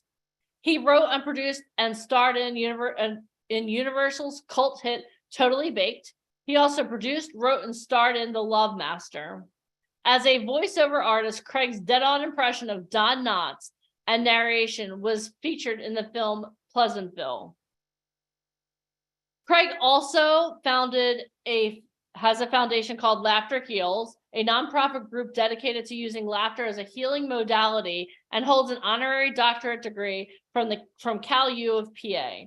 Years of using comedy as both a personal and professional tool has prepared him to motivate you with laughter, share his truths, and leave you with a set of coping skills to find your own funny. Everyone, please give it up for the one, the only, Mr. Craig Shoemaker. I think I'm going to have to chop that biography down. We're just it's so my good. entire time here. Well, Craig, hold on. Let's get you. You know what? You know what I will say to that biography, which is a little embarrassing, and no one wants to hear it. Well, maybe some do. I do. You know what I have to say to that is that I would say to everyone here is what that says is diversity. And the first thing I'd like to say right out of the gate, and I taught this to my course, I teach a course, Winning with Humor, and I said this the other day, is just say yes. Say yes to things. Throw your hat over the wall. You will go get it, because we are an abundance of creation inside of us. Every single one of us is. There's nobody more brilliant than the next. I come from absolute poverty, thought I was stupid, had someone take my SATs, and no father, no money, evicted, all of that. Kidnapped, really difficult time. And all I have to say is that resume, that's like just a piece of it. And the reason it's there is because I just kept saying yes. I said yes to me, yes. And you're doing that by doing this, by the way. You're doing that. You're saying yes.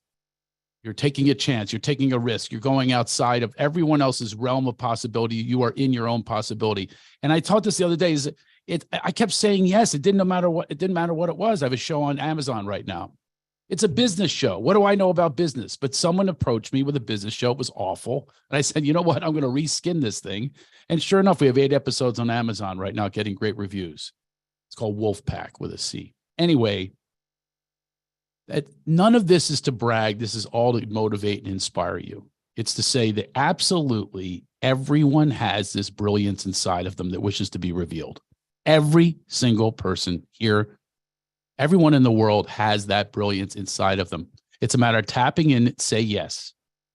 So when somebody says to me, come write for Fuller House, I'd never been a staff writer before. I said yes, worked it out, learned, research, be in the room, check it out. And here's a big key word. I tell also people that I coach, curious. Even in this right now, who's ever speaking to you, if you put on your curious hat, watch what happens. Ask questions.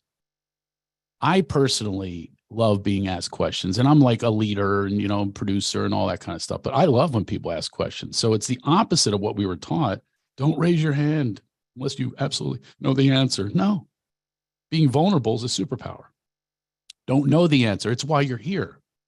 Here are some answers that are being supplied for you right here. They get all the experts. They've done all the research. They've done the research. They've been curious. And by the way, everyone here who's in charge of VIP Ignite, every one of them started where you are, or even below that or, before that. Every one of us. Nobody's born, there's a few people born gold, silver spoon, in Hollywood, whatever. By the way, that gets them in the door, but that's not sustainable or scalable. We have to get to know who we are. It's the most important thing. I'm talking about comedy and everything. But comedy, the most important thing in comedy is being genuine. I talk about genuine energy flow, being your genuine energy flow. And I've done this before. I've done these a few times. And I can tell you the flow that you bring, which is fearless, curious, inspired, comes across. I can tell you right now, I do this a lot, is I've cast people in roles, right? I've been on that side of it. And I can tell you who I would cast instantly just based on what I see here. Sava. I would cast Sava because the second I came on here, and Ryan as well. The second I came on here, there was a generosity of spirit that they gave to this perfect stranger. They're not caught in themselves. They're not caught, Ada as well. They're not caught in themselves, but they're saying, I'm really curious. What is this about?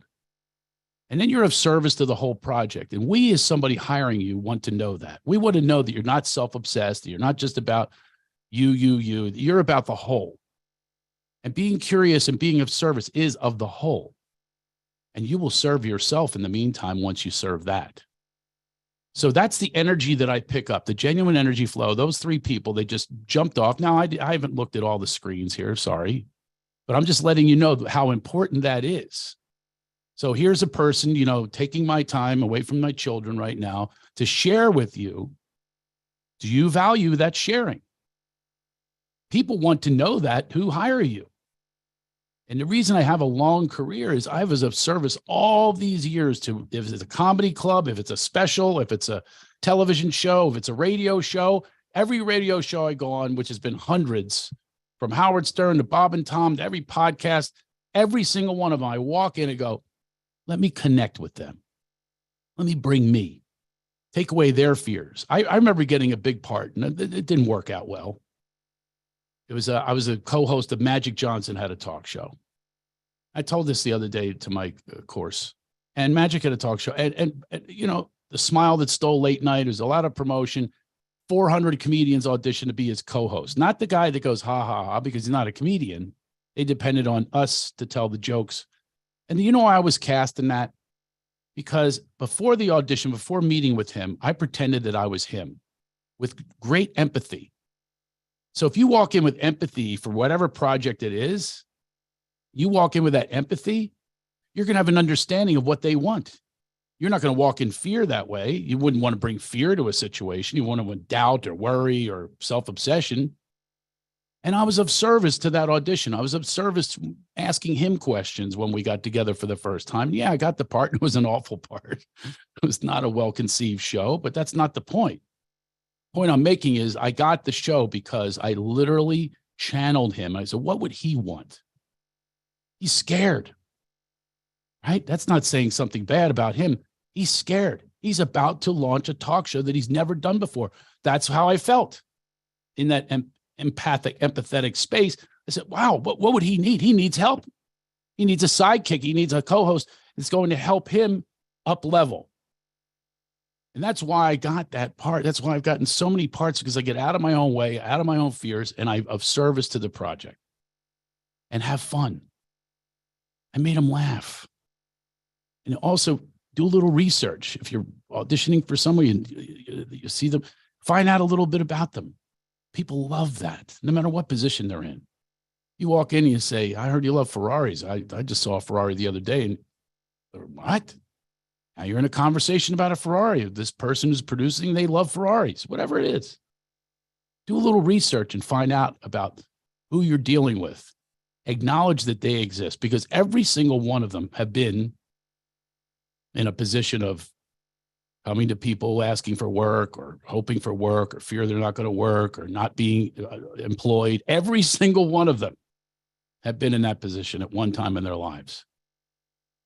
And that's the energetic space if you come from that. And like I said, you just jump off the screen. I'm looking at the screen right now. Some jump and some you can tell they're saying, what am I doing here?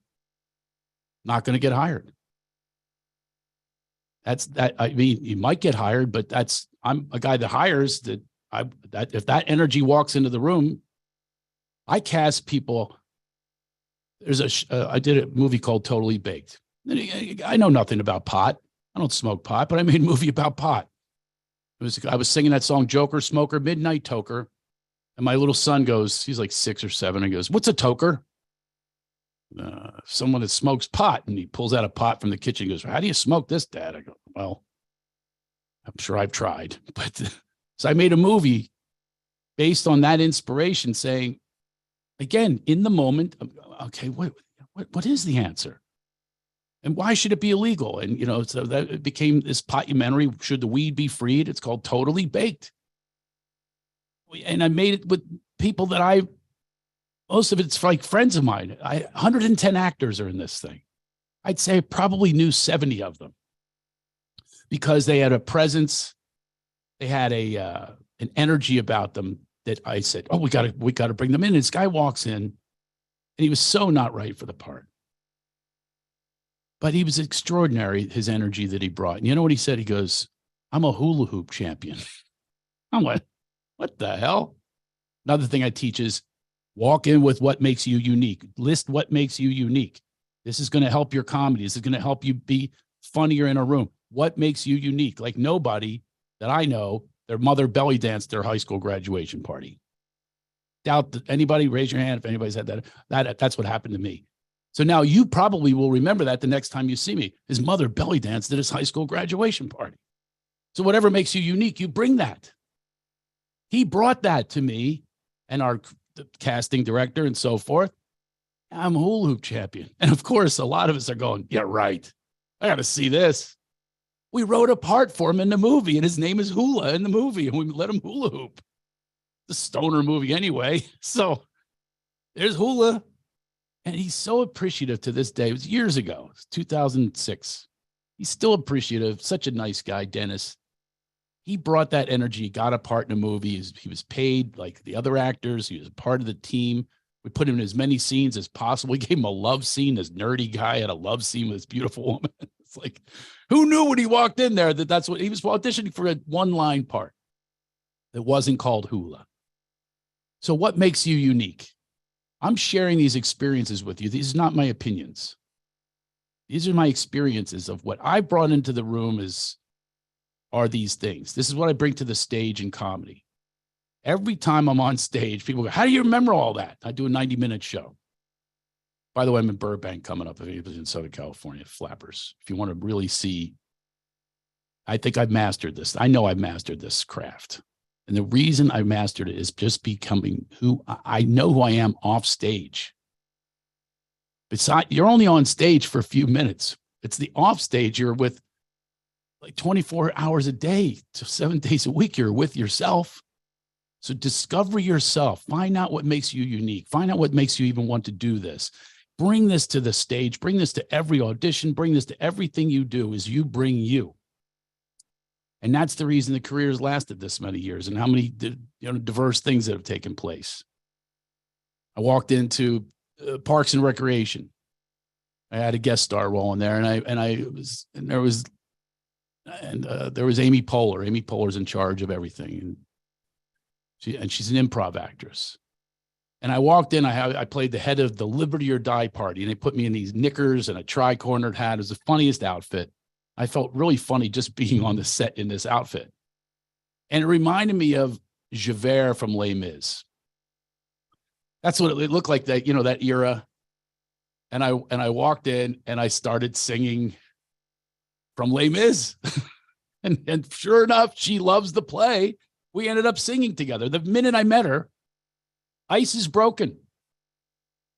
Valjean, at last we see each other plain. Monsieur le Maire, you wear a different shirt. Now, she doesn't know that that's what she's hiring. And all of a sudden she's going, "What the hell is this?" And she sings back to me, "I am warning you, Javert." She became Javert. We're having this fun time. The set is loose and we're having a wonderful time. Guess what? They asked me back again. They remembered that guy. I was supposed to just do my lines and get out. They remember that guy, so I ended up, it's now a recurring role. I only did it twice, and the second time was with a lot of guest stars, so it was really minimal, but it didn't matter. They brought me back because they wanted that energy. this is something you can bring to every set, every situation you're in, you bring you. So that's my unique. So I love Les Mis, and here I was in this outfit that inspired that. Boom. Who knows what's going to happen from there? She might have gone, get out of here. We're not calling for singing on this set. Might have happened, but I'd be okay with that because I went in as me. Fun, having fun. Bring fun to everything you do. Then if you want it to be a stand-up, or if you want to be on a sitcom, learn these things, learn these traits. I have a whole system that I have take people through, and some of the things are be unique. Write down what makes you unique. It's a fun assignment. Write down what makes you unique. It's really cool. I mean, you start to, like I like butter on my peanut butter. Other people go, that's nuts. Other people go, I do that too. Whatever it is, you're engaging in a conversation that's different. Better than how's the weather? It's better than kissing ass. It's better than all that phony stuff. I like butter on my peanut butter, on my crackers. Always have. People think it's gross, and some people think it's really cool. It doesn't matter. It doesn't matter what they think. It's you being you. It's me being me. Or I'll go in and I'll talk about something that's really different. My dad was a cult leader, running mule rides in the Pocono Mountains of Pennsylvania. Not a lot of people have that. And this comes to every stage. This is what happens on the stage. This is why the career has been so sustained. It's because people come to see this guy. They don't come to see the jokes. It's a big misnomer as people go, two things that they do when they enter the world of comedy. How can I get an agent? They start right with that. And where can I write better jokes? Here's how it happens. First, you become you, and the jokes evolve from being you. That's where the best humor comes from. I talk about this too, is like a list of humility. Comedy is a lot about self-deprecation. Humility is fantastic. People love you. If you're breaking that wall, breaking that barrier, even in every room you go in, think about it. You list, so I have people list their rumbles, stumbles, crumbles, tumbles, and fumbles. List those things. Talk about when you failed. It's much better than bragging. They'll always want to catch you on the brag. They're going to relate to you on the fails. It sounds counterproductive, or it's not. Because if you bring an energy of fun to people, if you walk in with a smile, like I'm seeing some of you here, you walk in with that, they want to be around you. And by the way, the opposite's true too. People don't really want to be around the negative Neds, negative Nancys. I'm sorry if there's a Ned and a Nancy on here. Sorry. Roxanne's another one, by the way. It started off maybe a little hesitant, but now big smile. I gravitate towards it. I can't even see anyone else. You know what I mean? You guys understand what I'm saying? This is what happens is me as a guy who casts things all the time, you just look for that. It walks into the room. That presence walks into the room. Where does that confidence come from? The confidence comes from develop your sense of humor. Doesn't sound like something that people usually teach you, but develop your sense of humor, your uniqueness, your humility, your truth. These truths, you're letting go of ego, being of service to the whole project, being of service to the room. As a guy who casts things, when they walk in, I know it. That's a person I want to be with. The talent comes next. And the talent comes from the repetition, which becomes intuition. Then you're intuitive and you can by the way, if you're in a play or something, somebody goes up on a line, what do? Do you panic?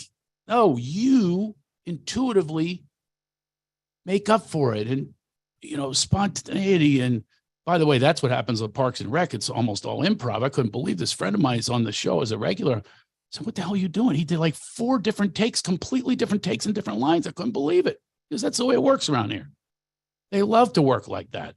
And a lot of shows are that way. A lot of TV sitcoms, it's about the camaraderie. And that's how you build camaraderie, is from truth, self-deprecation, humility, having fun, making fun the top tier. So this is show business. And it is certainly a business. But lean into the fun of it, and it's so much better. Business is fine, but it's best when you're having fun.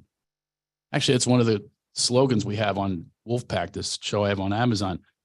Yeah, it's a business show. It's about entrepreneurship. It's kind of like Shark Tank, but it's a deeper dive. It's a more organic dive into Shark Tank. And We say, what good is business if you're not having fun? It has to be fun. Otherwise, it's misery. You don't want to be there. And we can smell it and feel it. People sense that if you don't want to be there. You're there for the wrong reasons. If you're there for your ego, you think that your whole life is going to be okay if you only get this, you only get that. No, I've been there. I can tell you there are people at the top that are still searching, and they'll search forever until they really understand. No, this life is about self-evolution. It's about knowing you. No matter who you're with, you can be with the highest success person or a person that's just starting. It doesn't matter. Same situation, same fun, same vibration that you're bringing. So a lot of people ask me to talk about comedy, and I certainly know my way around a joke. And there's different forms. I'll teach you one little secret, but usually you'd have to take my course for this, but I will teach you one. You guys haven't heard this one before. People with VIP Ignite, you never heard this one before. I'm so excited. Freaking out. This is literally like First time. Yeah, this is my thing. I normally don't share it with other groups other than my own, but here it is. When you're writing a joke, search for words that have a B, a P, or a K. It's a punchline, not a hug line. You're punching a joke. They literally on sitcoms have punch-up writers. So if you're writing a joke, like I used to have a joke, it wasn't even a joke. It was an observation about, I can't stand the wedding gifts that you get because it's all about the female, not about the guy, never about the groom. So you have to exaggerate. You're opening up in front of people. You go, oh, a bowl.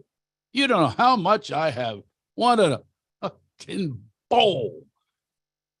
And the word bowl is like comedy, if it's broken down again, is you take someone down a road and their belief, it's going down one path, and then bam, you reverse it. That's what a joke is. So the reversal takes place in a much more severe way if you bang it with a p, a k, or a b, boom. You're watching the old Batman, bow, zowie, pow, pow, boom, bam. It's a punchline, and you excite people, and it literally changes the energy of the joke. That's a little secret. There's a lot of secrets to comedy. Comes in threes, but my biggest one is tell the truth. Be who you are, and that will serve you in every single. You could switch. Look how many times on that resume I switched jobs in the moment. I wrote a children's book. I wrote another children's book. Wrote for a sitcom. Wrote for another sitcom. Wrote pieces, interstitial pieces. Did a stand-up special. It's like, here I'm on a sitcom. Oh, I'm in a horror film. I'm in Scream 2. Look at this. Now, how can I serve that set? I was just on with Jamie Kennedy on his podcast, and he talked about my day on the set where I shifted everything. They had a guy, they got, by the way, they fired a guy, and I replaced him miles and miles away. They filmed everything in Atlanta, but they did this thing in Los Angeles and had me come in to be the guy that ran the scene. And he still talks about it. It's from 1999. He's still talking about it. He remembers when I showed up on that set. I showed up funny and fun. And Wes Craven said, hey, you live in this. You might be in the sequel. I was like, okay, I wasn't. But that's the energy that you bring. You bring this to everything, a horror film or a documentary, whatever it is. There's nothing that's going to limit you if you choose to go, yes. Whatever they ask you to do, yes. Do it with willingness, a smile on your face. Be you, be happy, and that's what's going to get you far.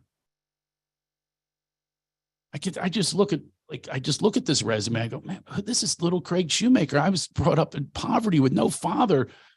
I used to think the word evict meant move. I thought they were the same. Mom, here's the eviction truck. We're moving again.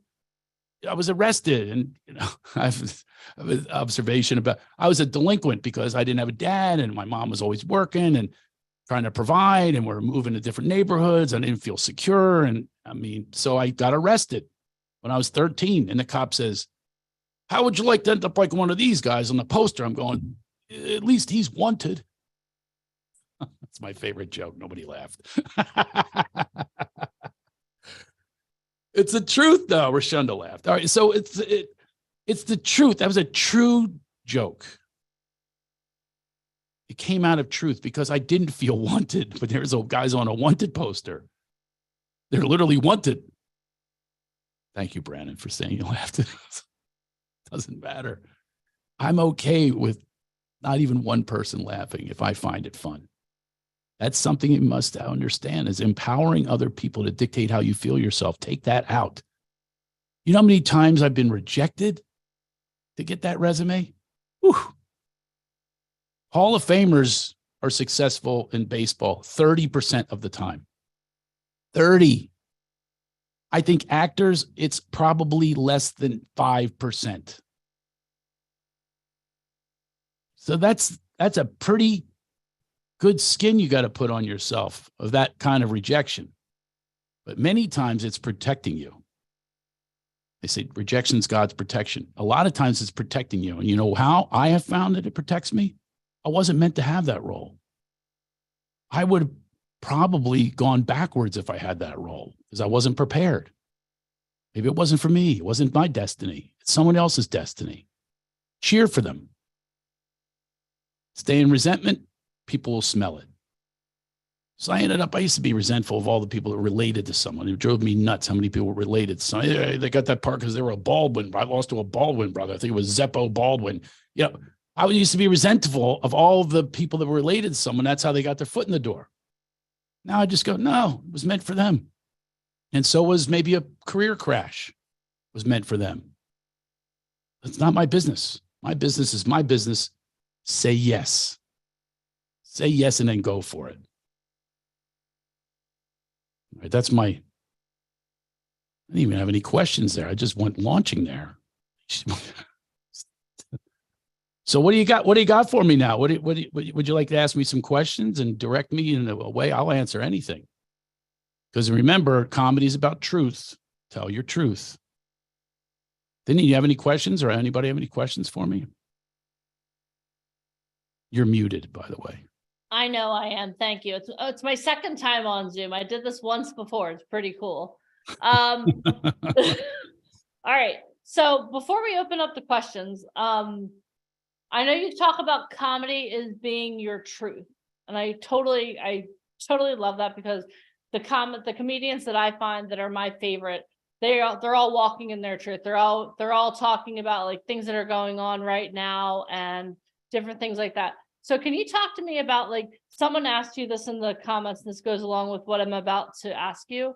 Like, where do you get your material? Like I know you do stand up. I know you're going to be, I can't wait, by the way. I checked out your website. I know I'm going to be seeing you soon live in person in our hometown. But where do you get your material? Well, I was saying this earlier, but I'll double down on it. The material comes from my experience, not my opinion. No one can deny everybody. No one can deny your experience. If you walk in, if nobody else, they can't go, he offended me. He talked about his mother belly dancing at his high school graduation party. I'm sorry if you're offended by that, but it happened. So therefore, that's, people say, how do you remember an hour and a half of material? Because it's my life. Share your life. Don't tell, share. The more you share, the more you get to know yourself and the more they get to know you. Think about when somebody shares something with you. Let's say they just shared pizza. Let's keep it simple. Oh, man, this person gave me pizza. This is good pizza. Thank you very much for the pizza. The same thing goes with your emotions, your spirit, your knowledge, your wisdom. If you share it with people, they appreciate it and it's reflected back to you. Now, there are those that don't. They're probably not the people you're going to work with because they're not in resonance with you. But you be you and watch the material just flies. I have literally hours and hours of material. Where does it come from? I'm constantly writing it. I jotted down something just this morning. See if I try something out on you. Oh, it's just a premise. Whenever I have two little kids, I have 4 total, but 2 little ones. Whenever they say the words, remember that time, what's going to follow that is a time that dad was an idiot. Because every single time they'll go, remember that time you melted the plastic in the microwave? Yeah, I remember. Okay. No, I don't remember, but you're my memory for me. So there's going to be some bit that comes out of that. I wrote that down a few minutes ago because they were making fun of me. And they're also teasing me. They make fun of me, how I scroll to imitating me. So they had a cereal box and they were scrolling on it. They just love to torture daddy. So that essence is going to come out in whatever I do. And that'll form some jokes, and I'll come up with some punchlines that have P's and K's and B's. And that's how the material is constructed. Comes from write down what you know, write down what you experience, write down what makes you unique, write down the times you fail, write down the times you've maybe lied and now you're willing to tell the truth.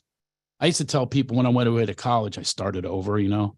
Nobody knew that I was poor. Nobody knew anything. You just start from scratch if you go enough miles away. And I told them I was a black belt. And so, because I didn't want to, you know, get into fights. So I said, if I hit you, I was like Barney Fife, if I hit you, I'm going to be arrested for manslaughter over here. I got my certified lethal weapons. This is what I told people. I was a black belt. Because I took like 5 courses. I was a yellow stripe on a white belt in reality, but I told them I was a black belt and I would break boards, but I was drunk. It's like anything to intimidate them. And one time I was breaking boards. I'm going, damn, this one's tough. And my knuckles are bleeding. It was plywood, idiot. It's like, That's not a good board. I'm smashing this plywood going.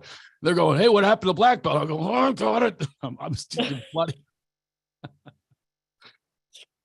So that story is not in my act, but it made a couple people giggle today. And why did it? It's because I exposed a truth that was a lie.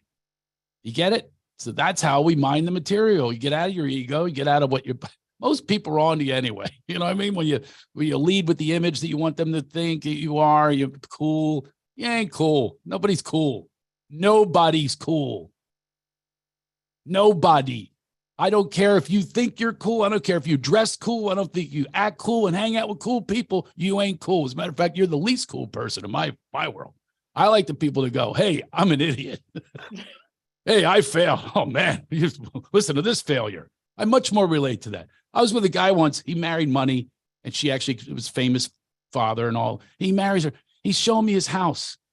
He's going, look at this. Look what I have. Look at this Picasso. I'm thinking to myself, is anybody having fun right now? I'm having no fun resenting him, you know, because I'm going, oh, so you had good sex with her, and then she marries you, and now you have all this. Wow, I've had sex and I got nothing out of it. So who cares that you have this? I remember that moment in my life. I'm going, wow, don't brag. There's no good. Either one of us were laughing. I wasn't going, oh, Picasso. Oh my God. I've never laughed this hard. This is fantastic. Well, show me your other room. That's gold, salt, and pepper shakers. Unbelievable. This is so much fun. No, not at all. I'm going, you got gold, salt, and pepper shakers really made out of gold. You really needed that. Guy that grew up poor like I did. You really needed the gold, salt, and pepper shakers, really, to show everybody, look what I have. No, it's not a show. You be you. You share you. I would have much better time with him if he said, can you believe I have this? All because I'm good in the sack. How about that? You know, if something like that, I would have laughed. So that's it. And somebody said, how do you get out of stage fright? Again, I'll double down on what I was saying before is being of service to other people puts you out of yourself. So if I like do a little contemplation prayer, whatever you want to call it, backstage, I go, these people paid a lot of money to come see you. Some are in distress. Some they share with me that I remember one woman, I'm friends with her today, her mom died 2 hours before the show. She's like, what else am I going to do? My mom's gone. I can't be with her anymore. She went to the show and she said it was one of the greatest moments of her life. She was able to grieve right there on the spot. So if you're of service to people, bringing fun, energy, and light and who you really are, there's a lot of people are, especially mental health these days, a lot of people are in rough shape. So I say to myself, go give them everything you have, reveal, have fun. And at least for 1.5 hours, it's an escape at the very least, but it's of service to them. And that's how I get out of my stage fright, because now it's not about me. It's not about outcome. It's another one. A lot of us are locked into outcomes, locked into agendas, locked into results. Remove those results, surrender them. It's not up to you. The reason you might not get a part has nothing to do with what you think it is. 99% of the time. I just auditioned for something. I have a friend, years on a major television show, years and years and years. And he directs. He worked his way up to director. Again, he said yes. And now he's a big director, but he's still on the show. And we fished together, we golfed together. I've never asked him for anything. One of our other fishing compadres, he actually had guest star on the show. I'm going, okay, keep your mouth shut. And then one day he says, hey, Shu, and my nickname's Shu. He goes, hey, Shu, I'm going to send you over to our casting director, and here's the part. I say, hey, thanks, man. And I auditioned and I nailed it. When you know, and this part really was right for me. Sure enough, he goes, hey, man, I saw your audition. Oof, you got some chops. Thank you. He says, now it's not in my hands. It's in the producer's hands. I go, thanks for the opportunity. I thanked him for the opportunity. And you know what? I didn't get the part. A producer had someone else in mind all along. What am I going to do? But you know what that did? He now knows next season, if there's a part for me, he can go in and go, hey, remember that guy? Yeah, he did a great job. But I cast my buddy Tom, but yeah, he'd be right for this. Let's bring him in. Go to the top of the list. That's why you show up each and every time, because you do not know. You leave that energy with people, they're going to want to bring you back. It might not be right at the time. So you just don't know. So be of service to the project. It takes you out of fear. It brings you into your true reality of who you are. Genuine energy flow. That's what I call it when I teach. But yeah, so that's the answer to someone else I saw in the chat asked that question about fear, stage fright. It doesn't matter if it's a stage. It's everywhere in life. If you walk in and you're funny, I've got this course called Winning with Humor. Yeah, you win. You win. If you're funny, you win. Every single situation, you win. I guarantee you. You walk in, Droopy the dog. Oh boy, what am I going to get out of this today? They're not smiling back at me. Oh no. I must start from scratch. I mean, if you walk in with that, I'm sorry, unless I'm casting Droopy the dog, you're not going to get the part or whatever you're in for. Not going to do it. Not funny. You walk in and you're funny, and remember you. I want to be around that. Think about the people you hung out with in your life. The guys I still hang out with are from kindergarten, third grade. They're people that we laugh together constantly. Now, the spouses are annoyed by us because it's the same stories, but still, we're having a great time. That's who I want to be with. Love that. All right, so we have another question for you. So some of the people who are watching here are going to be doing a stand-up routine in New York City, which probably is one of the scariest places to do comedy.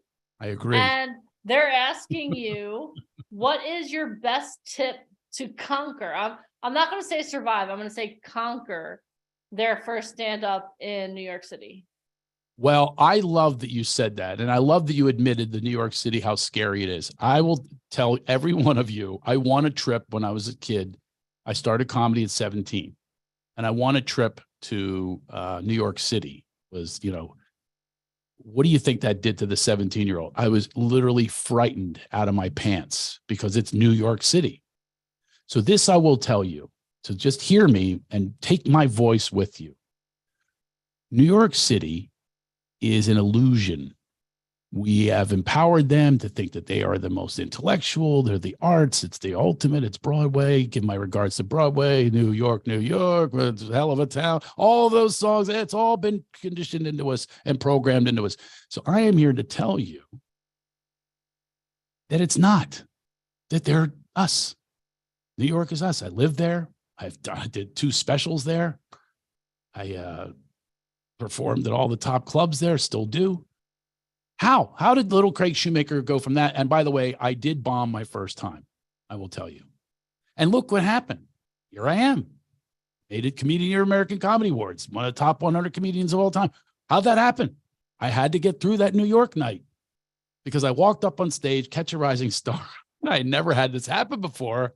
There was a mirror in front of me. And because I didn't know who I wasn't that rehearsed. I wasn't that good at the time. Oh my God, there's a freaking mirror. I didn't know where to look. It was freaking me out. It's like being in a hall of mirrors. Oh I don't want to look at me right now. They're all looking at me. Oh my God. It was really, really rough. but you get through it and it just becomes another point in time that I'm telling you about right now. Did that affect my career? Obviously not. So be okay with the results. Be okay with you bombed. Be okay with you got one laugh. Be okay with I destroyed the room. I can't even believe it. Be okay with all of them. The same response to all of it. If you go in with that and know that New York is just this illusion. By the way, if you really know a New Yorker, they're like crass and, a lot of them get out of my way. You can't get what. Like, really? Or we're going to empower them to be like what dictates what art is? No, they're a bunch of people like us. Like me, it's little Craig Shoemaker, poor kid from Philadelphia. Yeah, I ended up there in New York, and now I'm good with it. I get flown into New York now. I just did Sherry Shepherd's show in New York. Stayed at a beautiful hotel, limousines, and everything else. That's little Craig Shoemaker. Yeah, it started with bombing. It started with being okay with bombing. Well, I wasn't okay at the time. But it starts with, you start somewhere. And then I did a show last year at Dave Chappelle's house, and he introduced me as like this legend who started him when he was nervous. He was 15 years old, and I was the 21-year-old headliner. He's telling the audience this in this cornfield that he developed, and I'll go on stage with him. I made him laugh, and I made a really big impact on me. He's making this, to me, he's way past me now. I mean, he's amazing. He's literally dove way into this business. His resume is comedy as a stand-up comedian. He didn't go too many different directions. And by the way, when he did, he wasn't that good. Think about it. How many acting roles has he done, that were, I don't know if you've seen his resume, but not so great. And nor did any other forays into anything else, but he stayed with stand-up, became really, really great at it. And if that's what you want to do, you stay at it and become really, really great at it. And he's certainly bombed plenty himself. And look where he is. Yeah. We all bomb. Everybody bombs. If you take the expectations out of it, then it's not a bomb. It has no impact on you. That's awesome. I love that. All right, we have another question for you, Craig. Yes. How do you stay persistently moving forward when you hear no after no after no? Like, what is it that drives you forward? Knowing that there's a yes. Knowing I say yes to myself first. And developing that kind of confidence. If I say yes to just daily basis, people around the dinner table, I have a client who's in real estate.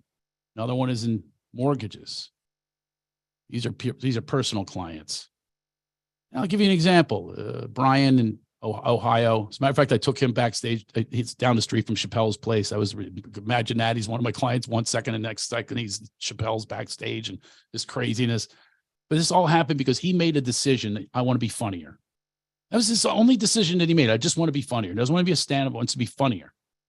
And sure enough, he ran for the Shriners and he won the presidency because he told jokes on this. When he was running, he told jokes in front of the group. And I think it was 104-4. He won this victory. And it was because of, this guy's funny. Most of the time, that's what they're digging that you're funny. So that's how to get over all of this stuff. That's how to write more material, because now you're in flow. Now you're in a great energy. You're not, oh my God, just think about that. I have the weird story, but all these people have come up to me starting in Detroit a long time ago. They said, we couldn't have a child. We want to thank you. Because they watched my show, and the guy went home and did the Love Master, this character I do, this really cocky guy. And it must have loosened things up, and they have a baby girl now. So then I realized, wait a minute. Yeah, laughter's so good for you because you're trying to have a child. I'm not saying I'm a fertility clinic, but I know 5 different people that said they conceived. One conceived the child in the parking lot of the Brea Improv and sent me a photo of the kid coming out smiling.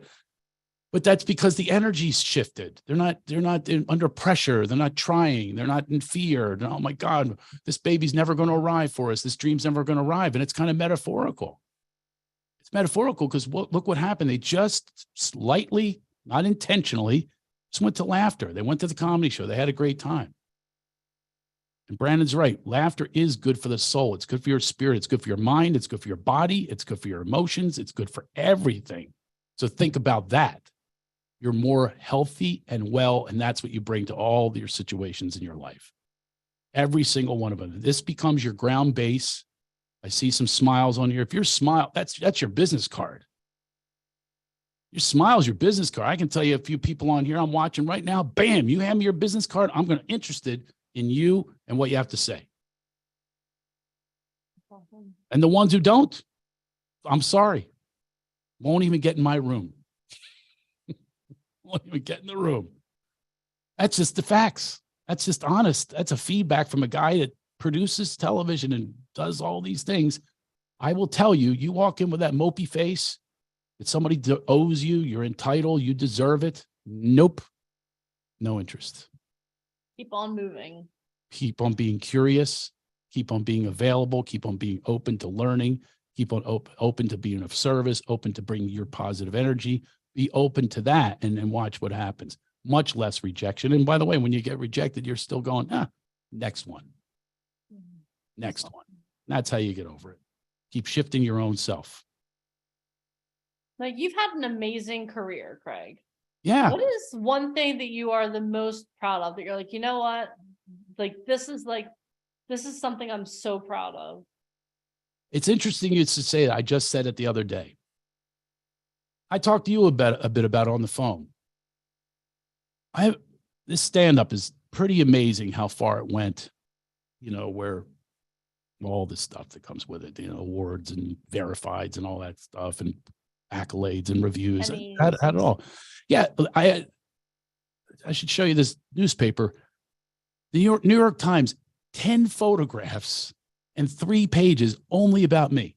New York Times, New York. There you go. New York Times, known as, oh my God, are you kidding me? It's meaningless. It's now sepia tone. It looks like it was written in the Civil War times. It doesn't matter anymore. But what matters is, for me, it's not about the performance.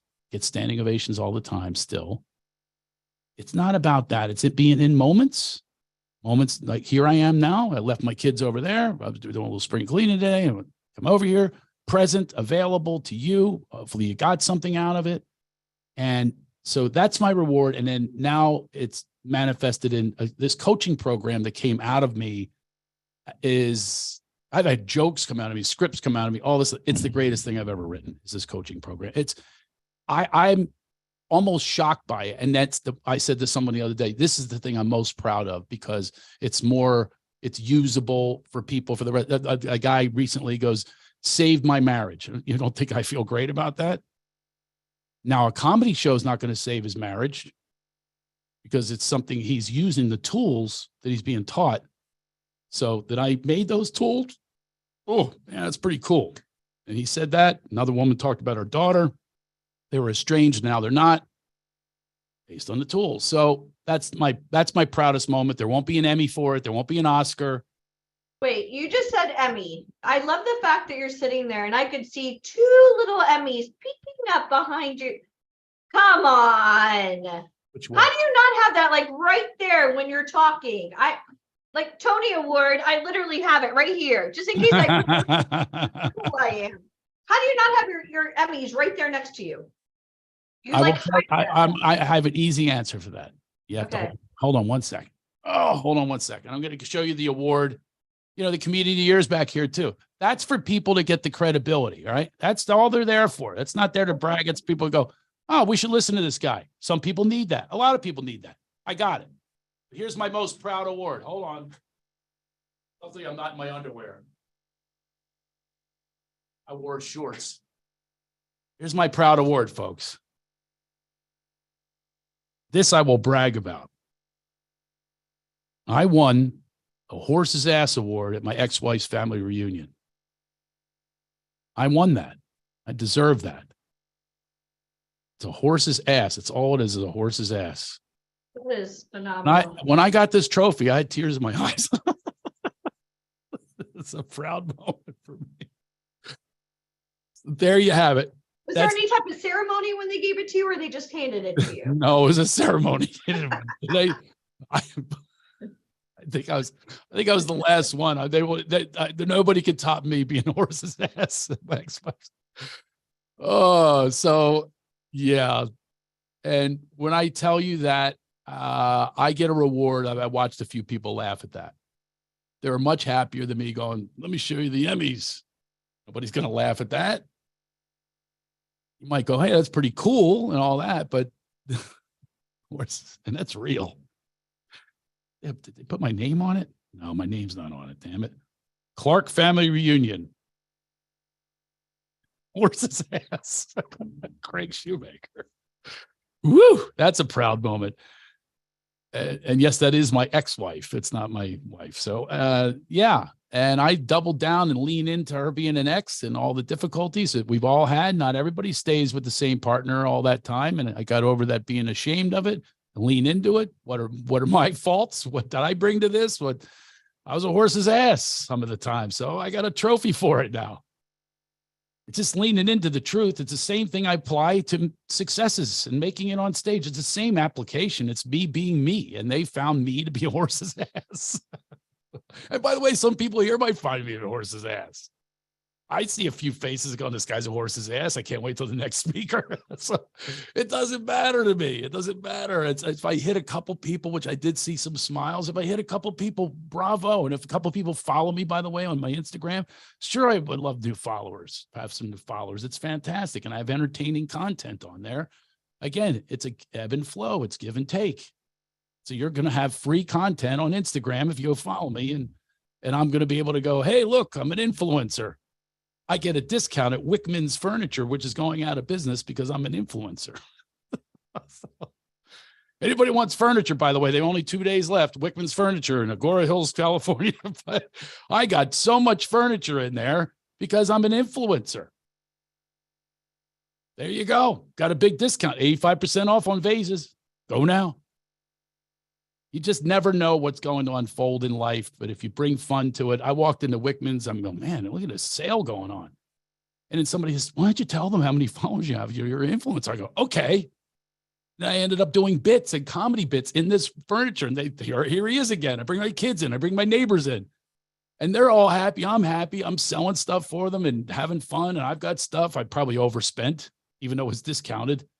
I didn't know that I needed some of these things, but you know, what the hell? I'm going today, by the way, if anyone wants me there, I really am. I ran into him in the grocery store yesterday. The guy who's in charge, he flies in, he does these sales.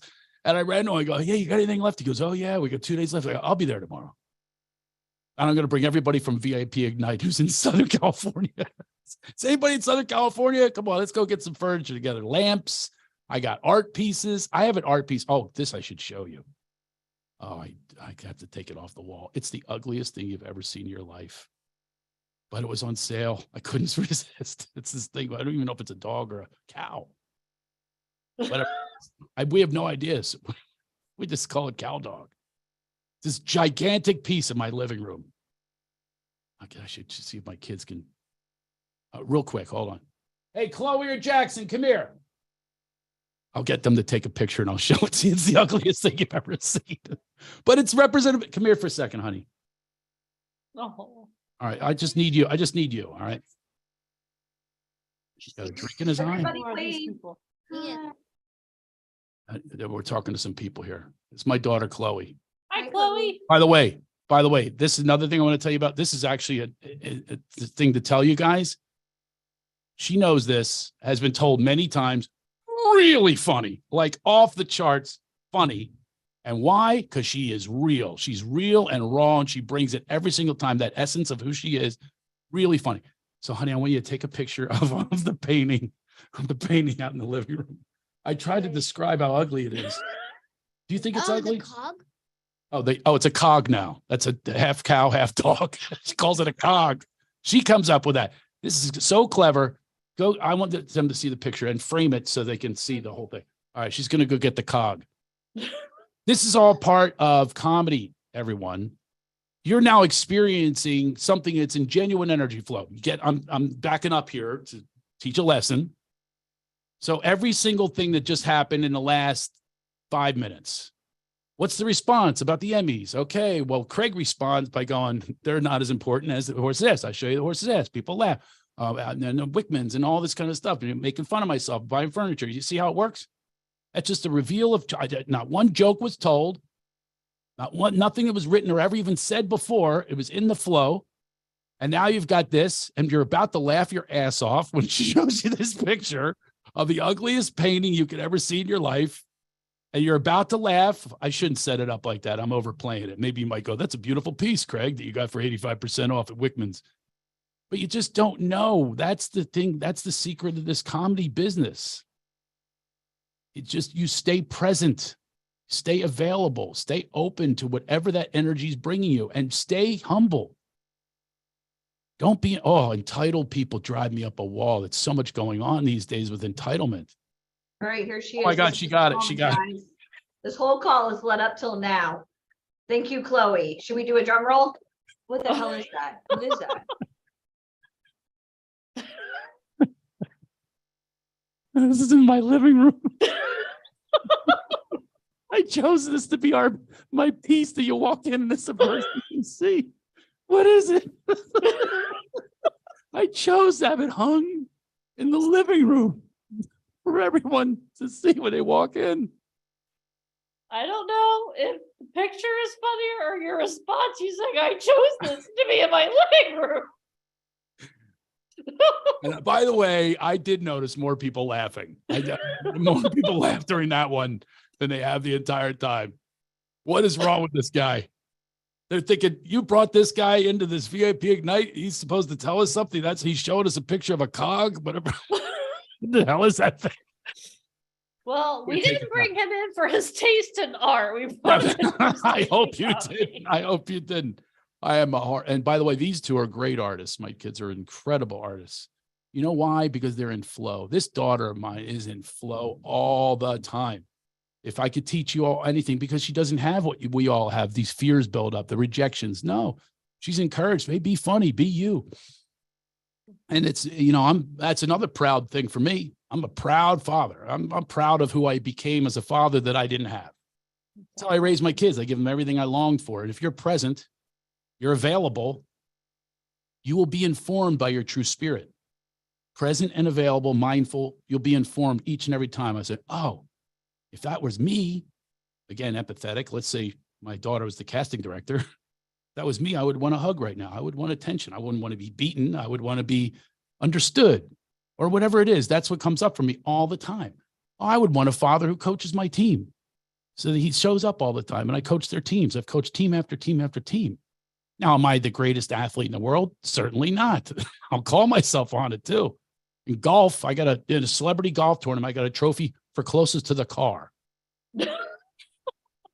in the parking lot. You've won the best awards. Yeah, that one I don't have. I do have You should add that to his accolades when we introduce you from now on. The should. horse's ass and Yeah, then horse's the closest ass. to the car. I have another one in Westlake. I moved here and they have a yacht club, which is a joke because they have these putt-putt boats, these little, I could literally get in a life preserver and fart my way across the lake faster than these boats go. Okay. I mean, it's unbelievable. And they call it a yacht club and they got a guy dressed like Gilligan sort of skipper, whatever. And I got in this yacht race on 4th of July and I entered this thing with no training. I just bought this, a kayak. I was going at this thing because I'm on the cover of New York Times and I wanted to be in the Acorn, the local paper. And I sweated and I won that one too. And they tried not to give it to me because I'm not a yacht club member. I go, you give me that damn trophy. I earned it. Meanwhile, I had rubber arms. I couldn't even use my arms for a week, but I won that damn trophy. So that's another one. I gotta find that. Oh, there it is. Hold on. We're getting like the full tour of your office today. I got a lot of stuff here. Horn. There it is. Look at this. Westlake Yacht Club. First place. Kayak. You are too cool for school. That it's yeah, now I'm bragging. I know. I said not to brag. Here's my new saying, by the way. This came from truth, and it's now in my act, and we now sell merchandise. It's my new saying because I'm from Philadelphia. I'm very edgy and real. A lot of comics do come from edgy and real, right? Tell the truth. A lot of people don't like the truth. But I also am very spiritual and kind. And obviously, I hope I was of service to you all today in a kind way. But this is where I am. I am stuck between namaste and kiss my ass. That's where I live. I live in that energy. I need that sticker for Well, my water there's bottle. t-shirts too. Oh my gosh. CraigShoemaker.com. There's t-shirts, mugs, and everything. I'm stuck between Namaste and Kiss My Ass. And by the way, I was wearing this, and I had a shirt that was kind of covering it. And the woman at the airline desk, I was about to board a plane. It was a connector in Dallas. And she goes, "What's your shirt say?" And I went like this. The other one cracks up instantly, just cracks up. And this one goes, "I'm sorry, sir. If that offends someone, we're going to have to ask you to leave the plane." I said, "What?" And she goes, "I'm sorry if it's offensive to someone." I said, "Well, I'll tell you what, I'm from Philadelphia and there's two people with cowboy hats here. I don't like the Cowboys. And it's really offensive to me. So you're going to have to boot them out of here." They let me on the plane. I had to cover up a little bit, but you can wear that proud. Namaste, stuck between Namaste and Kiss My Ass. We designed this. There's the woman in the yoga position, and we all are, aren't we? Let's be honest. We're not all ethereal and just, hugging and loving and stuff like that. And we're also not always angry. And this debate that's going on all the time on the internet. So stop already. Stop. Be you, have fun. Don't be in any group. They're all in groups that are negative in the echo chambers, and they just repeat something. They think they're smart because of it. They're not listening to their true self. Who's offended, who's not. Come on, the virtue signaling. Let's just be you. And you show up in that room and watch what happens. Glorious things will happen. Success happens. Happiness happens. Even if it doesn't, you don't have a mansion on the top of the hill.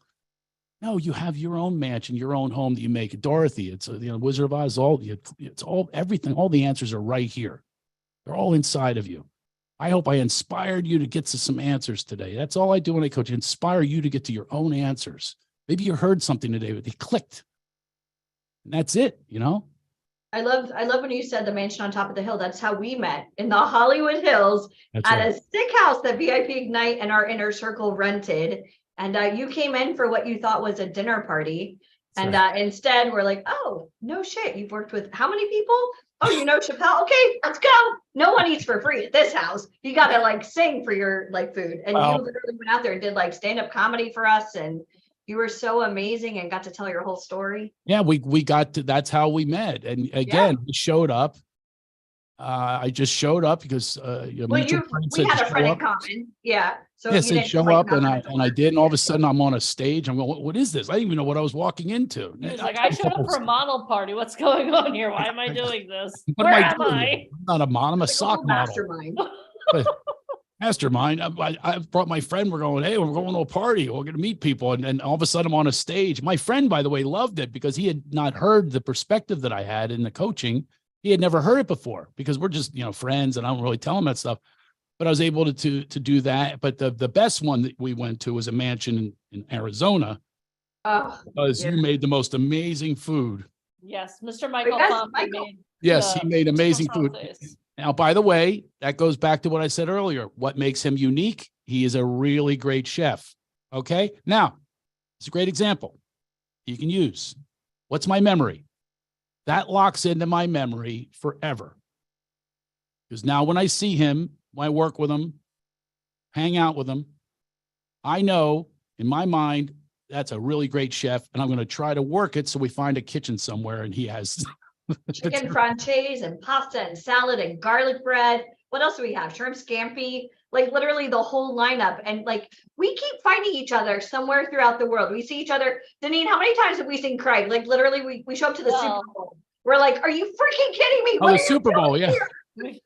Everywhere we go, movie premiere. Craig freaking Shoemaker. What are you doing with Kevin Sorbo? Out of here. It doesn't matter where we are. Randomly in a casino in Vegas. We were just there hanging out. And doesn't he walk up with his entourage? I'm like, well, the one thing I will correct you is I've never had an entourage in my life. It's one of the things I'm proud of. I've never had an entourage. I might have been with a couple friends or an opening act or something like that, but never an entourage because it's not about me. It's about I wasn't trying to make you sound bougie. It was just I know. You walked up and we were like, "How the heck? What the hell is he doing here? Here?" I've had that happen with you guys so many times. What is he doing here again? He's stalking. I have a restraining order. That's why I'm on Zoom. Yeah, that's why we have him on Zoom. But you and I do have a meeting that we're setting up in August when you're in Philly Because the one place I haven't seen you is in our hometown. That's right. I'll be performing there. Go to CraigShoemaker.com. Craig Shoemaker, not Schumacher, just like you make shoes. Oh, there it is on the screen. CraigShoemaker.com. You can sign up for all sorts of things or check out things. You go see where I'm performing. Like I said, on Father's Day, I also have another show at the Ice House the day before Father's Day. That's in Pasadena. Then Burbank Flappers. I recommend that one because it's all me. And listen, let's go out and have some fun together. That's it. Have some fun. If anything you got out of this, it's have fun more with your life. Do as much as you can to do that. Loosen up, lighten up, and watch what happens then, because you're allowing that light to shine on others, and it shines and reflects back to you. Awesome. On that note, thank you so much. This has been amazing. Thank you. Thank you all. I appreciate it. So Denise, we have to add all those new accolades to his intro. I know I've got it. The horse's ass, the best kayaker. I got it. I got it all down. I forgot about that one. I'm gonna be typing. I'm gonna type it up. So next time Yes. you're actually Take out Matlock. Everybody, although they do have a new Matlock coming out, take that one out or a couple of the other ones. Take those out and replace it with the really important stuff. We'll take out Dave Chappelle and just add like horse's ass. I mean, that's fine, right? You Fuller leave House, but You can leave a Fresh Prince, because believe it or not, I played a boxer on Fresh Prince. It was like a really special episode of Fresh Prince. And of all the parts that I could play, what did he do to Chris Rock, my fellow comedian and friend? He hit him, and he ended up playing a boxer, Muhammad Ali. All these full circle things. But yeah, I played a boxer that helped him when he was drunk driving and he ended up in a cemetery. I don't know if anybody saw that episode, but that's me. I'm the boxer. Again, I said yes. Never been a boxer. I said yes. Made that part my own. They cast me in that role. It ended up being a really cool episode. You just never know when you say yes. Okay, everybody? Yes. 3, 2, you said yes. I said yes. I want to replace that guy. Yes. Yes. Whatever it We is. still need Jamie Kennedy to come on Zoom. So have your people call our people, which means Okay. I'll call you or Denise. I did tell Jamie about you guys. And I know. Caroline I know. Ray as well. You know, they get to, I know how it is. It's Hollywood. But Yeah. I figured, listen, next time I go out there, we'll take them out to dinner and we'll just do a nice little, I mean, this business is all face to face. For those of you guys that don't know, this is really cool. How many of you guys love the fact that you're on Zoom? You're talking to Craig here. He's got 2 Emmys behind his back, and not to mention those other cool awards about the half, right? This is huge. This was a free call. And I mean, now we see his exquisite taste in art. I can't. There's so many things we learned about you today. I know it's terrible.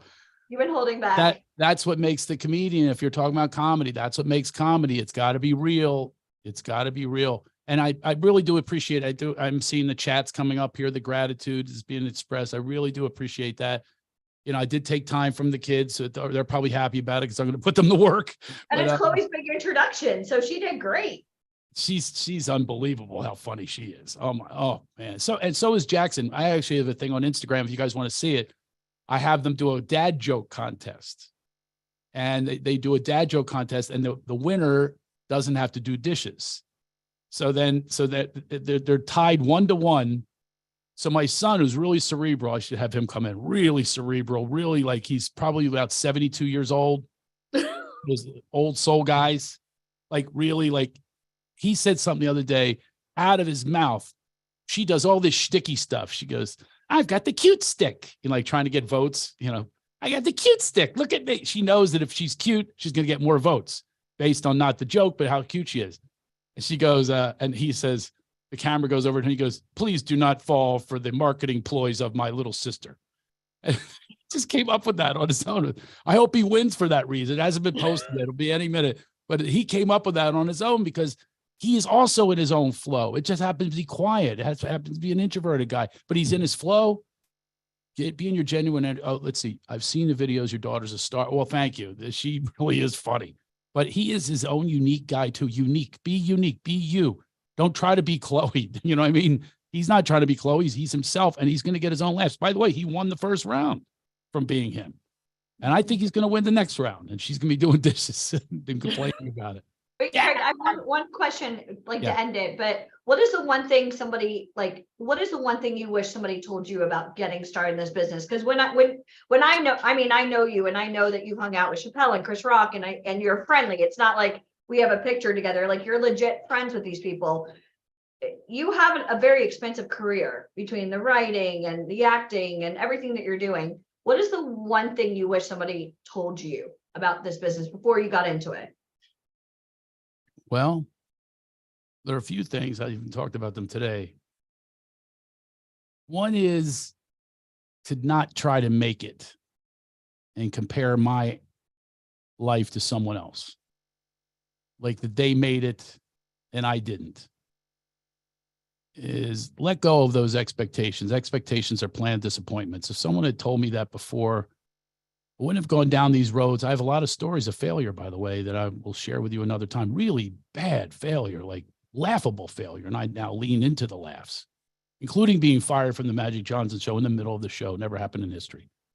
But I laugh It's about it. magic. Watch Craig disappear. Oh, I disappeared all right. All of a sudden, poof, he's gone. But it's lean into that stuff and be okay with it, that you weren't meant to have that part. And oh my God, I've spent years of resentment and years of fear and oh my God, and lack and limitation and all of those things. And now life just keeps flowing at me. I mean, even during the pandemic, I got shut down, but it was just, I had a spiritual rebooty call and I took my career other places and found myself in Harrison Ford's old backyard where he raised his kids doing comedy. You know, I had to pivot. We all have to pivot. That's what happened during the pandemic.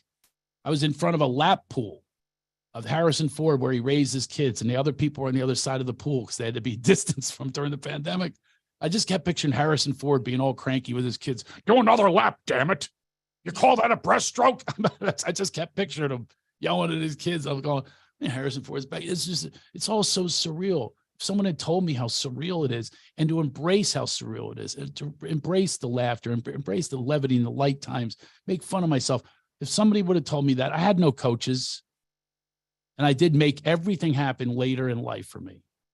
You know, I mean, even being in comedy, you know, all those, you know, all the failures that were happening in the beginning. I did start comedy at an early age, but I got married late, I had kids late, I had all these things happen late, and all the rich kids in my area, they all had everything happen for them right away. So in one way, I'm really happy. I had to struggle. You know, I had to pay for my own car, my own tuition, everything had to be paid for by me. And so in a way, I'm happy about that. And in a way, I wish that somebody had told me some of these things, that I could have more fun, you know, and having fun leads to success. So I wish someone had told me that, and but they didn't. And here we are today. So I'm telling you that maybe you someday you all go, hey, Craig Shoemaker told me it's not really about my mansion. It's about having fun. So have fun in your mansion. That's what I have to say. That's my new logo. What's that? How fun is your mansion?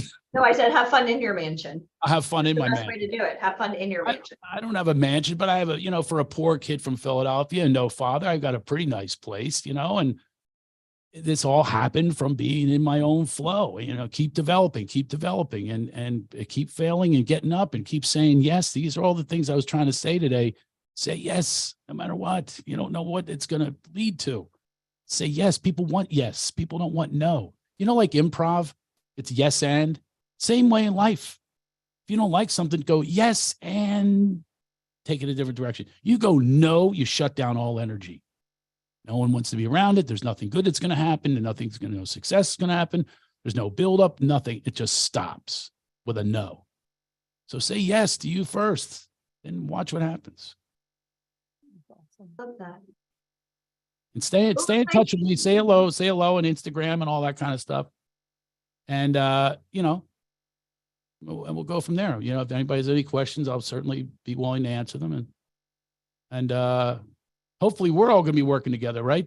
Right, Deneen? Right? Yes, we are. We have to set up a meeting this week. Set up a meeting this week. And I met this group. So you don't know where it's going to evolve. You know, I've showed up in this mansion and all of a sudden I'm speaking and nobody Thrown knows. on stage. We find out we're from Philadelphia, whatever. I mean, just it's a resonance, and it happened. And I'm going, hey, I got my coaching program at this point, and I'm going, I bet you they would like it. And you know, so it's like you just don't know, but you do know if you're enjoying people's company. I'll never forget that food. If anything's going to happen, we're going to have.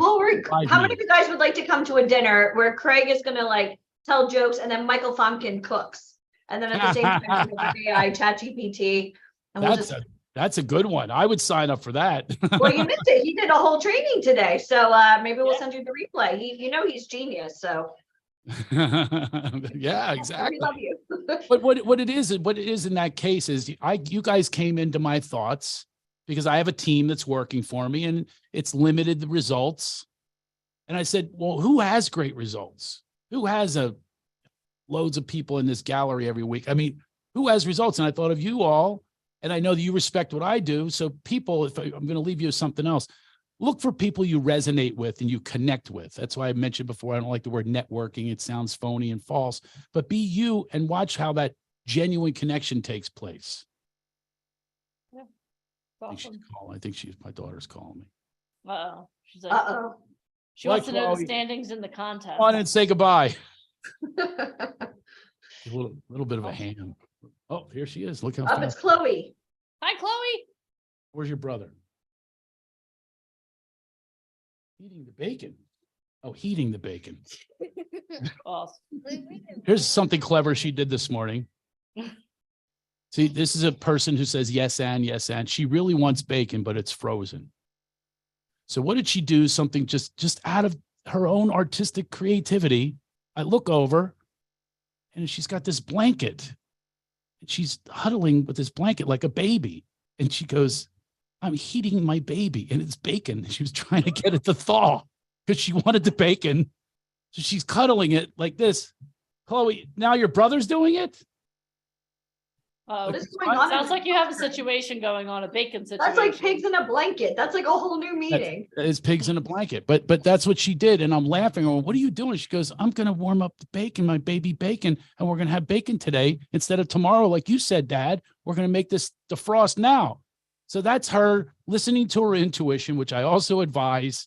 Listen to your intuition and have fun. She made us all laugh. And now her brother, she convinced he's holding the baby now. He has the baby in the blanket now. Oh my gosh. That's why he's not here. He's with the baby. With the bacon. I know you're cheering for him, but I think I think she might win that contest, Craig. Not going to win. I'm telling you, when you hear that line, bring the bacon in here. Somehow this is going to end up on a Netflix special. Mark my words. Watch. Of course it will. Of course, I know everything's you. material. That's Somehow another thing. you'll spin it and make a lot of money off of it, and we'll just say, "Oh, remember that call?" That's gonna be so great. Remember, everybody. Everything's material. Everything's material. You Everything's keep notes. material. You keep notes. It's all material. Okay, and have fun. I guess he's not coming in. He's very much concentrating on bring the bacon in here. All right. Let's see what's going on here. All right. Well, thank you all. Thank you for your laugh. Thank you for your joy. Thank you for the essence that you gave to this to make me feel like I just spend a good hour and a half with people that I don't even know. Thank you for that. I appreciate it. And, your smile is my applause. Just understand that. You bring that, you're bringing everything, you're bringing your true essence. I really appreciate it. Bacon blanket. All right. Well, stay in touch, everybody. Have a wonderful Thank you, day. Greg. Thank you, VIP Ignite. Thank you, Love Craig you. Shoemaker. That was awesome. Thank you. You're so funny. He's really like that. Not even kidding. At a dinner party, he literally this is how he is. That was all. So are you guys ready to start performing? The thing I love that Craig said the most about, like, with everything is always be of service. How many of you know that by being a part of the entertainment industry, you're being of service? I want you guys to think about that. Because I've talked to so many talent, and so many talent have been like, okay, I'm like, okay, well, why are you doing this? And they're like, well, I was watching a movie once during a really hard time, and the actor made me forget about my time, what was going on, and helped get me through. Or, I want to be a comedian because I was really sad, and I watched a movie and I laughed, and all of a sudden I felt better. Or, you know what? I was looking at something and I was going through a moment, and in that moment, I was taken away. That's what you're doing here. That's why you guys are here, because you are here to be of service. That's what it is to be a part of the entertainment industry. It's not about being famous. It's not about having your name known. It's that feeling that you leave. And you heard Craig when he got on the call. There were a couple of people he pointed out because their presence was there. They were ready to serve just by being them. And that's what the entertainment industry is all about. So what I want to do now is today has been an amazing. How many of you think that today has been an amazing day? If you think it's been amazing, type amazing in the comments. I want to review the first 3 pillars that we went over, and then we're going to go over the 4th pillar as well. Okay. So the first pillar was how to 10x. The first pillar, why am I going blank? I went over the first pillar. Okay. So the first pillar was okay, here we go. Sorry, guys. First pillar was belief. I believe in myself. I believe I can do this. The first pillar was belief, right?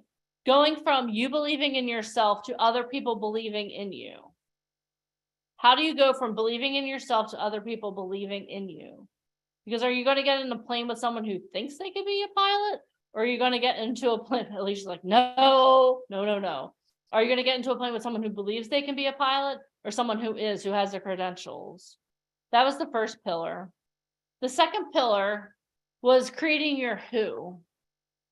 How are people going to know that you're an actor or a model if you don't show them? Creating your social media, using ChatGPT, right? Using ChatGPT to go out there and put yourself out there, using ChatGPT to help increase your social media, using ChatGPT to create your social media calendar. We gave you the tool to create your who. The third pillar was practicing self-care. And we learned a different definition today of self-care. We learned that self-care is not just taking a bubble bath and getting a massage. Self-care is you looking at every action that you take in your life. And is this serving me to get to be that person that I know I was designed to be? And now let's talk about the 4th pillar. The 4th pillar of success is dedication, putting it all into action. And what I want to do for this pillar is I want you to see how dedicated you are to your future. How dedicated are you to being that person that you know you are being, that you are meant to be? I want to see how dedicated you are to the point where I want you to taste and feel and smell your future. All right. So what I'm going to ask you guys to do is I'm going to ask you guys to close your eyes for a minute. Okay. I'm going to ask you guys to close your eyes. Everyone close your eyes. This is something you can't take notes on. The notes are going to be written on your heart here. Okay. I want you guys to close your eyes. And I want you to think about, who do you want to be? Close your eyes and take it. Let's breathe first. Take a deep breath in and let it out.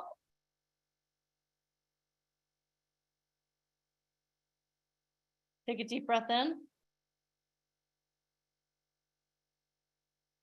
and let it out. One more deep breath in and let it out.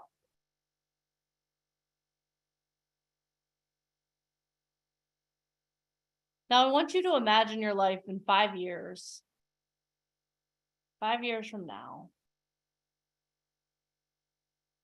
Where are you in 5 years? You're the person who said yes to your opportunities. You're someone who's been of service. You're someone who is practicing self-care. You've made decisions to get yourself where you are. Now, where are you in 5 years? I want you to really go all in. Are you an actor? How are you getting paid? Are you an actor? Are you a model?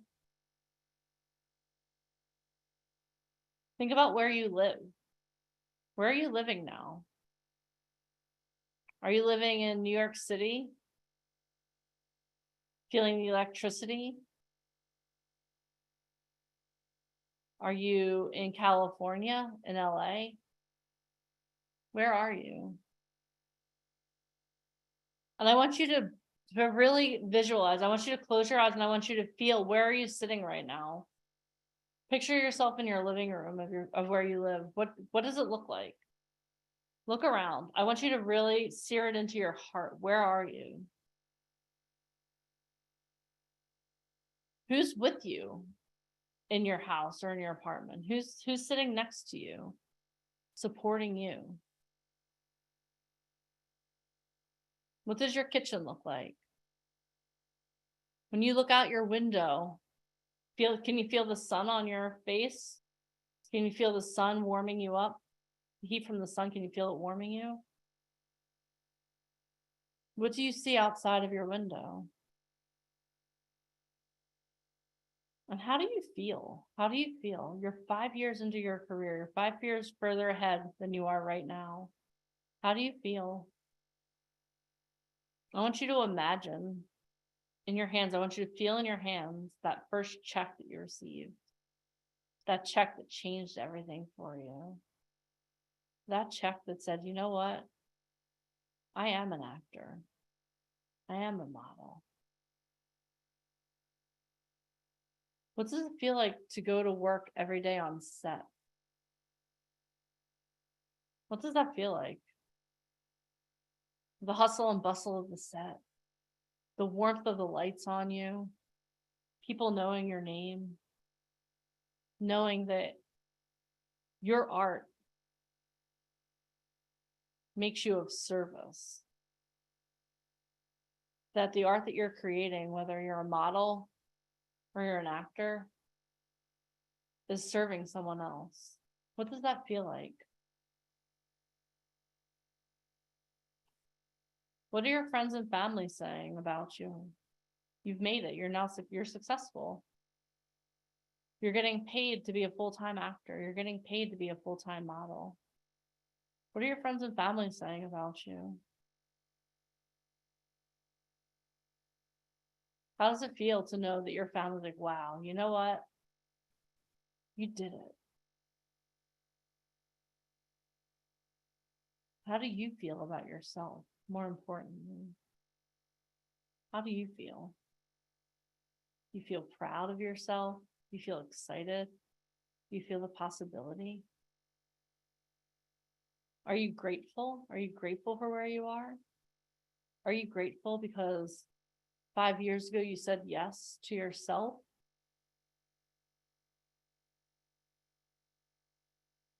How are you feeling right now? I want you to really feel it. I want you to put your hands on your heart.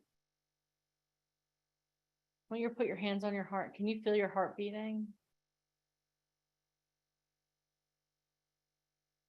That heartbeat there means that you are meant for something. And you're there. Now I want you to take a deep breath in. I want you to smell the smells of where you are right now. What does it smell like? Take a deep breath in. Let it out. Take a deep breath in. Let it out. Take another deep breath in. Breathe in the way that you feel. Let it out.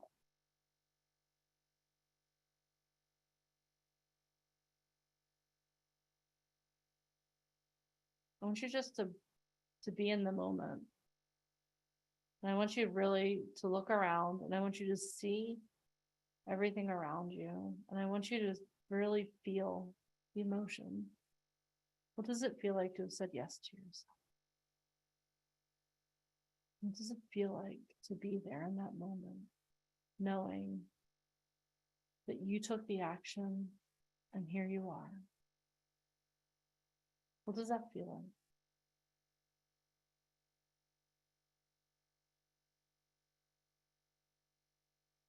All right.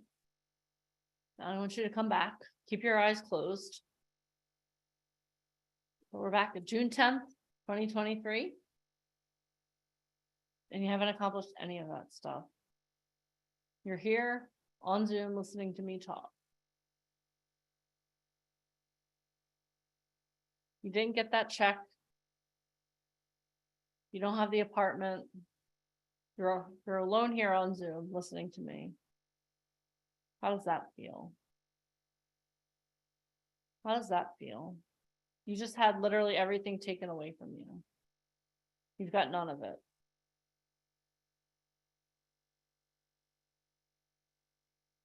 How do you feel? In the comments, let me know, how do you feel? You just lost everything.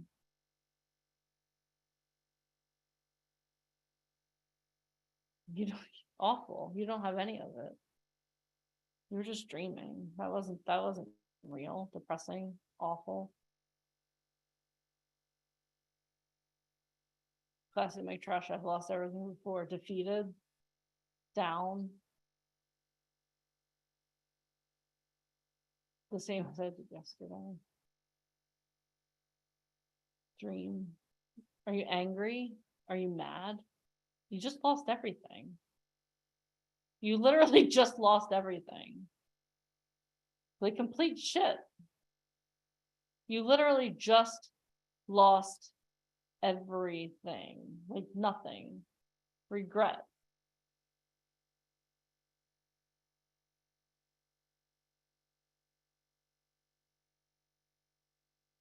I want to cry right now. I feel like I lost everything. Suicidal. Determined. It wasn't actually because, I don't know. Wow. Okay, well, Tawanda, when we do the next part, I want you to really be there. Hustling humbly. Okay, this is what I want you guys to do now. Close your eyes again. And what I want you to do is I want you to picture yourself 20 years in the future. Close your eyes, picture yourself 20 years in the future. Now you have a 20-year career. You have a 20-year career now. People actually know your name. You're not up and coming. People actually know your name. I want you to picture, where are you living now 20 years in the future, now that you've arrived? People know your name. You literally don't have to worry. You don't have to worry about anything. People are casting you. You don't have to go in for auditions anymore. They're calling you like, hey, you want to audition for this thing I got for you? Just, yeah, you got it. People know your name. What does that feel like? What does that person feel like? Where's that person living? Where are you living now? Who's sitting beside you? I want you to close your eyes and I want you to imagine, what car are you driving? What car are you driving? Can you feel the way your car just hugs your butt in that right way that brand new cars do? Can you smell the new car smell? Maybe are you living in a better apartment in New York City? Maybe you're a little higher. You're not mid-level now. Maybe you're living in a penthouse in New York City. Or maybe you're living in California by the ocean. Can you smell the ocean? Breathe it in. Breathe it in. What does that feel like? I want you to imagine this too. You're so well known that you get letters from people and they're thanking you. They're thanking you. Imagine opening up a letter from a fan. Like, you know what? I just want to thank you so much for your performance. You know what? I saw you perform. And in that moment, I was in a really dark place. And I was considering taking my own life. But you know what? I saw your performance. And your performance touched me. And I decided to keep living. And I want to live a life. I want to leave a legacy because I saw you perform. Because I saw your performance. Because I saw your photo. What does that feel like? What does that feel like? I want you to think about, what does it feel like? Right now, what I want you to do is think about a charity that you want to give to. a charity that you support, a group of people that you want to support. And I want you to actually get your hand like you're about to write out a check. And I want you to write out a check for $1 million to a charity of your choice. And this isn't you giving out of your lack. This is you giving out of your abundance. What does that feel like? What does it feel like to know that you're able to give $1 million to a charity? Think about all the lives that you're going to impact. How does that feel? How does it feel to know that you, because you're in service and you're giving back to the community, how does that feel? How does that feel for you? What does it feel like to know that your family doesn't have to worry any longer because you said yes to yourself? What does that feel like? How are you guys feeling right now? How are you feeling in this moment? Can you see yourself? I want you guys to be so grounded. I want you to close your eyes and I want you to feel. What does it feel like to write out that check? What does it feel like to get that letter? What does it feel like to be someone who doesn't have to worry about your finances anymore? You don't have to worry about anything. All your only worry is, how can I be of more service? How can I give back? How can I improve my crowd? How does that feel? How does that feel? Now what I want you to do is take a deep breath in, and I want you to breathe in the scent, breathe in the feeling of where you are right now. Breathe it in and let it go.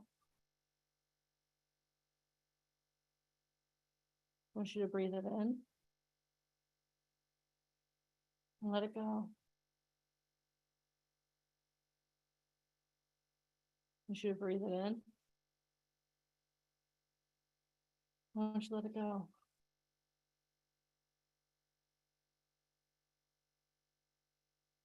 Now what I want you to do is I want you to open up your eyes. And you're back here again, June 10th, 2023. Just us.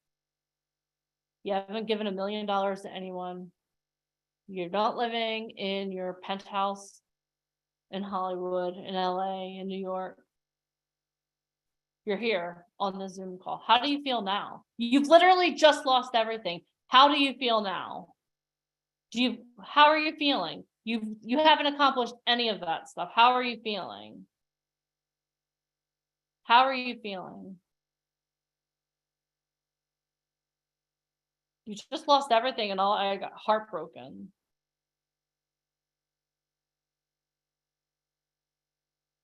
I want to go back. I feel like a train wreck. I feel emo, but emotion, trying hard. Like an expert loser. You want it. I have to work hard to get there. I've manifested it. I want to go for my dream. Awesome. What I want you guys to realize is that everything that you visualized, you can have. Everything that you visualized, you can have. But this is what I want you guys to understand. There is no way in hell you're getting there unless you take action. You have to take action. You have to say yes. There's no way that you're going to ever achieve anything if you don't create your who, if you don't know who you are. You're never going to get there if you don't start taking care of yourself, that you don't start making decisions. Every day you have a choice. Every day you have to make a decision about where you're going. You have to be determined. How many of you feel even more determined now that you've tasted that to get there? If you feel even more determined, type determined in the comments. Type determined in the comments. Let me tell you something. No one is being held back by anything here. The only thing you're being held back by is yourself. I'm going to say that again. The only thing you're being held back by is yourself. Today we laid out the 4 pillars of success for you. Today we laid out the 4 pillars for you. We talked about having belief in yourself, and not only having belief in yourself, but creating a life where other people believe in you. You want to get signed by an agent? You can't do it because you're on a wish and a prayer. You have to do it because you have to create that belief. You have to show people that you are a model, you are an actor, you are a musician. And I want you to say that right now. When we first came in here, this was a dream. This was a fan. Oh, I hope that one day. I hate all those words. Oh my gosh, I hope. It's my dream. Denise, it's my dream. Do you know when you dream? When do you dream? When do you dream? You dream when you're asleep. You dream when you're passive. You guys are not dreamers. You're here. What are you? We learned this first this morning. What did we learn that you are today? I am an action taker. Type that in the comments. I am an action taker. You're not passive. You've been here all day. You are say, I am an action taker. Type that in the comments. I am an action taker. Not just action taker. I am an action taker. I am a model. I am an actor. Type all of that in the comments. If your goal is to be a model, I am a model. If your goal is to be an actor, I am an actor. Type that, I am. We're not going to talk about dreaming. We're not passive anymore. That is not who you are. You've been here all day long. I hate to break it to you. That passivity is not going to get you anywhere. I am an actor. I am a model. I am a musician. I am an action taker. And I want you to remember that. If you want to get to where you were just a couple minutes ago, you have to be active. Use I am statements, not, oh, one day. No, no, no, no, no. Every decision that you make on a go forward basis is to get you to that place. I don't ever want you guys to forget that. I want you to be determined, because you know what? If you're not determined, as soon as someone says no to you, you're going to crumple like a stale cookie, and that's going to be that. That's not who you are, though. You are a model. You are a musician. You are an actor. You are an action taker. And I want you guys to know that. Say, I am determined. Type that in the comments. I am determined.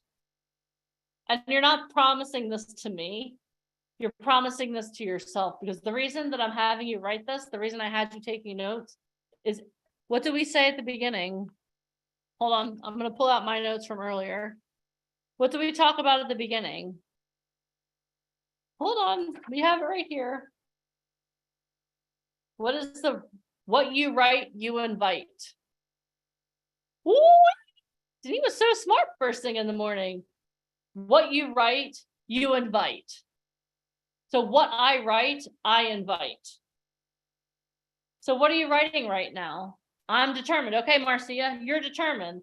Jamie Block, I am determined. What you write, you invite. So write down who you are right now in the comments. And then, but what I want you to do too, writing it down in the comments is great, but I want you to get out a pen. And I want you to, I don't care if you write it on your arm. I don't care where you write it. I want you to get a pen and I want you to write it down. I'm not recommending you write it on your arm, just for legal purposes. But what I want you to do is I want you to write it down. What you write, you invite. Yes, what you speak, you become. Absolutely. And you know what? How about this? I want all of you guys to write it down. Then what we're going to do is we're going to say it out loud together. Okay? We're going to say it out loud together. And guys, we still have a surprise guest coming on. I'm not sure about his status. He should be coming on in about 5 or 6 minutes. What? But first, I want you guys to sear into your being who you are. All right, are you guys ready? Did we all write? If you wrote it down, just give me a thumbs up. I wrote it down. Okay, some of you are done. Some of you are still writing. If you're anything like me, I'm like, I write and write and write and write and write and write. All right, so now what we're going to do is we're going to unmute ourselves. I'm going to give everyone the power to unmute. Oh. I'm going to give everyone the power. Hold on. I got distracted by our guest speaker. Oh, yeah. Okay, so now what I want you guys to do is I want everyone to unmute yourselves right now. Everyone unmute yourselves. All right, this is what we're gonna do. I want you to, what you write, you invite, what you speak, you become. Are you ready? I am an actor. I am an actor. I am a musician. I'm a model. I am a musician. I'm a Tell me what you speaker. are. I am an actor. I'm a singer, I am a model. I am writer. a publicist. What are you? Let me know. I can do anything that I want. I am determined. I will have anything that I want. There we I are. will continue to work towards whatever I want. I'm an actor. At once, I am a model. I'm going to be seen. times as I need. Yes, I can be. I am successful. I'm a model. Motivation. I will have my house. I will have. I will take care How of my does it feel to Thing speak it that out I loud and want. most of us hear you? am. I am. I I am. love it. I am a writer. I am a singer. I love it. I just seen a picture. Is that Shaquille? That's awesome. All right, guys. Oh. That was awesome. How do you feel now? In the comments, let me know. How do you feel to speak those things out? You wrote them and now you're speaking them out. How do you feel? I believe. I feel wonderful. I feel epic, elated, great, awesome, empowered. You guys are using really good words. Love this. Love watching everyone. But did you love doing it yourself? This isn't a participation.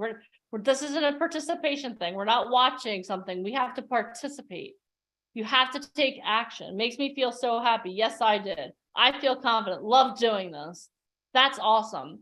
I want you to take this energy that you feel. How many of you feel energized? Like I feel literally like I have like electric currents going through me watching all of you do this. You feel free. That's awesome. I want you guys to think about that.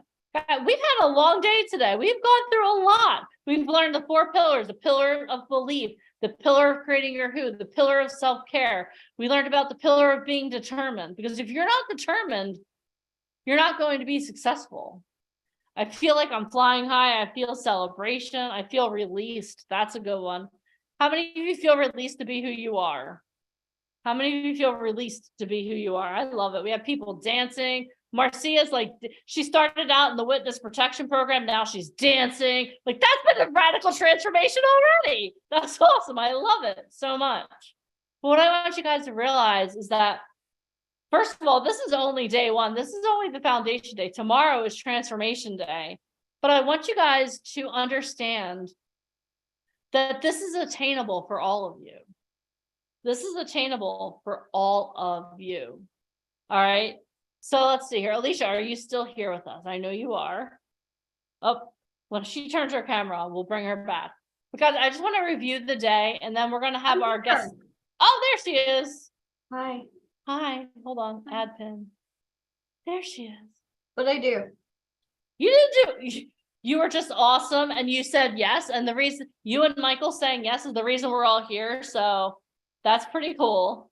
I know. I was just telling Michael that literally Craig was talking about that chicken franchise and like, seriously, like he eats like around the world, like he headlines in Vegas, but yet Michael used to own a pizzeria and his food is unbelievable. So we got to figure out how to like do some kind of like really cool dinner party. One of you guys would love that. Like talk about like dinner party conversations with real people. We were just literally discussing that, but sorry, go on.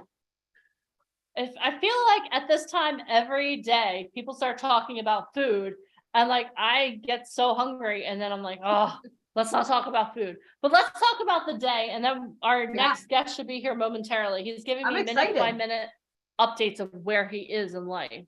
I don't even know who it is. So I'm excited. Oh my gosh. Well, don't worry. I will introduce him properly to us. But Alicia, what was your favorite part about today? Like we've done, I don't know how many of these. But for me, today was one of the most impactful days I've had. But tell me your biggest takeaway.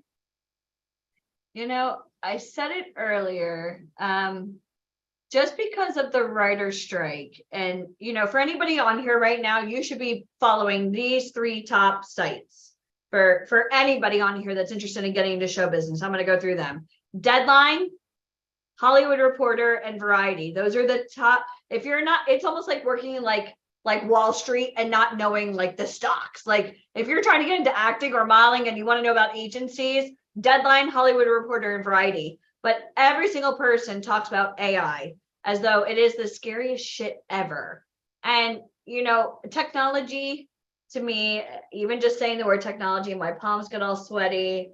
I'm used to being in the office with you and, you know, having a kid and moving to Florida and leaving New York kind of, I don't want to say mess things up. I'll use the Craig term, threw a cog in the wheel, right? But AI, like after Michael's presentation, especially with like Chat GPT, you know, we get so many actors that really want to do this, and you know, they're like trying to memorize monologues from like De Niro and Pacino, and like you can't do that. Like you don't want to quote Scarface. Like don't be an idiot. Like leave it to the greats. So I love the fact that even like Michael talking about like an email, how much that literally could change your life. And I'm not like the best at emails because I write the way I speak. So I find as though now it would be so much easier to like go to, now that I know how to use it, you know, go to Chat GPT and be like, write a very loving email in response to, you know, is this real? You know, it's like, F you. We just had an Emmy winner on. Like, I'm sorry, and you've done what? Yes, yes, we're real. Are you real? So I think Chat GPT is really freaking awesome if you know how to use it. And I love the fact that we went over this on a free call. I don't care if you like us or like, you literally can take that and run with it. So that's good dinner party conversation for anybody here. I love that. That was my favorite part. Not saying that I close my eyes and I am a model, but tomorrow we're actually going to go over in full depth, like what it actually takes to really do this. So there's so many favorite parts. Awesome. Yeah. All right.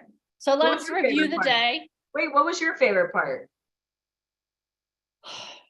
For me, that's hard because I feel like when you ask me that, I feel like, okay, which child is your favorite? I know. And then I kind of liked Craig showing like some of those awards, like they were funny, you Of know, course, like his ass award. I think that may have been my favorite. For me, you know what? For me, I really enjoyed the pillars, and I'm not just saying that because I talked about them, but I think so many times people want to be successful. They want to get signed by an agent. They want all these things, but they don't realize that it really is attainable, but you have to put in the work. I think that so many times that's the people hardest part, the work. I know. part. And you know Nobody what wants the to thing put in the work. is Yeah. we set out, we at the beginning of the day, we determined that we're action takers because people who are successful are, type it in the comments. People who are successful are, apparently I need to train you guys better tomorrow. People who are successful are action takers. Thank you. Thank you, Piomi, for being the leader. One of our youngest people here is our leader. All right. But people who are successful are action takers. Yeah. They are determined. They practice self-care. Every decision that they make, they realize is leading them to that person that they want to become. And they're developing their who.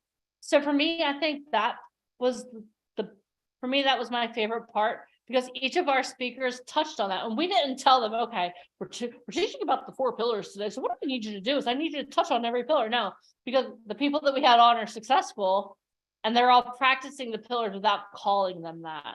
And I think for me, that's my favorite part because even like, and also knowing that taking action is a choice because there are some times that I don't want to make that. Well, if you don't take action, you're still making a choice. Yes, like you're just choosing to not take action. And I want everybody to write this down. You get rewarded in public for kicking butt in private. Now, I do see our special our special guest just got on. So thank God we talked about our favorite part of today, because once this person speaks, we all know that after this would be everybody's favorite part. So before this person speaks, what was your favorite part? And I know it's 6:04 p.m., but I guarantee you, everybody, this is my favorite part. Like at 6:05, when this person starts, it's going to be your favorite part. Just whatever. Somebody award. I want to add on to what you said. It's a drinking You always game. Go say ahead. that you always say that people get rewarded in public for kicking butt in private. Yeah. I say you get rewarded in public for what you do in private. So if you're kicking butt in private, you're going to get all the accolades, you're going to get the roles, you're going to do amazing things. But if you're just chilling in private, your reward is nothing. So the question I have for you is, are you going to be an action taker so you can get rewarded for kicking butt in private? Or are you just going to chill? It's your choice. I have people all day that don't even get on the calls. Can you book me? I'm sorry. You couldn't even get onto a Zoom call, or you left early. For those of you guys that are really serious about this, tomorrow, this is called boot camp for a reason. You got it? Only the strong survive. Okay. So well, let's preview tomorrow, then we'll introduce our special guest. Okay, so tomorrow, just so you know, you have to be here tomorrow. Type tomorrow in the comments. Okay, so tomorrow we're going to talk about having a millionaire mindset. How many of you know that you need some shifts in your mindset to get to that place you saw yourself in 20 years? We're going to go over that tomorrow. Alicia Kback is going to be putting people on the hot seat. So drop me some fire emojis right in the comments there. Drop me some fire emojis. She's going to put Ryan Colby on the hot seat tomorrow. Woo! former art director of Vogue. Former art director of Vogue. Bring the marshmallows. The fire is going to be hot. And not only that, but the two of them are going to choose a couple people who are here tomorrow to do Model Garage. So they're going to put you on the hot seat so you can see what you qualify for, where you should live. We're going to critique you, okay? We're going to critique you so that you take action. Then we're going to talk about the Actors Cookbook. Today we talked about the pillars. Tomorrow we're going to talk about the recipe for success for actors and models. How many of you want a recipe for success? Type recipe in the comments. I know I do. Every time I hear that, I find new pieces of the recipe. We're also going to have one of the biggest agents from LA on tomorrow. Alicia, gonna put her on the hot seat. More fire emojis. Well, it's just what you do. That's why she loves us. I know. Everybody's always afraid of her. I'm like, step up here. She loves it. I used to be too, but we'll talk about that tomorrow. We're also going to talk about how many of you know, how many of you feel a little bit overwhelmed by all of the information you were given today? But you know that if you had a guide to guide you through, that you could do this. So we're going to talk about that. We're going to talk about how you can get representation. Today, everyone was talking about, oh my God, I want an agent, I want to be represented. Tomorrow, we're going to show you how you can be represented. We're also going to have Alicia and Ryan tomorrow talk about overcoming your fear of rejection. So many times, so many of the questions for Craig was, how did you overcome the no's? How did you overcome the no's? How did you overcome the no's? We're going to talk about that again. We're going to talk about that tomorrow. Then we're going to answer all of your questions. And we're going to cap off the day with Ryan Colby talking about how to prepare for your first photo shoot. Today, we set the foundation. Tomorrow is Transformation Day. But before he starts getting snarky and blowing up my phone, is it okay if I introduce? It's already happening. Our next guest. He's here. All right. So let me introduce our next guest to you. And Alicia, you can unmute him as I'm going through his accolades here. So our next guest has been labeled one of the top 7 most powerful agents in the world. He started his career as a model at the age of 12 and now has almost 4 decades in the industry as an icon of fashion. Fun fact, his first gig was for Benetton. When he was the tender age of 15 years old, he opened the Emmanuel Ungaro show in Milan. He has art directed over 20 covers of Vogue. He has been proclaimed to have one of the best eyes to scout in the business. He has run his agency successfully for over 13 years. Through good times and bad times, he has never wavered.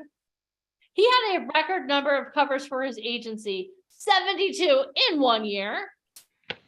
For 2 decades, he has styled some of Hollywood's biggest stars. My favorite is saying that he took Ethan Hawke from worst dressed to best dressed, and he also dresses Liam Neeson. And he got yelled at by Liam Neeson while he was at my house once. And last but not least, he has placed talent worldwide for campaigns for the top luxury brands in the world. Everyone give it up for the one, the only, Mr. Ryan Colby. I love Hey. when he wears yellow because he looks so sweet. Hey, how's everyone doing? Hello, sir. We're How are you? amazing now that you're here, Mr. Colby. I'm good. I've had a very long day, but I'm back in the Fashion apartment. emergency 101. No, All right, I had well, to do you're something here. in the city. Yes, I'm here. So how was everyone's day? How did they learn stuff from the speakers? Everyone's Yeah. all, They did. all knowledgeable. Yep. They Good. learned, they're determined, they're action takers, they're ready to hear. Good. We just, you know what? We just need you to inspire us for like the next 5 minutes to be like the cherry on top of the beautiful Sunday that was today. Did you say Okay. inspire? Do you know who you're talking to? I know, I'm telling the dream Yeah, killer everyone, to inspire. I hope everyone learned today. These calls are valuable and useful if you take the information, if you're actually listening. A lot about acting and modeling is listening. It's not about physicality all the time. It's about listening and taking the right steps and listening to the people who are guiding you and, thinking and planning and goals, and all of these things are part of the industry. I do it every day with my talent. I'm always thinking of what are they going to do next week, next month, or where are they going next season? Who are they shooting with next? Everything is a plan. Everything has goals. You have to take that and make sure you listen, because you can't just jump onto photo shoots and onto sets. You have to have a plan before you get there, so you are getting the most out of it to make sure that you get invited back to a set and you do more photo shoots and you get more jobs. You can't do that without a team and a plan. It's not a solo industry, it's a group industry. It's a group effort to get you to any sort of prestigious jobs that you want. I have several guys right now who are really doing well, and they wouldn't be doing that if it wasn't for me, and if it wasn't for their family, and if it wasn't for their little support group of friends they have here in the city or in LA. And we can all benefit from making sure that you listen to these speakers and you listen to everyone that's guiding you, Michael, Ali, Deneen, and everything. So when they tell you to do something, or when they're asking you to take action, like, you do it. Obviously, there are always extenuating circumstances in people's lives, but they will work with you. They will figure it out. They will help you. They will come up with a plan to make it work for you. Sometimes things don't happen overnight. It may take you 6 months to get it together. It may take you, 6 weeks to get it together. But as long as you're listening and you're doing the work, it will get done. You don't have to rush it all the time. Sometimes things do happen overnight, but sometimes it takes a couple months, and that's okay. So just make sure that you're present tomorrow, and you take more notes, and you're awake, and you're ready to learn more. And I'll be on for some of the day tomorrow. And so I guess I'll just see you then. Today's just been very long. I've been talking all day to a bunch of students and, trying to get them motivated about fashion and about the history of fashion and about, why we wear the certain colors we wear, why we dress the way we dress, why, it's Sounds like Devil Wears Prada, Ryan. sometimes exhausting. Huh? It sounds like Devil Wears Prada. Yeah, You didn't pick your outfit. It's no, you didn't. It was, I guess it was similar to that. Yeah, it was just it was like a pre-plan. Here it was like a classroom. It wasn't what I thought it was going to be. That's next week. So I kind of got the weeks mixed up. So it is what it is. But it's like a pre-plan. I spoke to select students who were like graduating at the top of their class, and it was like 10 of them. I thought it was going to be more, but I got mixed up. But so yeah, I spoke to them about that and about the history of that and how that worked in magazines, how fashion translated to magazines, why we picked the clothes we picked and not these pieces, but we picked these pieces. There is a science and there is a reason why certain dresses and outfits get on the covers of magazines and others don't. There's a reason why there's certain outfits inside the magazines and certain outfits aren't. I mean, there's a reason for all of these things, but that's a hidden part of the industry that most people don't know. I mean, I do, but most people don't know why these things are, but I do. So it was mostly about that. That sounds awesome. I Mhm. love it. He Awesome. looks tired. Well, Mr. I'm Colby, thank you. exhausted. It was exhausting. I went to Mark's last night. I went to Mark Cherry's last night. Oh, and creator of Desperate Housewives, another yeah, party I I went to didn't his get to go house. to. It was just a cocktail party. Wait, wait. Come, hold on a second. Rat, come here. I mean, Bring your Mark phone. Cherry's cool, right? Bring But your phone. I personally, I have a preference to go to Phone. Ryan Murphy's party, who created American Yes. Horror Story. That's my preference. So I I'm just know putting where that out there. I think I we're know. seeing him Friday. Yeah, they're all in town. You know, I moved to Florida and it just like I keep Can missing you pull out. up the pictures from Mark's? Oh, pictures. Oh, you were able to take pictures. That's nice. Yeah, we were. It's rare Yeah. because sometimes it doesn't No, I don't happen. have them. They're on your Snapchat. I don't. How do you not have them? Hold on a second. Because what's his name took them? Who took them? Obviously, Ryan loves Zoom, just so you guys know. He's really What? great. Hold on. I have them. Just everyone calm down. How many of you guys have ever seen Desperate Housewives, right? Or Devious Maids? And then Ryan's also friends with Ryan Murphy, who created Glee, American Okay, I Horror just sent it to Story, Dahmer, just some of the best shows ever. For me, Well, I'm on my phone, so can you come over here and show them on the screen? 'Cause I can't show them on my phone. Rhett's with me. He came with me last night to Mark's. He got to meet Mark. Go, sit down. I'd like to hear. Oh, hello. Nice. Sorry, tell them, can you say, that's Mark's new apartment. He literally, oh my God, I'm getting so many texts. He moved in yesterday and I didn't know this. So he let us, we were his first guests. Nice. We were literally at the floors, tell him about the floors. The floors were literally like ice. Oh, okay. I'm on video. What is wrong with you? They were literally like ice skating. Hey, what? The floors in the frame. We're both in the frame. Both in the frame. Okay. The floors were brand new. They were put down that morning. Oh. We didn't know that. So we took our shoes off and all of us almost fell because the floors had just been put down like hours before we arrived. We were his very first guests in his brand new, stunning, ridiculous penthouse apartment. So we didn't know. I didn't know that. I knew he had an apartment here, but I had actually physically never been to it. I'd only been to his LA house, so I didn't know where he lived. And then I thought he Airbnb'd this place. What's wrong with you?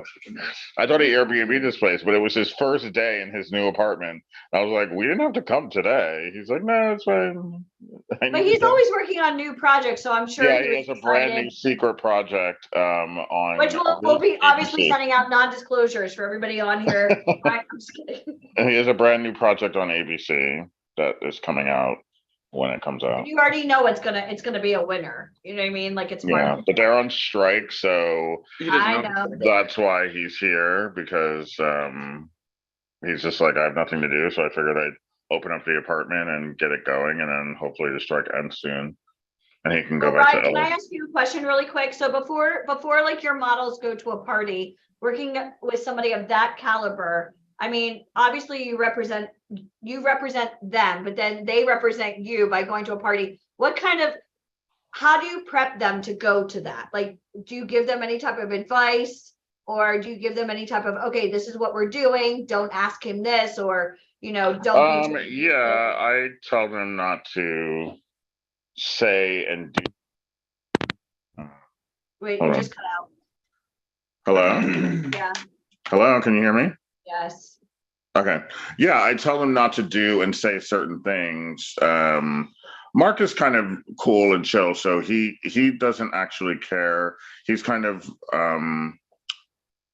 he's got a thick skin, so he doesn't really care what you ask. But there are certain people like Ryan and like TJ or like other people that you can't just ask them anything. So I do tell them not to ask stupid questions.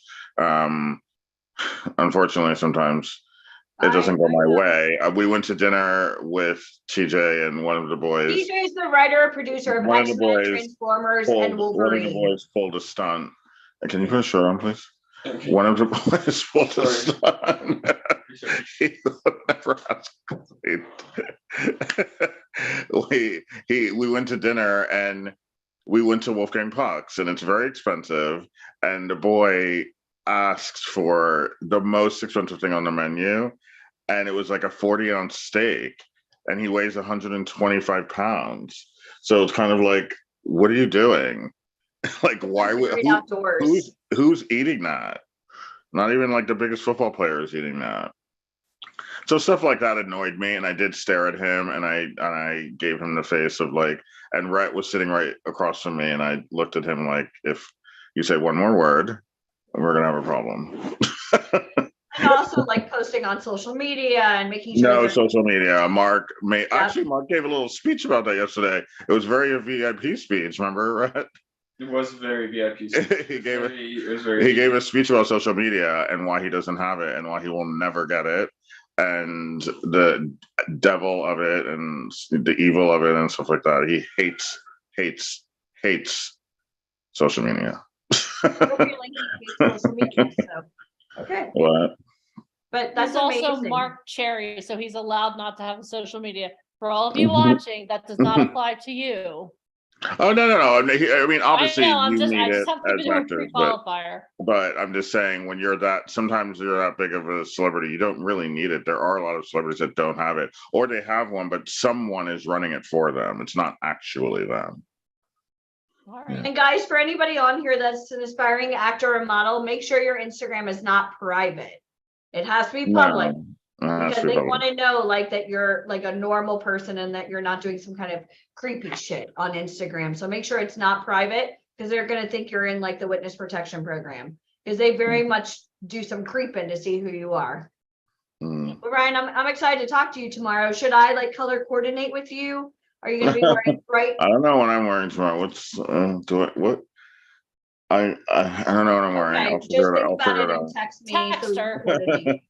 I'll Have your figure it people out call her tomorrow. people. Figure out what you're wearing. Ryan, thank you so much for coming on today after a long day. We appreciate it. But tomorrow we're excited because you're going to be talking about New York Fashion Week castings, how to get cast, how people should prepare for photo shoots. Yeah, we have a lot of other surprises, so we can't wait to see you tomorrow. Okay. All right. That's his. I'm so excited. I can't sleep tonight. No, That's Rhett's doing shows, so he's like excited to do shows. And I just had a boy book up pretty much every men's swim show at Swim Week yesterday, and he's very excited. So actually, that reminds me, I have to call him. Okay, well, Um, you can go do that now, sir. Okay. You've All been. right. Thank you. Okay, I'll see everyone tomorrow. We'll see you tomorrow. Thank Okay, you. see you. Okay, bye. Bye. I love when he just like he just ice skates across TJ being the writer producer of X-Men, Transformers, and Wolverine. And Mike and I got to go hang out with TJ. We met him through Ryan, and Mike and TJ became fast friends. And he has like the actual memorabilia from like the movies, because again, he works with Michael Bay, so he has the actual Wolverine glove, and it's kind of surreal to work with somebody of that type of level. How did I just become this? Oh, there you are. Okay. But obviously Ryan, we saved the best for last, because if not, even though he's like super personable and go lucky, it would have been your favorite part. So we had to make sure you were actually listening to the other parts. He's like the dessert, you had to eat your meat and potatoes before you got that part. But yeah. All right, guys. So let's review today. I have a challenge for you guys. I know you guys love challenges at the end of the day. I know that's the highlight of your whole day. So let's review today. Let's talk about tomorrow, and we'll move on. So again, we talked about the 4 pillars today. So here's a question I have for you. Do you believe in yourself? Are you becoming that person that others believe in? Are you surrounding yourself by people who believe in you and believe you can be successful? We talked about ChatGPT. We talked about how to use that to propel your career forward. Hint, hint, that's going to be part of our challenge tonight. We talked about branding and marketing, creating your who. Like, who are you on social media? Like, who, if I were to look up your social media, what would it say about you? What would I learn about you? Would I know that you're an actor? Would I know that you're a model? Or would I think that you're just someone who's like pretending? Hint, hint, you could start using the footage from today to help move that forward. We talked about why you need to practice self-care and how self-care is actually you moving toward your goals. We talked about what type of model are you? How many of you are excited? Congratulations, we all qualify to be models. That's pretty amazing. We talked about that today. We talked about how to prepare for an audition as a model or actor. Jan Murphy literally gave us behind the scenes, like, this is my setup. And she was very vulnerable. She told you guys, like, there were times where she didn't get roles because she wasn't set up properly. How many of you took that as a hint? Come on now. We talked about the art of comedy. We learned that Craig Shoemaker's favorite award he ever won is the Horse's Ass Award, which is compared to 2 Emmys, that seems kind of crazy. But the thing I love about what he talked about was showing up and being of service. We talked about being dedicated. How dedicated are you to your future? Are you willing to take action? Are you willing to be that person that you need to be to make that happen?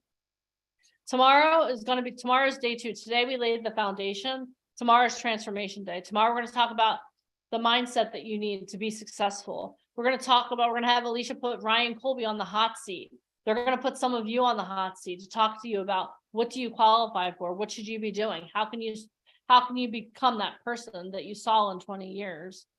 We're going to talk about a recipe for success as an actor. There's a framework that you can follow, that when you follow it, it will determine your success. We're going to have Alicia put one of our favorite agents, a huge agent who has people on the biggest shows on television and streaming services. She's going to put her on the hot seat tomorrow. We're going to talk about an opportunity that each and every one of you has to be a part of a team that want you to be successful. We're going to talk to you about how to get representation.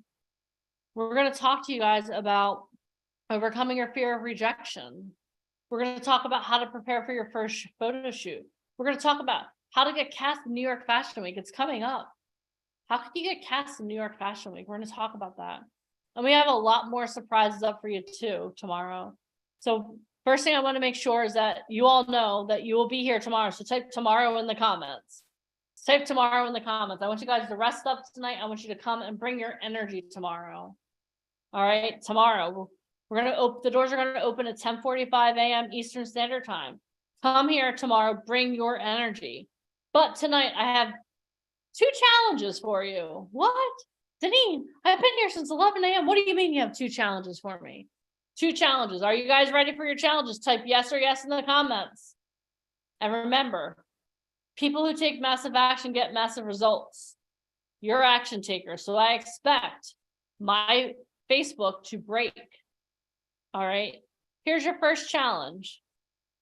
Go into ChatGPT. And I want you to have ChatGPT write you a 45-second monologue. And then perform it. Film yourself. Perform it and put it on our Facebook community. We'll drop the link for the Facebook community here for you. That's your first challenge. And if you're like, oh, Deneen, I'm not interested in being an actor, I'm only interested in being a model, then what I want you to do is I want you to take a picture of yourself that shows your unique style. Since Ryan ended the day talking about style and the history of fashion, take a picture, 45 seconds, not 45 minutes. I'm not asking you to, we're not looking for a short film here, Piomi. If I said 45 minutes, I apologize. Is that why you all look like, is that why you all collectively fainted? Did I say 45 minutes? 45 seconds. Thank you for catching that. All right. Second thing is I want you to take a picture of your unique style. So if you are someone who wants to be a model, take a picture of your unique style. If you want to be an actor and a model, guess what? You get a 2-for-1 deal. Do both challenges. All right. So let me get the link for the Facebook community here. And yes, on the Facebook page. Give me 1 moment. I'll get the link. Guys, today was amazing. Today was absolutely phenomenal. I don't know about you guys. Even though I hosted the event, I feel like I changed today. How many of you feel the change? How many of you feel the transformation? Okay, a couple of you. Some of you are like, I'm just way too tired to even answer any more of your questions, Deneen. But what I want you guys to do is join that Facebook community, drop your 2 challenges, and we will see you tomorrow. Because if you thought today was amazing, wait until tomorrow. It's the same link, guys. Same link. Yep, same link, same time, same bat channel. 10:45 a.m. Eastern Standard Time, 7:45 a.m. Pacific Time. This was amazing, and I can't wait to see your monologues. I can't wait to see your photos. Yep, the first, I went digital. The first challenge is to go into ChatGPT and have ChatGPT write you a 45-second monologue, not 45 minutes, 45-second monologue. And then I want you to film yourself performing it. I'm not looking for perfection. Perfection is actually the lowest form of expectation. It's the lowest standard you could possibly have, because perfection is impossible. So monologue of what? Whatever, that's the beauty of it. You go in there, you write a 45-second, dear ChatGPT, write me a 45-second comedic monologue about horses, asses, awards. I don't care what you do, but you can do whatever you want. That's the beauty of it. All right. So go in, ChatGPT, 45-second monologue, perform it. And again, I'm not looking for perfection. I'm looking for you to take action, because you know how you get closer. The way that you improve is by taking repeated action. If any of you have ever been on a health journey or anything like that, like the first time you lift weights, you're not good, but the more that you do it, the better you get at it. Okay. So the first option is do a 45-second monologue written by ChatGPT, perform it tonight, drop it in the Facebook group. The second option is, if you are more into fashion, take a picture of you and your unique style and put that in the Facebook group. If you're an actor and a model, I highly recommend you doing both. All right. Does anyone have any questions, any comments, any concerns? No? All right. Well, we will see you tomorrow at 10:45 a.m.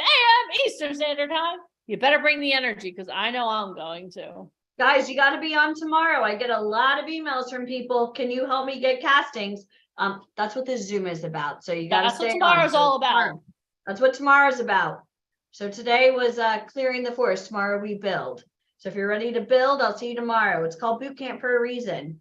Only the strong survive Hollywood. All right. All right. We'll see you tomorrow. Have a good night. Bye, guys.